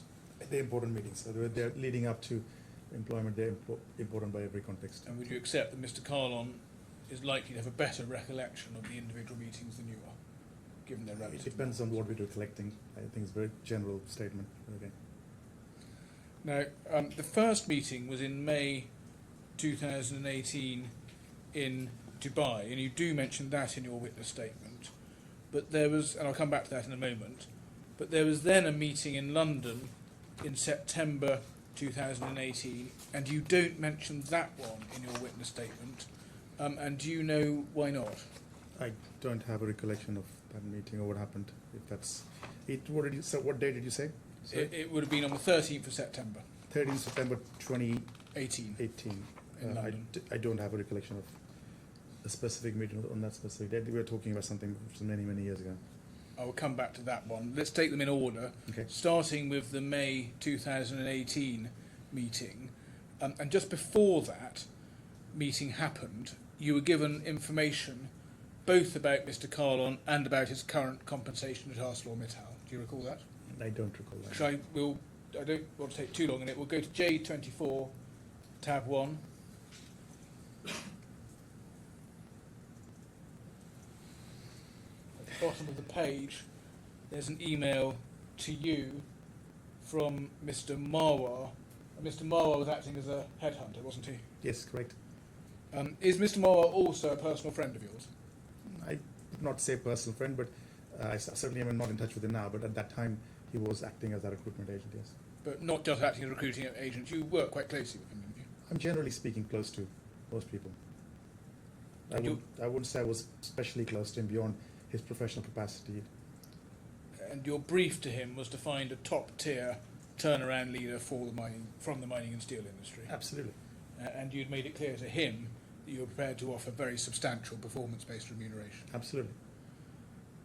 And if you look at the reference given by Mr. Garg, he says, "Dear Senator, this is the person whose reference check was done by me of V.B. Garg. V.B. Garg's remark in verbatim, excellent guy, a great catch if he agrees to join, very strong on operations and technical."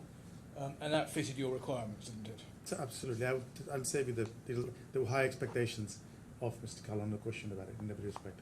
And if you then just go down in the box, if you go to the next page, you're being told he was the CEO of CIS in the Middle East, both Ukraine and Kazakhstan. And you're being told he was managing operations, generating $7 billion in revenue. And again, that was spot on for what you wanted, wasn't it? I don't remember the specific details, but the general point is correct. I was looking for top-notch leader, as you put it, and he looked like he fitted the bill. And then in the box below, Mr.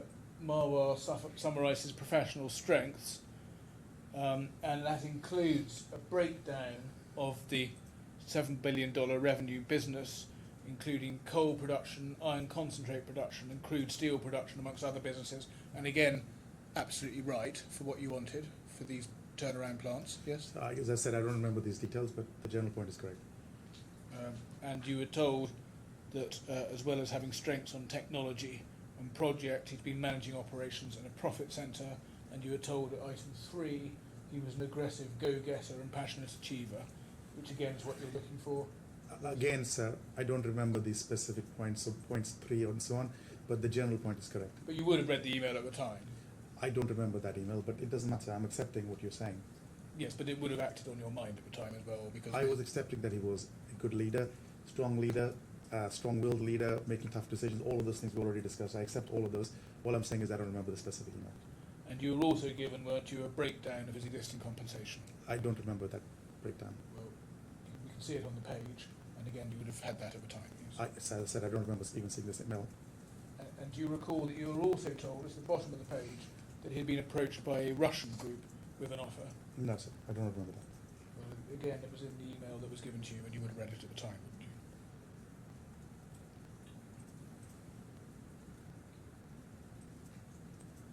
Now, can we look at right at the bottom, his motivation, prompted by me to be an entrepreneur with sweat and without capital risk. So that's what he wanted, was entrepreneurial job, as it were, with significant value opportunities. And you So knew I don't that. remember the specific email or the specific points, but I think I'm conceding to your general point. He was joining to share in value creation. I think I've already accepted that. So that's the point trying to establish.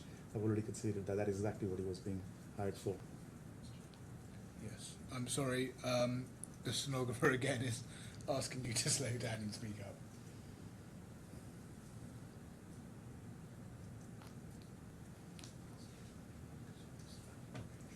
Yes. Could it? So just to, I think what the stenographer got was as far as I'm considering your general point, and what you're accepting was that what he wanted was, I think, wealth creation in the long term. You accept that, yes? Yes. His joining us was with an anticipation that he would create value for the company and that he would share in that value creation. Yes, and For the therefore, transcript, I think the witness's words were value creation rather than wealth creation. well, and that he himself was then, on that basis, looking to achieve significant personal wealth, wasn't he? That's the whole concept of LTIP, yes. Now, you regarded Mr. Kahlon as, at this stage, a brilliant catch, didn't you? So, I mean, I was recruiting him to do one of the most senior jobs in the company. I certainly hope so.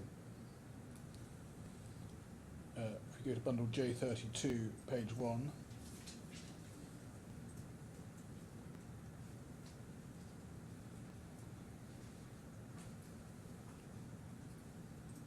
This is an email to you from Mr. Maha on 8th of October 2018. And if you look at the email, he's seeking direction from you on for following on immediately. And there are 4 items, of which the 4th one is Paramjit Singh Kahlon. So he's seeking direction on Mr. Kahlon. Do you see that? If you have a question, please ask. I don't recall this email. Well, you would have read this because it says following his quick glance and need direction for following on immediately. So you may not recall it now, but this is an email that plainly you would have seen and acted on, wouldn't Well, you? it's sent to me, but it's 2018. I mean, it's a long time ago, so I definitely don't recall the email. But if you have a question, please ask. And then if we look at page 8 of the email, row 16, SG Mr. Kahlon, that's in fact should read Mr. Kahlon, we can get another version put into the bundle, would be a brilliant catch for one of the following. So you did, that's your comment, SG, yes? It appears to be yes, sir. Yes, so you did regard him as a brilliant catch at Sorry? the time, yes? Sorry, sir, do you have a question? You did regard him as a brilliant catch. He was regarded as a high-level candidate, for And sure. And you were prepared to pay very handsomely to get him. He was a high-level candidate, as I've repeatedly said, yes. Now, after the September meeting, now it might be a bit difficult for you because you don't remember the September meeting at all in London, but do you recall that by the time we got to about this point, so about September 2018, you were identifying Mr. Kahlon as your top candidate for overseeing a portfolio including both Gulati and Ostrava? I do not recall that specifically. So just so we can get the sequence right, if we could go to, staying in this document, page 4, row 16 we're looking at. No, so we were just where we were. Sorry, page 4, row 16. I'm sorry. My error. So this is after the September 2018 meeting, post-Dubai meeting with SKG and RT, recently met SKG, John and Jay at London for Delta CEO role. No feedback yet to offer or meeting. So does that prompt your memory that there would have been a meeting in London involving you, John and Jay with Mr. Kahlon? It does not. I don't remember that meeting specifically, no. And the Delta CEO role is a reference to Gulati and Ostrava, amongst others, isn't it? That's correct. Delta, primary assets in Delta. Exactly. So you were already lining him up for CEO of Mining and Primary Steel. He was certainly being once that position opened, he was certainly being considered for that. He's one of the ones, the last one you showed me, it's listed as one of the potential roles for him. Yes, but if we go to bundle J30, page 1, in the middle of the page we see an email to you from Mr. Bolton of Liberty Steel UK on the 18th of September, so that's a few days after this September meeting. He says, I would like to progress the attached. Are you okay with point, so this is on the 18th of September, I'd like to progress the attached. Are you okay with points 1 to 6 below? Sorry, so what is the So do question? you see right up at the bottom of the page, I'm looking at an email chain between you and Mr. Bolton. Right, what is the question? I haven't got there yet. But Okay. I'd like to progress the attached. Are you okay with point 1 to 6 below? He says. Sorry, where, like to progress, I can't read that, sorry, where is that? May it come up in yellow on your Oh, screen? yes, I can now see Yes. this. I would like to progress that attached. Are you okay with the points 1 to Yes, 6? don't worry, I haven't got to the question yet. Okay, So he's referring to the attached. Then we have the attachment, which is at J31.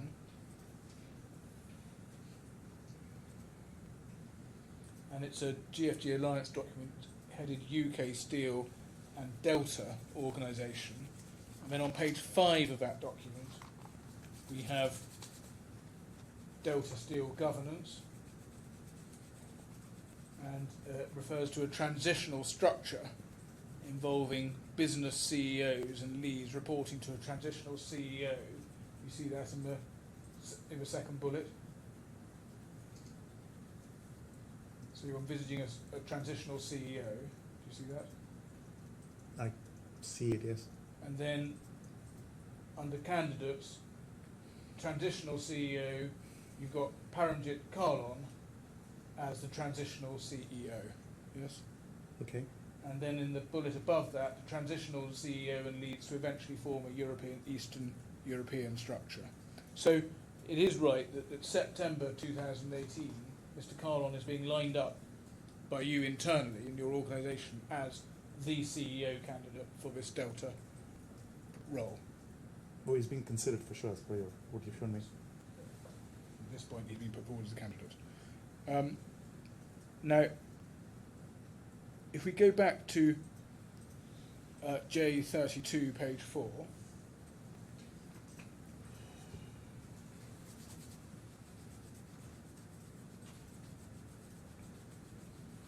we saw that was the box from Mr. Marwar updating you regarding the meeting and the post-meeting involving Mr. Kahlon and you and John and Jay. And Mr. Marwar says, no feedback yet to offer or meeting. So by this stage in September, you had got as far as putting a proposal to Mr. Kahlon, haven't you? I don't understand how that, they're saying there's no feedback yet to offer a meeting from who? From us or from him? What is the inference there? Well, it looks like it's saying no feedback yet by Mr. Kahlon to offer or meeting. I'm not sure I read that, but if that's what you're saying. And even at that stage, when Mr. Kahlon was being lined up, you were concerned, weren't you, about how it would go down with Mr. Mittal if you hired one of his senior executives? Yes, it was. I had a close relationship with ArcelorMittal and the Mittal family. So if one of their senior executives was to join us, that was a concern on how that would be managed. And you felt you needed a plan, didn't you, to navigate the issue of how to hire one of Mr. Mittal's executives? I'm not sure what your question is. What plan? Well, you needed to find a way of navigating how to hire Mr. Kahlon without upsetting Mr. Mittal. I would have to find a way to navigate that. Yes, correct. If you go to bundle J29,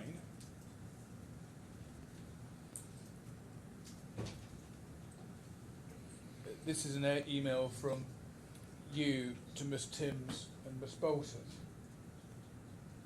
And this again, we're looking at the same sort of period, so still this is 18th of September 2018. Do you see in the third paragraph, you say, Paramjit is V keen, but I have to manoeuvre Mr. Mittal, who will definitely resist, and working up a plan, but need to execute face-to-face with them once deal is concluding. So you did feel the need, didn't you, to manoeuvre the situation with regard to Mr. Mittal? Yes, I'm saying that if this progresses, I will have to discuss it with Mr. Mittal face to face.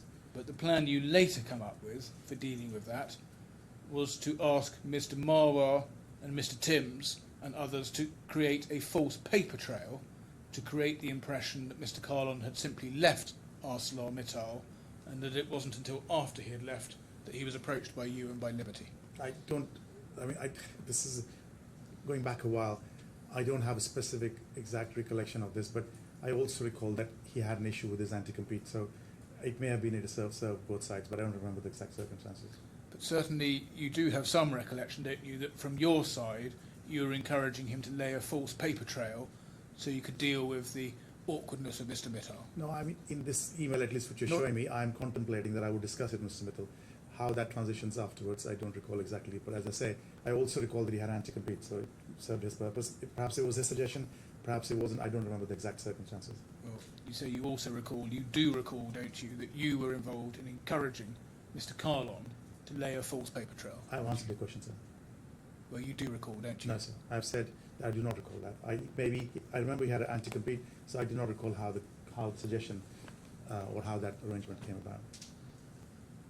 I suggest to you that the evidence you've just given is not truthful. You have a very good recollection that you yourself were asking him to lay this false paper trail to deal with your concerns about your relationship with Mr. Mittal.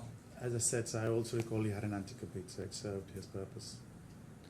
But it also may have been convenient for us in terms of not having to confront Mr. Mittal, yes. Now, Again, can I ask you to speak a bit slower? I'm not sorry. Thank you.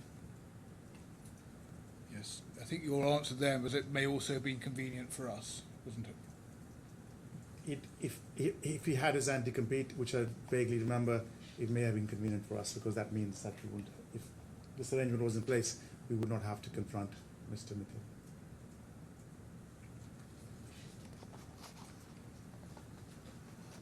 Now, you may not recall the sequence of this, but Mr. Kahlon's recollection is that even by the time we've had this September meeting, you had told him that if he took the job, you would offer him a plan that would enable him to generate this significant wealth. And that's quite likely to be right, isn't it? I think that concept is consistent throughout. That the concept was that he would create value for the company by doing the turnaround as you described it. Value would be created and he would get Yes.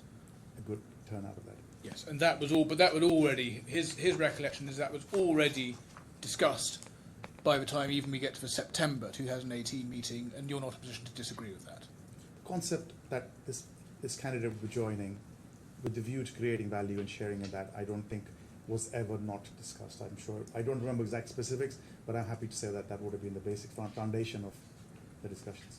Yes, and just from his perspective, he would have needed a discussion of that kind before he was going to contemplate leaving ArcelorMittal. Possibly, yeah, but that's what Ms. Timms was tasked to do, and I believe she did try to negotiate from what I've seen.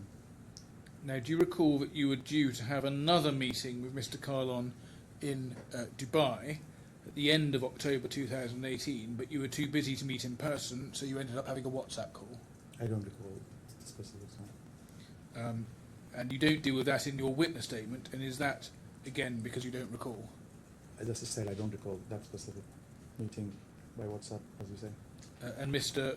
Kahlon's recollection is that at that meeting, again, you were discussing about him leading this new European and CIS division of the Liberty Steel Group as CEO, and that's likely to be right because it's consistent with the document we just saw from Mr. Bolton. Quite possibly, I'm agreeing that that's what the position was, which was the nuclear point name. And talking about the turnaround nature of the role already, yes? Quite possibly, yes. And also talking about achieving better performance levels of EBITDA, which was going to be the basis of your Now you're hypothecating. As I said before, I do not recall having specific discussions about what the metrics would be or what the quantum would be. That is something which Ms. Timms then tries to negotiate, and they have an intense period of negotiation. If it was already all agreed and buttoned up, there would be no need for any negotiations. Now, you then had a meeting in Mumbai between 2nd and 3rd of February 2019. Do you recall that one? In broad terms, yes. Because that's, again, not one that's mentioned in your witness statement. Why didn't you mention it in your witness statement? The witness statement when I was prepared, I would have recalled what I recalled at that time. Right, so you didn't recall it then, but you do recall it now. Is this meeting in Four Seasons that you're referring to? Yes. Okay. I probably, if I didn't note it in the witness statement, then obviously I didn't recall it then. Your Honour, the witness was asked earlier on why he didn't respond in relation to each specific meeting that was in the pleading. And now that, I didn't object then, but now that individual meetings are being asked along the same lines, it's worth pointing out that the Mumbai meeting was not in the pleading at the time that the witness statement was created. So I think Mr. Hill needs to be fair about that. I didn't understand it to be suggested that it was in the pleadings. Well, that was the premise on which this line of questioning was commenced, and now it's continuing in relation to the particular meeting. So I just think that needs to be put in context. So I'm just asking you about the sequence of meetings. Now, so you do now remember a meeting in Four Seasons, don't you? Sorry? You do now remember a meeting in the Four Seasons. I remember that. I've obviously read some of the evidence. I remember that meeting. Yes. In broad terms, yes. Quite a long one. Quite a long discussion. I don't remember this being 7 hours. I think it was mentioned somewhere, but I remember the meeting. And again, you talked about the nature of the job, and again, you talked about both what Mr. Kahlon, you wanted Mr. Kahlon to do for you, but also what Mr. Kahlon could expect from you in terms of his compensation package. Oh, so it's way too early, and there's no way at that hour at night and in that context, in that way, I would be negotiating with a potential candidate.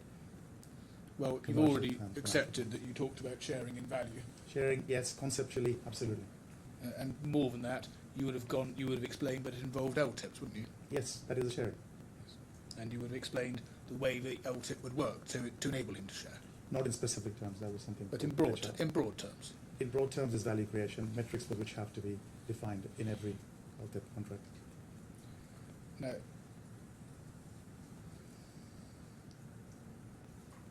and again, I would like to make the point, if that is the case, then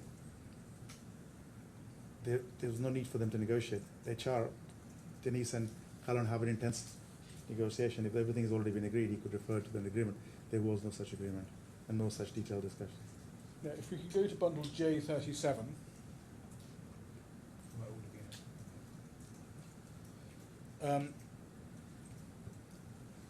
You see here, this is another email between you and Mr.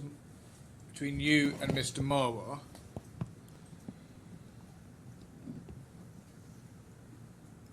And at item 1 on the email to you, dear Sanjeev, Mr. Marwar gives current compensation details attached.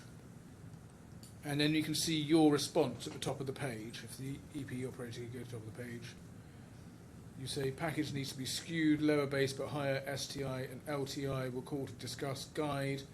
Reporting to me is fine. I will work closely with him for the first year at least, which is why we agreed London was best base. So you clearly are interested and involved in the details of the amounts of both Mr. Kahlon's STIP and his LTIP, aren't you? Yeah, even when HR discusses and negotiates terms with a senior employee, I would certainly be involved. They would discuss with me and consult me on those negotiations. So it's not unexpected that I would be involved. But So you're getting involved and guiding them at that level, aren't you? Yes. I don't recall these emails, but in general, I would once terms were negotiated and being agreed, I would be involved. And also, you're getting involved in agreements in principle at the negotiation level on these sorts of items, aren't you? Sorry. When you're dealing with the executives that you're trying to recruit, Yes. you're also dealing at that level of detail with them in negotiations. No, the general MO is I will talk about strategy. I will talk about overall objectives, overall direction, broad terms in terms of which direction we're heading in terms of overall packages potentially, but the details will certainly be negotiated, finalized, put to paper, put to contract by between the HR departments and the specific candidates. So it's typical and done in every context. I'm not suggesting there isn't papering up of the finest details, but the commercial deal is something that you discuss No. with the executives you're recruiting. And You were happy here with Mr. Kahlon reporting to you only, weren't you? Yes? It appears to be the case, yes, it is. But he'd also said to you, hadn't he, that he needed autonomy in his ability to run the operations. Sure. And you intended to work closely with him for at least the first year? I don't remember that exact discussion, but in broad terms, yes. But that in fact is what you then did. You did work closely with I him. did work closely with him in the beginning, yes. And when you say the first year, that again is the first year of this minimum 3-year project, isn't it? Yes, first year of employment, yes. Now, can we go to bundle J40?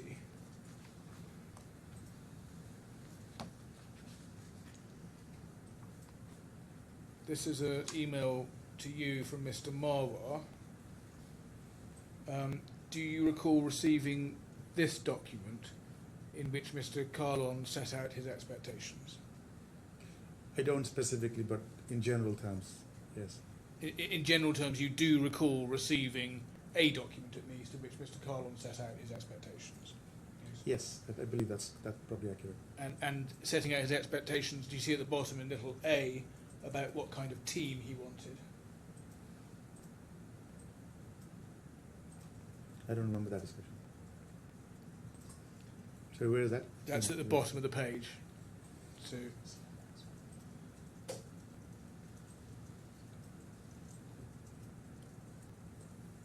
I don't remember the specific discussion, but it's not unusual. listen, if you go over the page,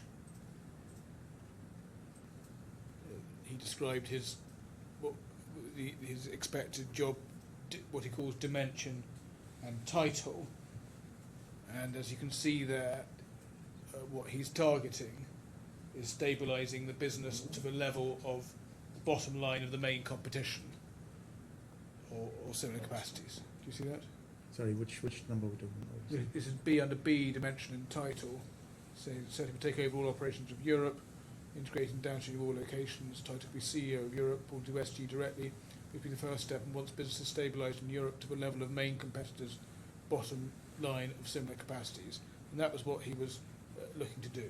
Yes. I don't remember the specific message, but it sounds okay. Sounds right. And essentially, say main competitors' bottom line.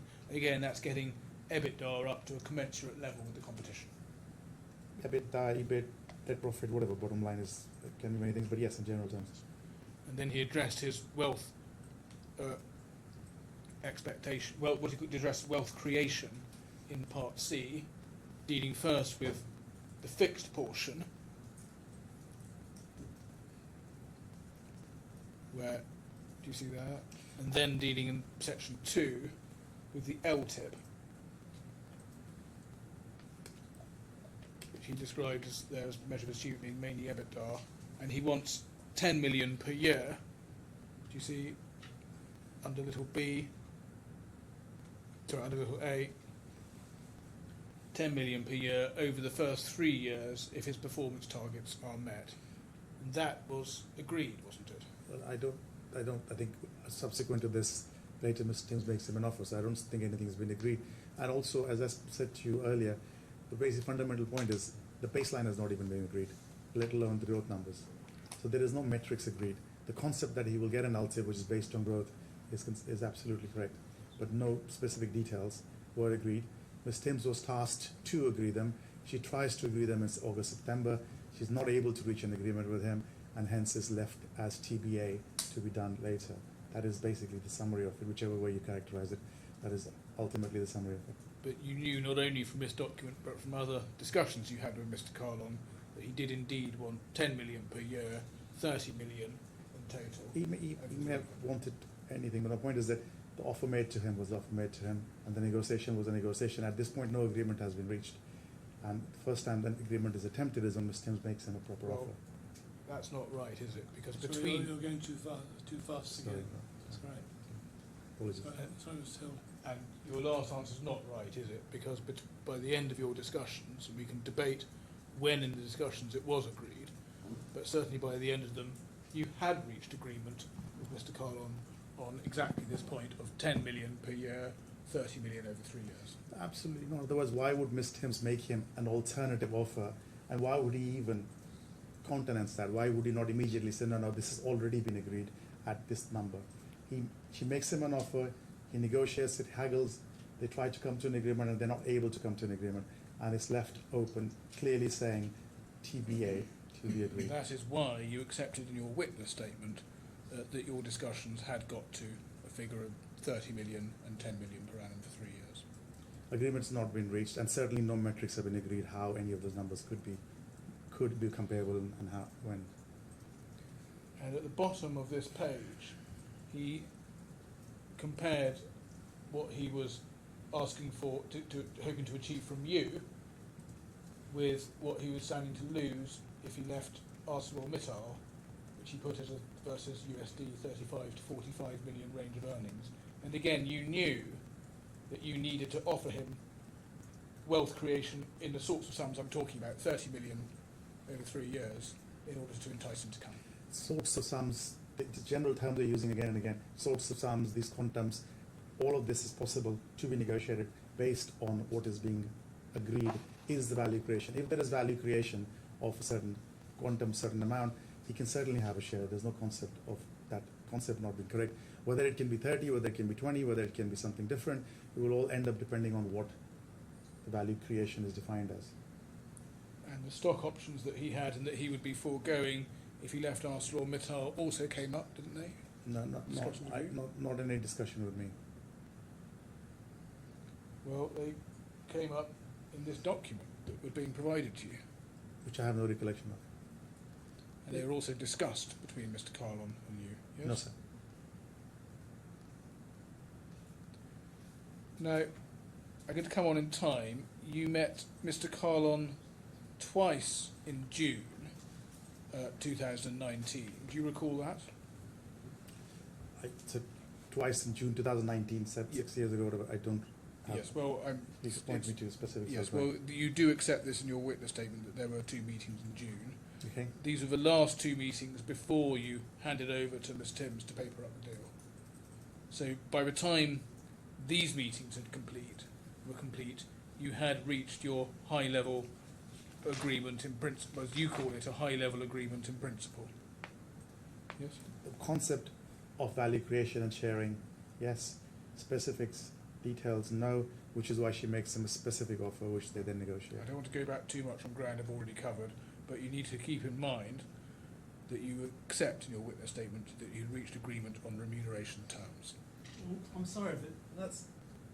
Mr. Hill needs to be more specific about what Mr. Gupta has accepted and where in his witness statement, rather than just assertion, because the characterisation of paragraph 25.1 that Mr. Hill has advanced, and is now advancing in increasingly vague terms, is not accurate.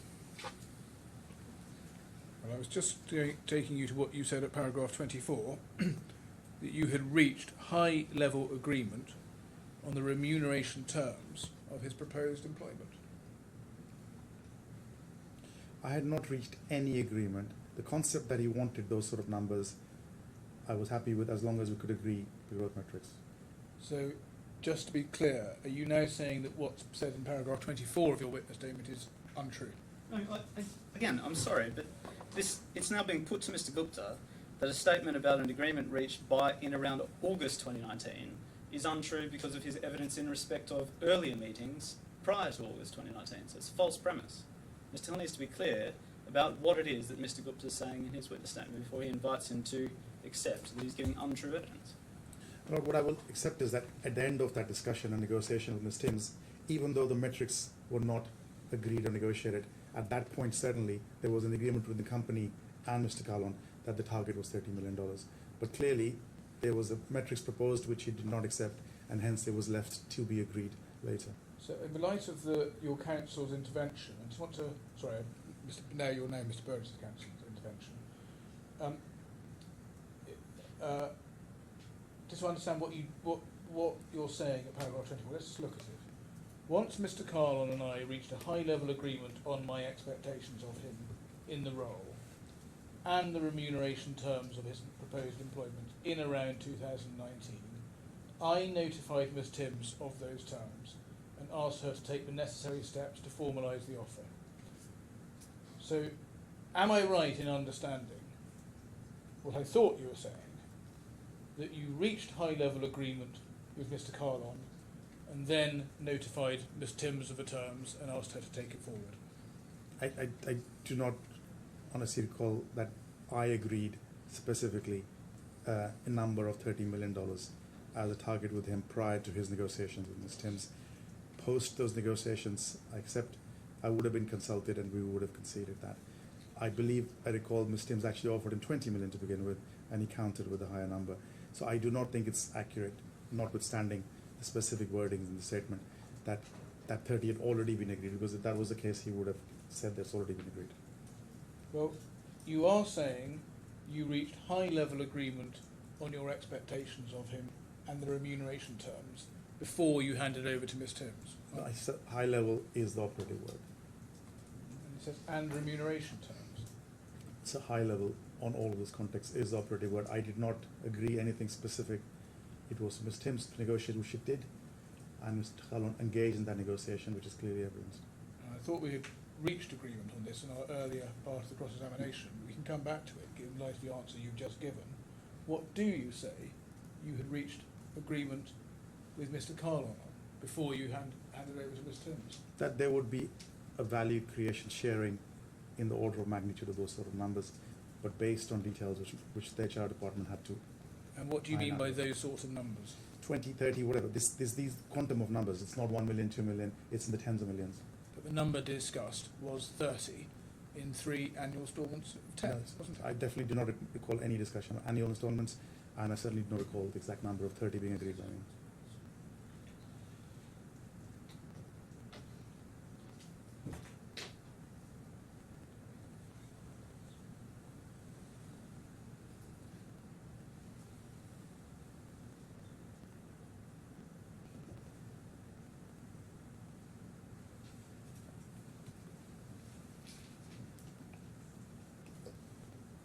So, could you go to bundle G, tab 9, page 2? We'll start at page 1.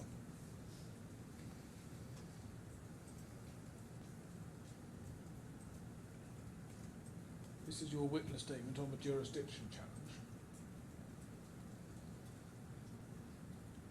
Do you recognise, starting at page 1, do you recognise this witness statement? I would need to read it again, but it is my witness statement clearly. And you could look at paragraph 9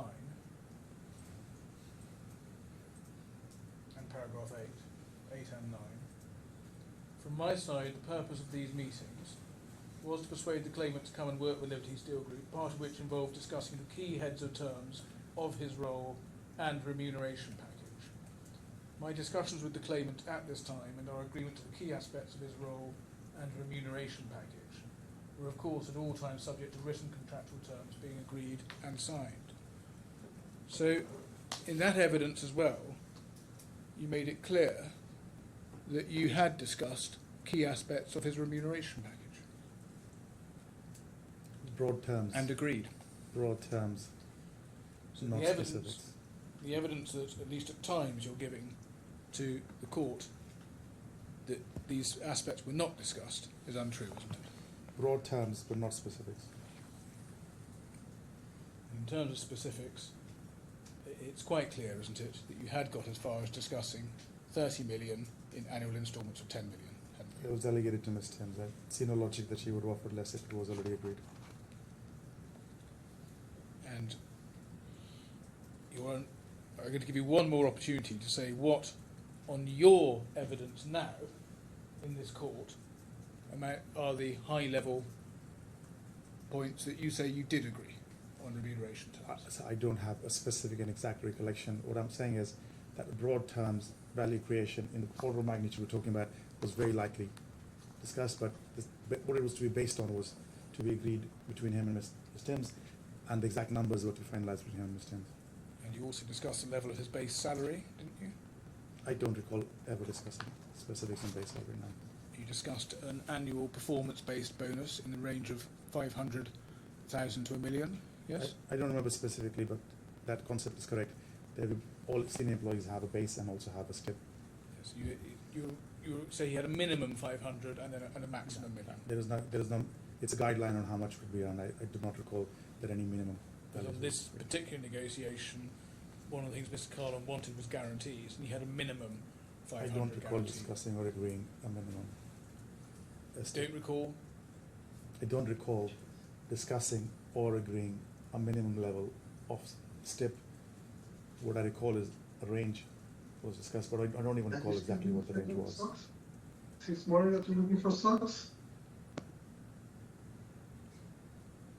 And when you say range, just so I understand what you're saying, he is being given an offer of 500 to 1 million STIP, isn't he? STIP is generally discretionary, and you can give guidelines to employees on what STIP they could earn based on certain parameters, and again metrics. You would agree with them.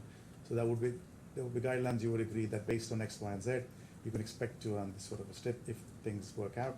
But in general, it is always discretionary, i.e. depends on the particular circumstances as they transpire later. In general, it might be discretionary for perhaps a lot of employees, but for some employees, you did agree guaranteed levels of STIP, didn't you?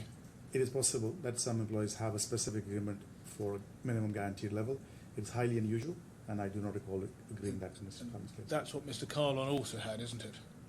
As I said, I do not recall agreeing that. I don't think that was the case. And that's why he had it expressed in the 500 to 1 million range. Yes? That's not my recollection. And So he I al- didn't hear. Not my recollection, sir. and he also agreed with you a minimum sign-on bonus of 500,000, didn't he? Again, I don't recall discussing specifics on these numbers. That is not to say it was impossible that I discussed them, but I do not recall discussing them.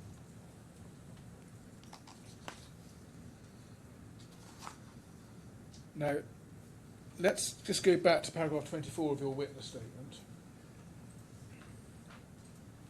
So, once you had reached agreement with Mr. Kahlon, and we can disagree about what the full content of that agreement was, it is common ground that you notified Miss Timms of what you had agreed and asked her to formalise the offer, correct?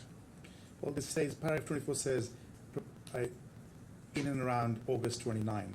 So at this point, I don't know if you can refer me to any meeting specifically I had in and around August 29, or 2019, sorry. I don't recall those specific meetings. As I've said, what I do recall is the general gist of where we were headed. But in a way, for me, it was academic because that had to be negotiated and finalised between the HR department. Well, the way it And- worked is that you didn't meet with Mr. Kahlon again between the June meetings and Ms. Timms taking things forward in August. So you had reached your high-level agreement with Mr. Kahlon by the end of the June meetings. Do you recall that? I did. That's certainly not correct. I had not reached any specific agreements. It was Ms. Timms to reach those agreements. Well, what do you mean then when you say once Mr. Kahlon and I had reached high-level agreement, I notified her of those terms and asked her to take the necessary steps? Well, I think what I mean is that I would have notified her of the broad gist of where we're headed, and she had to negotiate and finalise those terms, which I believe she tried to do. There's a complete change in your evidence in this witness statement and a complete change in your evidence in the jurisdiction witness statement, isn't it? No, sir. I'm saying the broad strokes were discussed, but specific details were not, and those were to be discussed by HR. Well, it's not a question of broad strokes being discussed. In both parts of your both witness statements, you have said you had reached at least high-level agreement on remuneration terms. You didn't even put high level in the jurisdiction document. In and around August 2019, so I think, I'll repeat, I do not recall ever negotiating or agreeing a number of 30 million with him. A broad context of value sharing, a broad context of numbers was passed on to Ms. Timms to negotiate, but the bigger point was that they had to negotiate what was based on, or what the metrics were. Now, after you brought Ms. Timms into the process, she sends a series of emails which we can look at, but just so we can understand the process, Ms. Timms wouldn't have sent an email without consulting you first, would she? That is correct. Sorry, I didn't hear that. That is correct. My lord. She would have consulted me before making a proposal. So the terms of all the emails that we can see and we can go through are after consultation with you and with your approval, yes? Well, I wouldn't be that specific, but the general point is correct. Can we just look at the first email that Ms. Tim sends, which is on the 23rd of August 2023, and it's at J tab 69.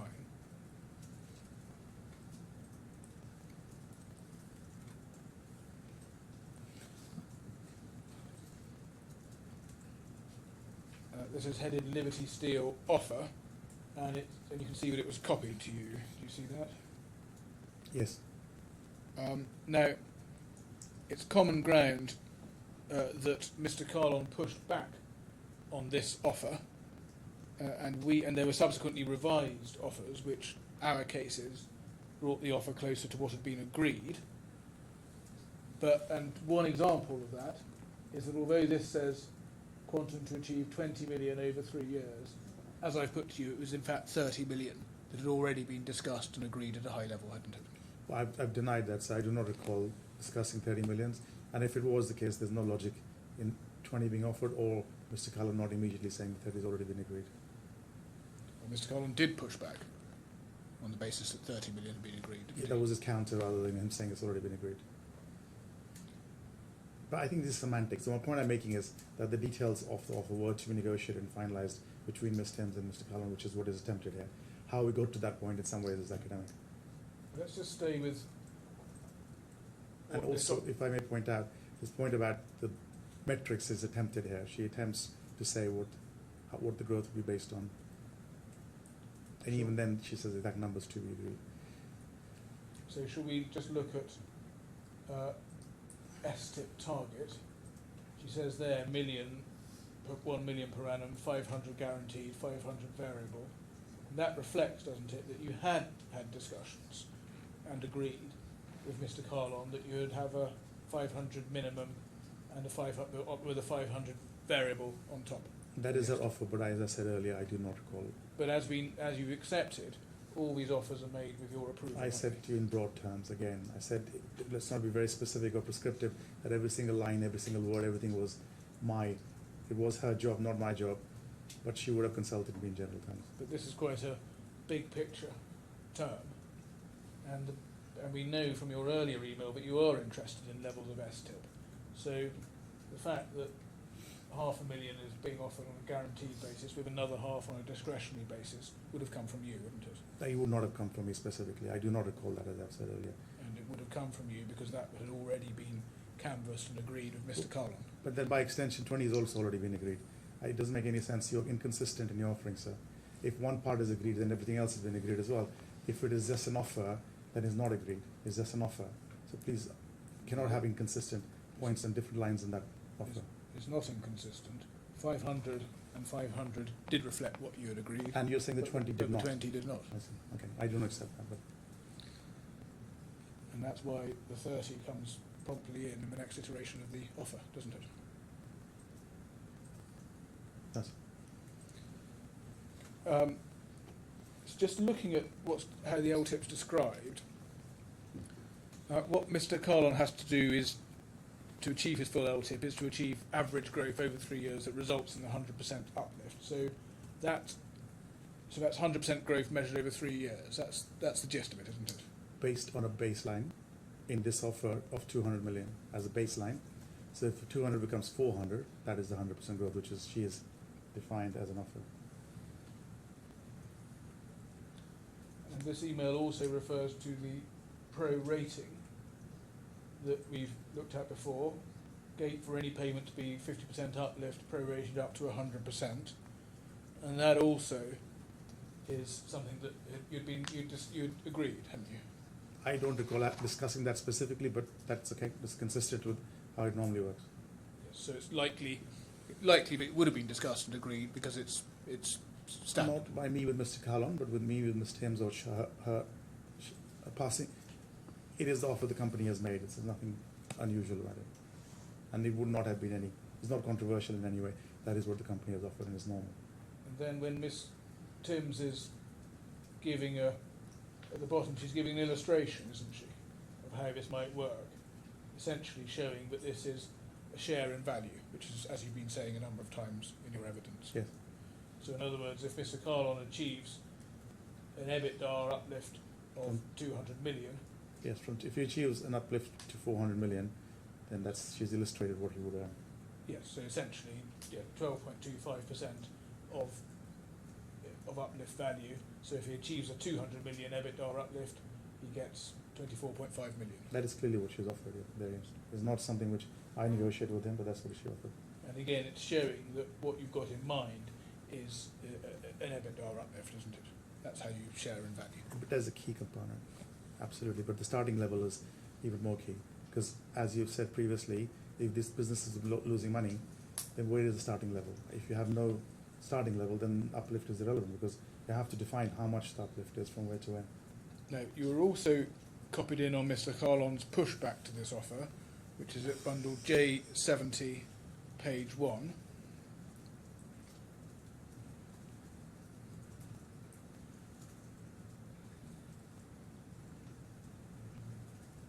And if you operator could put bundle 1 and 2 on the screen, that'd be helpful. Sorry, put page 1 and 2 on the screen, that'd be helpful. So yeah, he's saying they're not in line with his expectations and challenges. He's not saying they're not in line with what has been agreed already as in your characterization. It's his expectation based on what's been agreed with you. I think that is absurd. And what he's asking for is the LTIP being 10 million per annum, so 30 million in total. You see that at item 3 on page 2, yes? Yes. Based on doable KPIs agreed with shareholder, keeping in view market condition trends. So a lot of things to be agreed. He wants 30 million based on certain things which are to be agreed. And if we look at Mr. Tim's revised proposal that followed, you can see that at bundle J71.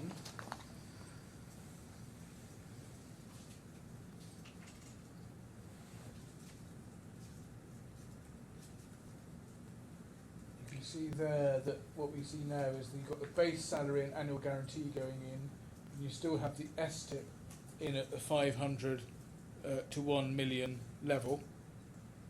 And then the LTIP amount is now at 30 million, 10 million per annum. Do you see that? Yes. And I don't know if you recall, but that offer as a whole still didn't meet Mr. Kahlon's expectations, did it? Because your side made further offers to him in the days that followed. Do you recall that? Sorry, could you repeat the question? That offer was not the final one, because your side, the Liberty side, still made further offers in the days that followed. I don't know. You can show me out. Let's have a look. Next offer is described as the final offer, but it actually isn't. And if the operator could put up bundle J76 and have J71 next to it.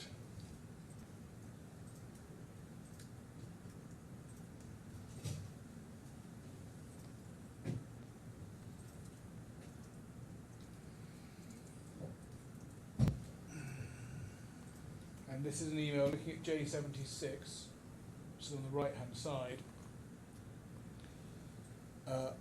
This is an email sent out on the 5th of September, so, and again you're copied, and again this would have been with your approval, wouldn't it? It must have been. Yes, I don't think she would make such offers without my in fact, she does say I've spoken to Sanjeev, we've Yeah. come to a final offer. Yes. And we can see that the base salary was now at 750, so with the annual guarantee this was now 1.25 fixed amount, and I suggest that now matches where you had got to, in fact, in your discussions with Mr. Kahlon. It's up on the 5th of September. That is where we've got to. That's what she's offering, yes. But I suggest it also matches where you, in fact, got to earlier in the process when you wrapped things up in June. So that would be upset. What is the need for the charade then of all these negotiations if it's already all been agreed months ago or weeks ago? It's not a charade, it's Mr. Kahlon pushing back to make sure that what's paid He is not paid up, gets- it's what he thinks is agreed. You think he's pushing back to say what has already been agreed, even though he's explaining, countering, negotiating. All of that is basically a reflection of what all he's doing is saying what he's already agreed. I think that's an absurd suggestion, sir. Then on the S-tip, we see it still in at 500 to 1 million, so that's the minimum and maximum, minimum 500 and maximum 1 million we saw earlier, yes? I don't even know it's maximums. I said uncapped. Tips are basically guidelines, but it does. There is an annual guarantee, so maybe that is correct. I don't have specific recollections, but this offer clearly seems to be talking about an annual guarantee. So that sounds to me like there was a minimum guarantee, but as I said, I don't have any recollection of that. And under the LTIP, we have 10 million per annum, total paid after 3 years for 100% growth, minimum growth 50% to achieve 50% reward. That is correct. But again, as I said repeatedly, no metrics have been agreed at this point. Previous metrics she's offered have not been accepted by him. But subject to that point, we can come back to that point, but you do. Again, so So I think you just need to, I'm afraid, again, slow down and speak up a little, Sorry. we're being told. My general point I'm making is that one point I'm making is, as far as the guaranteed portion is concerned, it's clearly in this offer. I have no recollection of it, but it clearly is there, and hence it's quite possible that was agreed. But my point about LTIP is that no baseline has been agreed, which was offered by her, the 200 to 400, but he didn't accept it. So no baseline has been agreed.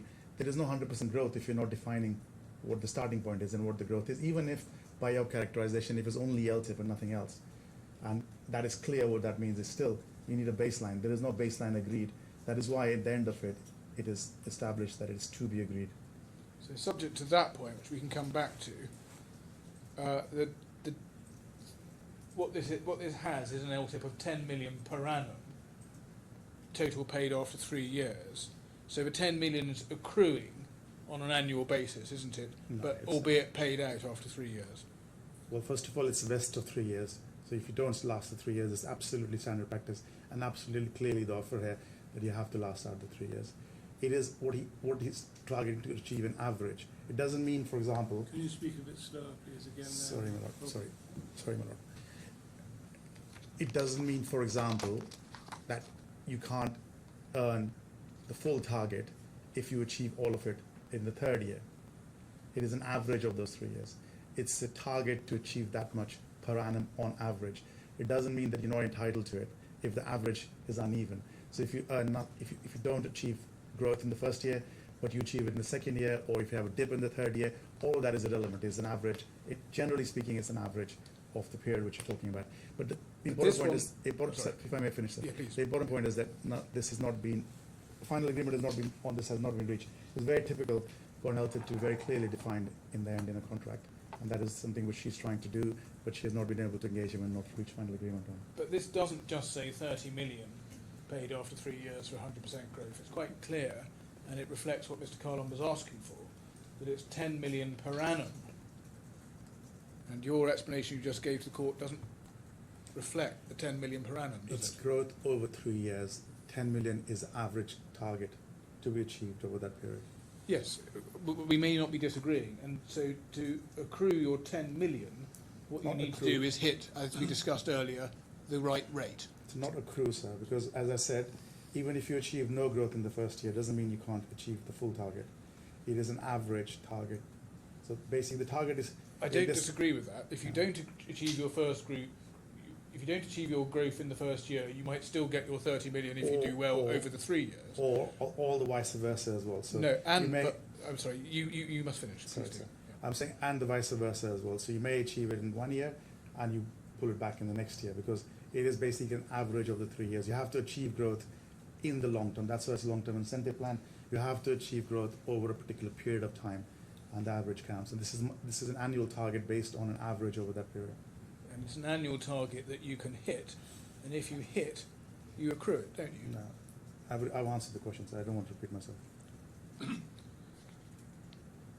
Now, and I suggest that you made it clear from your discussions with Mr. Kahlon that he was able to, if you like, bank or accrue amounts annually, because that was what he wanted. I think I've answered the question, so no, that's not the case. It's an average over the 3 years with metrics to be agreed, which have still not been agreed. But if it hadn't been what he wanted, he's unlikely to be insisting on this 10 million per annum. It's the It wouldn't really average. make much sense. It doesn't really It makes add perfect anything, does sense. It's the average over the 3 years. That is what you want to achieve every year on an average basis. And you have to last 3 years for it to vest, and you have to agree what the metrics are, where's the starting point, which a bit exactly, and so on and so it? So forth. what's it getting, what's it achieving on your interpretation? It's 10 million per annum. Why It's a- doesn't it just say 30 million after 3 You years? can say the same, it's the same thing. You can say the same, it's the same thing. So it's the same thing on your, so your, that's what you're Average saying. over 3 years of 10 is equal to 30 in total. Exactly the same. So you're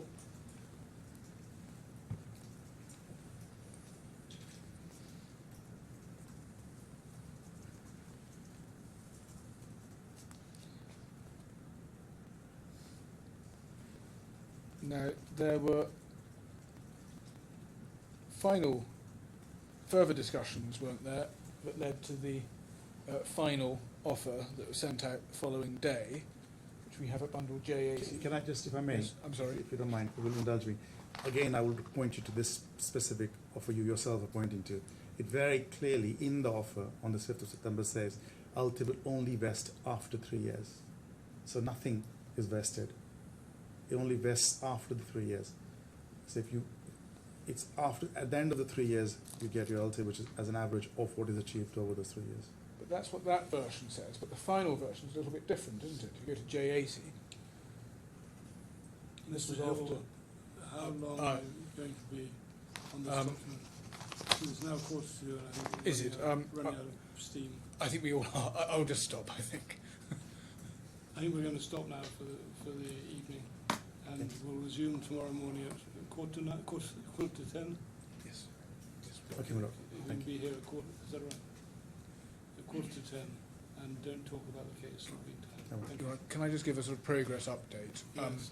I'm actually hopeful that we may finish tomorrow, but I'm trying to go as quickly as I can so that we do. But I can't promise. Right. So in other words, what I'm saying for Mr. Burgess's sake is it would still be good to know if there's a possibility Yeah. of something else. But I'm It certainly hopeful. helps the court, though, to have the witness live. I totally agree. I'm not a Yeah. tremendous fan of No, I totally agree. mixed media witnesses. Thank you very much. So, Yes, and certainly Mr. Gupta would Yeah. be very reluctant I agree with to need to come back I understand that too. next week. But it seems like Mr. Gupta's answered questions quite concisely, so hopefully progress can be made sufficiently tomorrow. Very well. Quarter to 10 tomorrow. All right.